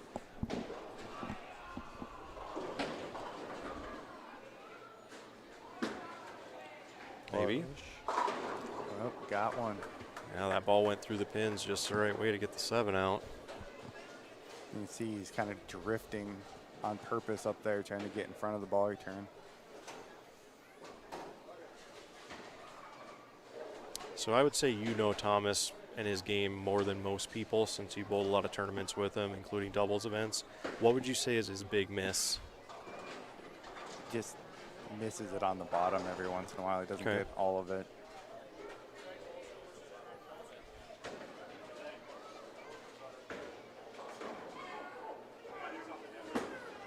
A little bit of loft. Great shot. So do you think he incorporated that loft after the first couple frames? I think so. I think he doesn't want to get too wide with it, where you've seen Jamie missing out. So I think instead of trying to get tighter and moving back to the right, I think he just moved everything a little bit in. So I think if he laid it down real nice, it would probably hit the gutter right on the edge.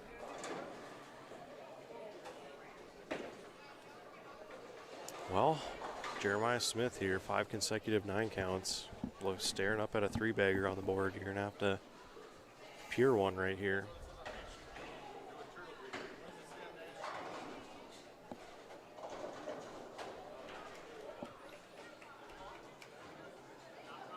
Another ball change. Yeah, looks like it. Now And that ball just doesn't finish. It doesn't see the lane. No. I know Thomas loves playing that, more of that fallback style. So he's kind of right in where he wants to be right now. Right. Yeah, I was going to say, I think this is Thomas's wheelhouse. Even when there's tournaments where 90% of the players are playing right, I see this guy sliding left to 30, and he feels right at home leading qualifying, and nobody else can play there. It's just the way the roll is off his hand, and not a lot of people can do what he does. I've told him for a long time, you should just go straight fall back all the time. Just don't even care about what it. I would agree with you. Tough spare here. Ooh, that one moved just enough, because I was about to chop everything off but the 5, but it saw the lane a little bit right at the end. All right, so if you're Jeremiah Smith, what do you do here? You've been going through your bag a little bit. You're still playing that little bit of baby hook in the middle of the lane. What's your strategy here? Well, the other ball that he was using, whether it was an intensity or an infused or whatever you said it was, I like the shape it gave him at the end of the pattern. It just seemed like he missed in on those shots. I think he's got to trust it a little bit, because at this point, you really got nothing to lose. I feel like this is another ball change, perhaps. Not sure what it is, but he's definitely searching. Yeah. There you go. Okay, that looked all right. I'm not sure what he threw there. It was a reddish ball sort. Again, not too familiar with. See, that one might be the infused, and that like black and red one that he was throwing earlier might have been like the intensity. It's possible.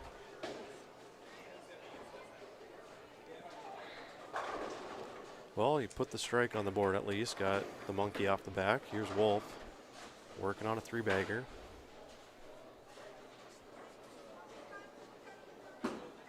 Didn't loft it as much there, and it started up early. Yeah. Not exactly the one spare you want to throw at in this situation.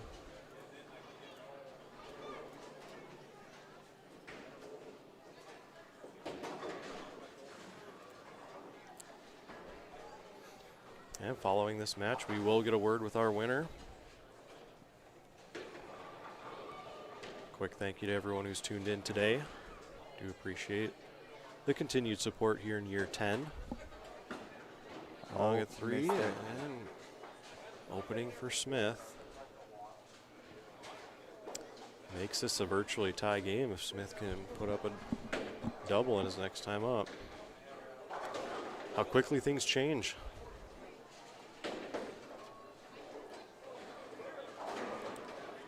Now, how quickly can Thomas put that one behind him? Feel like he got a little short on that last shot, so it started up early.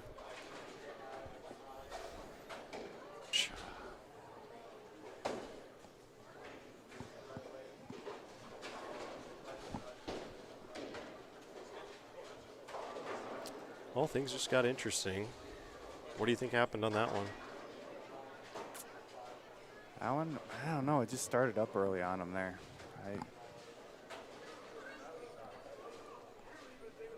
Not 100% sure what he did. It didn't look like that bad of a shot. He might have grabbed it a little bit. Get Nope. count. No. He only gets one. So they're going to need a score correction there. Because again, the camera is not quite seeing the 7-pin on 11. They just need to make an adjustment, but we'll do so after the end of the tournament. So score correction there, and Smith now with an opportunity. He's keeping himself out of trouble. And keeping himself in these games.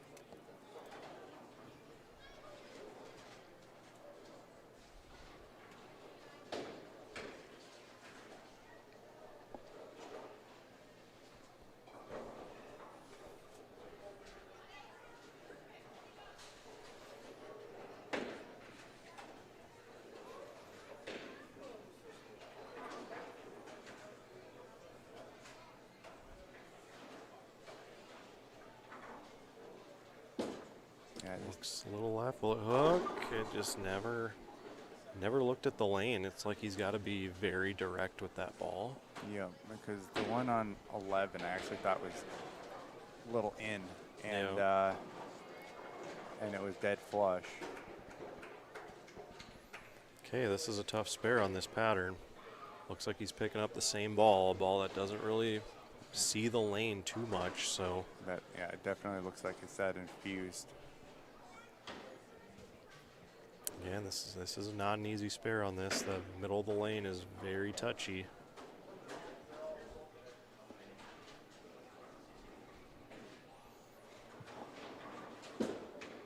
Will it stay there? Hook by, okay. So an open in the 8th, both players open. It's an 8-pin lead for Wolf. Down to the final 2 frames here at the 2022 NDBowlTV Masters. Thomas Wolf against Jeremiah Smith. Winner to take home a spot at the USBC Masters. 8-pin match.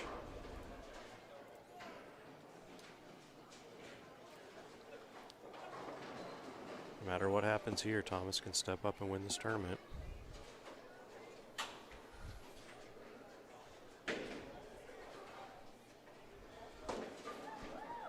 Smith frame 9. Ooh, Good shot there. All right. Thomas Wolf, ball in hand. 3 strikes and 3 pins will do it. But you got to start and get the first one.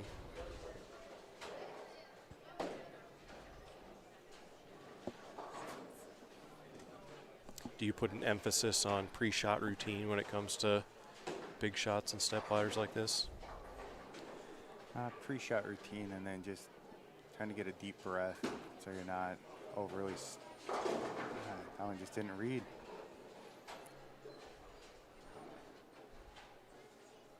But I usually take just a big breath, trying to relax a little bit so I don't get too amped up. Yeah, it's easy to gas one down there when you're in a moment like that. Another tough spare with that sleeper.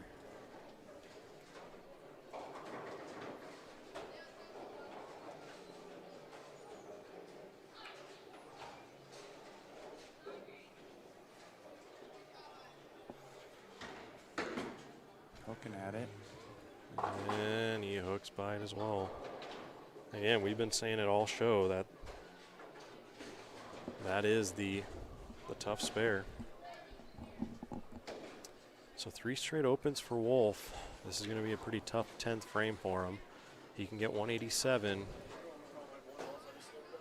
And a spare strike for Jeremiah is 180. So put 3 up on the board here. Force Jeremiah to get the 1.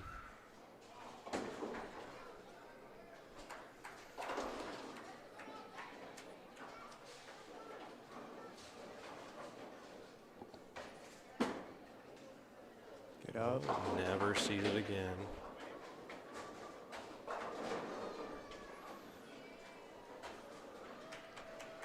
Well, now that leaves 177 on the board. So now just a mark and count for Jeremiah as it sits. Yeah, those last 2 shots, both of them I thought were pretty good off his hand, and just never seen the lane. Yeah, when you're fresh off of the Greek church, you know, where it saw it too early. Yep. It's easy to do. Hard spare again. Fortunate to get the 8 pin out. All right, again, count is big here.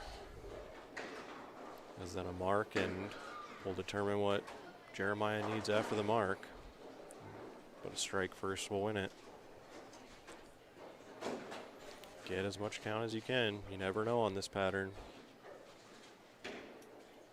It's so easy to throw it out the window and wash out, you know. Yeah, I wonder what Thomas wants to do here.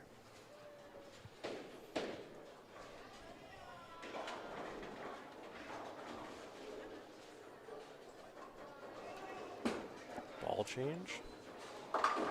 Well, 9 is fine. All right, 176 on the board. A spare and 7 pins is left. That's all Jeremiah needs, a mark and 7. Strike on the first ball and it's over.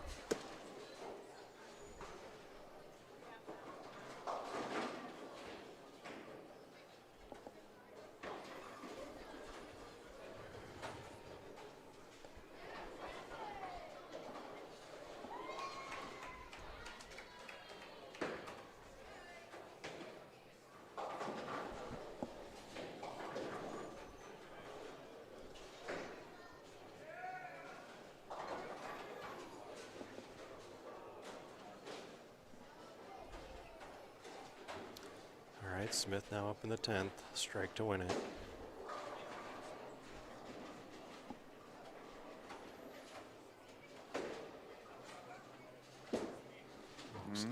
Looks all right. What a big shot when you need it. And that'll do it. Jeremiah Smith will win. Great shot. Just keep it on the lane for 2 shots to get the count. That's all you get a word with Jeremiah. At the conclusion.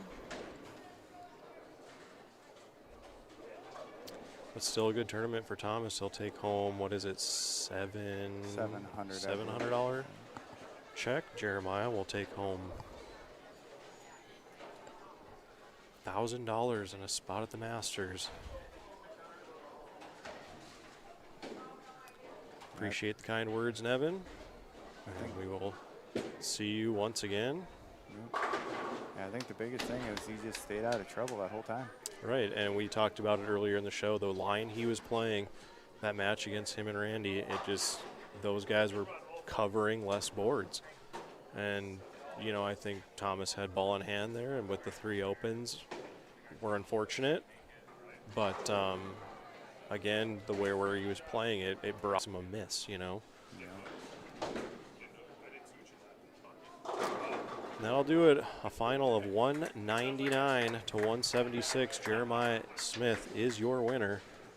And he'll earn a spot to the USBC Masters. Congratulations to Jeremiah. And you can sit in if you want. We have another mic. Oh, all right. Forgot about that extra mic. So we'll get a word with Jeremiah here momentarily. So stick around.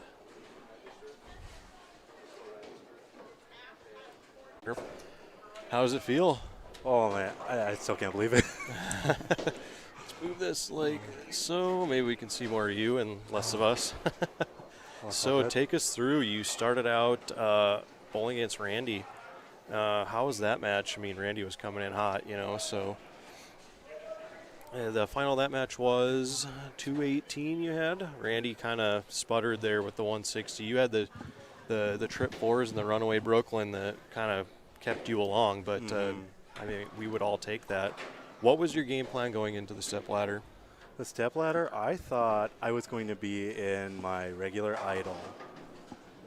It's the ball that worked the greatest on a fresh both we days. talked about that. Practice pair, like that's where it was at. I got to the 2 practice balls and went, no, I got to get into something different. I was like, I got to bring it forward. And that was the Zen Master, and that kept me in play. Right, and that's what we talked about. You were playing the line that kind of kept you out of trouble. You didn't have the maximum penalty. I do have to ask you about the match with John. Did you guys know that it was that close of a match? Because we, according to our records, you won by a pin in the match. Because if John struck the last ball, you guys would have tied. By our records, is that? I thought I got him by 4, but he would have to correct that. But because we had a 28 pin difference, and had he struck, it would have been a 28 pin. He said he had a 25 pin advantage going into that last so it was game. 25 and not 28. Maybe our numbers were wrong. And he's an accountant like yourself, so I don't know. You two can argue. Well, but the electrician in the group here was Yeah, I mean, I could have been doing wrong. the numbers. Yeah, it's on here. They have it as a 39 pin difference, which doesn't seem right on the sheet. Somewhere somebody's doing the wrong math, but it didn't seem like he was too upset with the single pin that he left, which by our records was a 1 pin difference. So something wasn't quite adding up, but I guess at the end you got through and you ran the ladder up to Thomas. He had the 3 opens there that kind of let you back in it. What was your game plan? I know you made like 2 or 3 ball changes in that final match. Like what was going through your head? So at the end of the last match, I kind of figured it was time to go with something that went down the lane a little bit longer than the Master.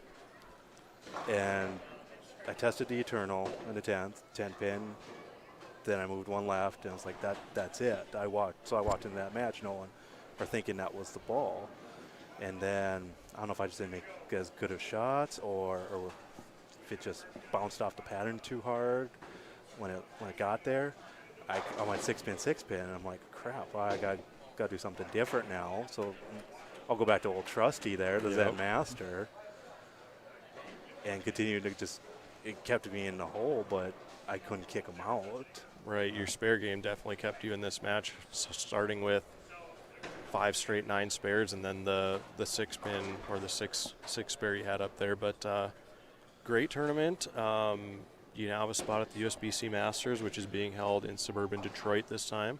Okay. I know you bowled it not that long ago after winning the state scratch all events, correct? Yeah, both times it was in Las Vegas. Nice. So this will be a little different experience for you bowling at Thunder Bowl. Is John going to join you, do you think? That's the plan. We kind of have an agreement. if one of us gets a master spot, the other goes with. Well, John, I guess you're either spending money or you need to win state scratch all depends. So that'll be happening after. I guess he's got to spend the money. he usually does. Well, John, the bill's on you. Blake, you have any final thoughts? No, it's just great game plan. Staying out of trouble. We talked about it from the very beginning that it was kind of feast or famine for the guys that were trying to give away too many boards. And nice work. Great spare shooting, man. Yeah, and a win for Team Storm. So congratulations and good luck at the Masters. We'll see you again. Hey, thanks, Darren. Thanks, Blake. And that'll do it on our coverage here from the 2022 NDBowlTV Masters. Once again, congratulations to Jeremiah. Thank you to Blake for joining me today and making it so I didn't have to talk to myself all afternoon. But another great tournament. Big shout out to everyone who's tuned in today. And yeah, we will see you guys on the next one, which will likely be at the CMA Memorial Shootout here at North Hill Bowl in Minot. If that does change and we go to Winnipeg, you guys will see it on the Facebook page. So please hit that like button, subscribe to our YouTube page, go on over to Facebook, do all the things you need to do. That would be greatly appreciated. Once again, for NDBowling.com, I'm Darren Cini, alongside Blake Wallstrom saying good night from North Hill Bowl, and we'll see you next time.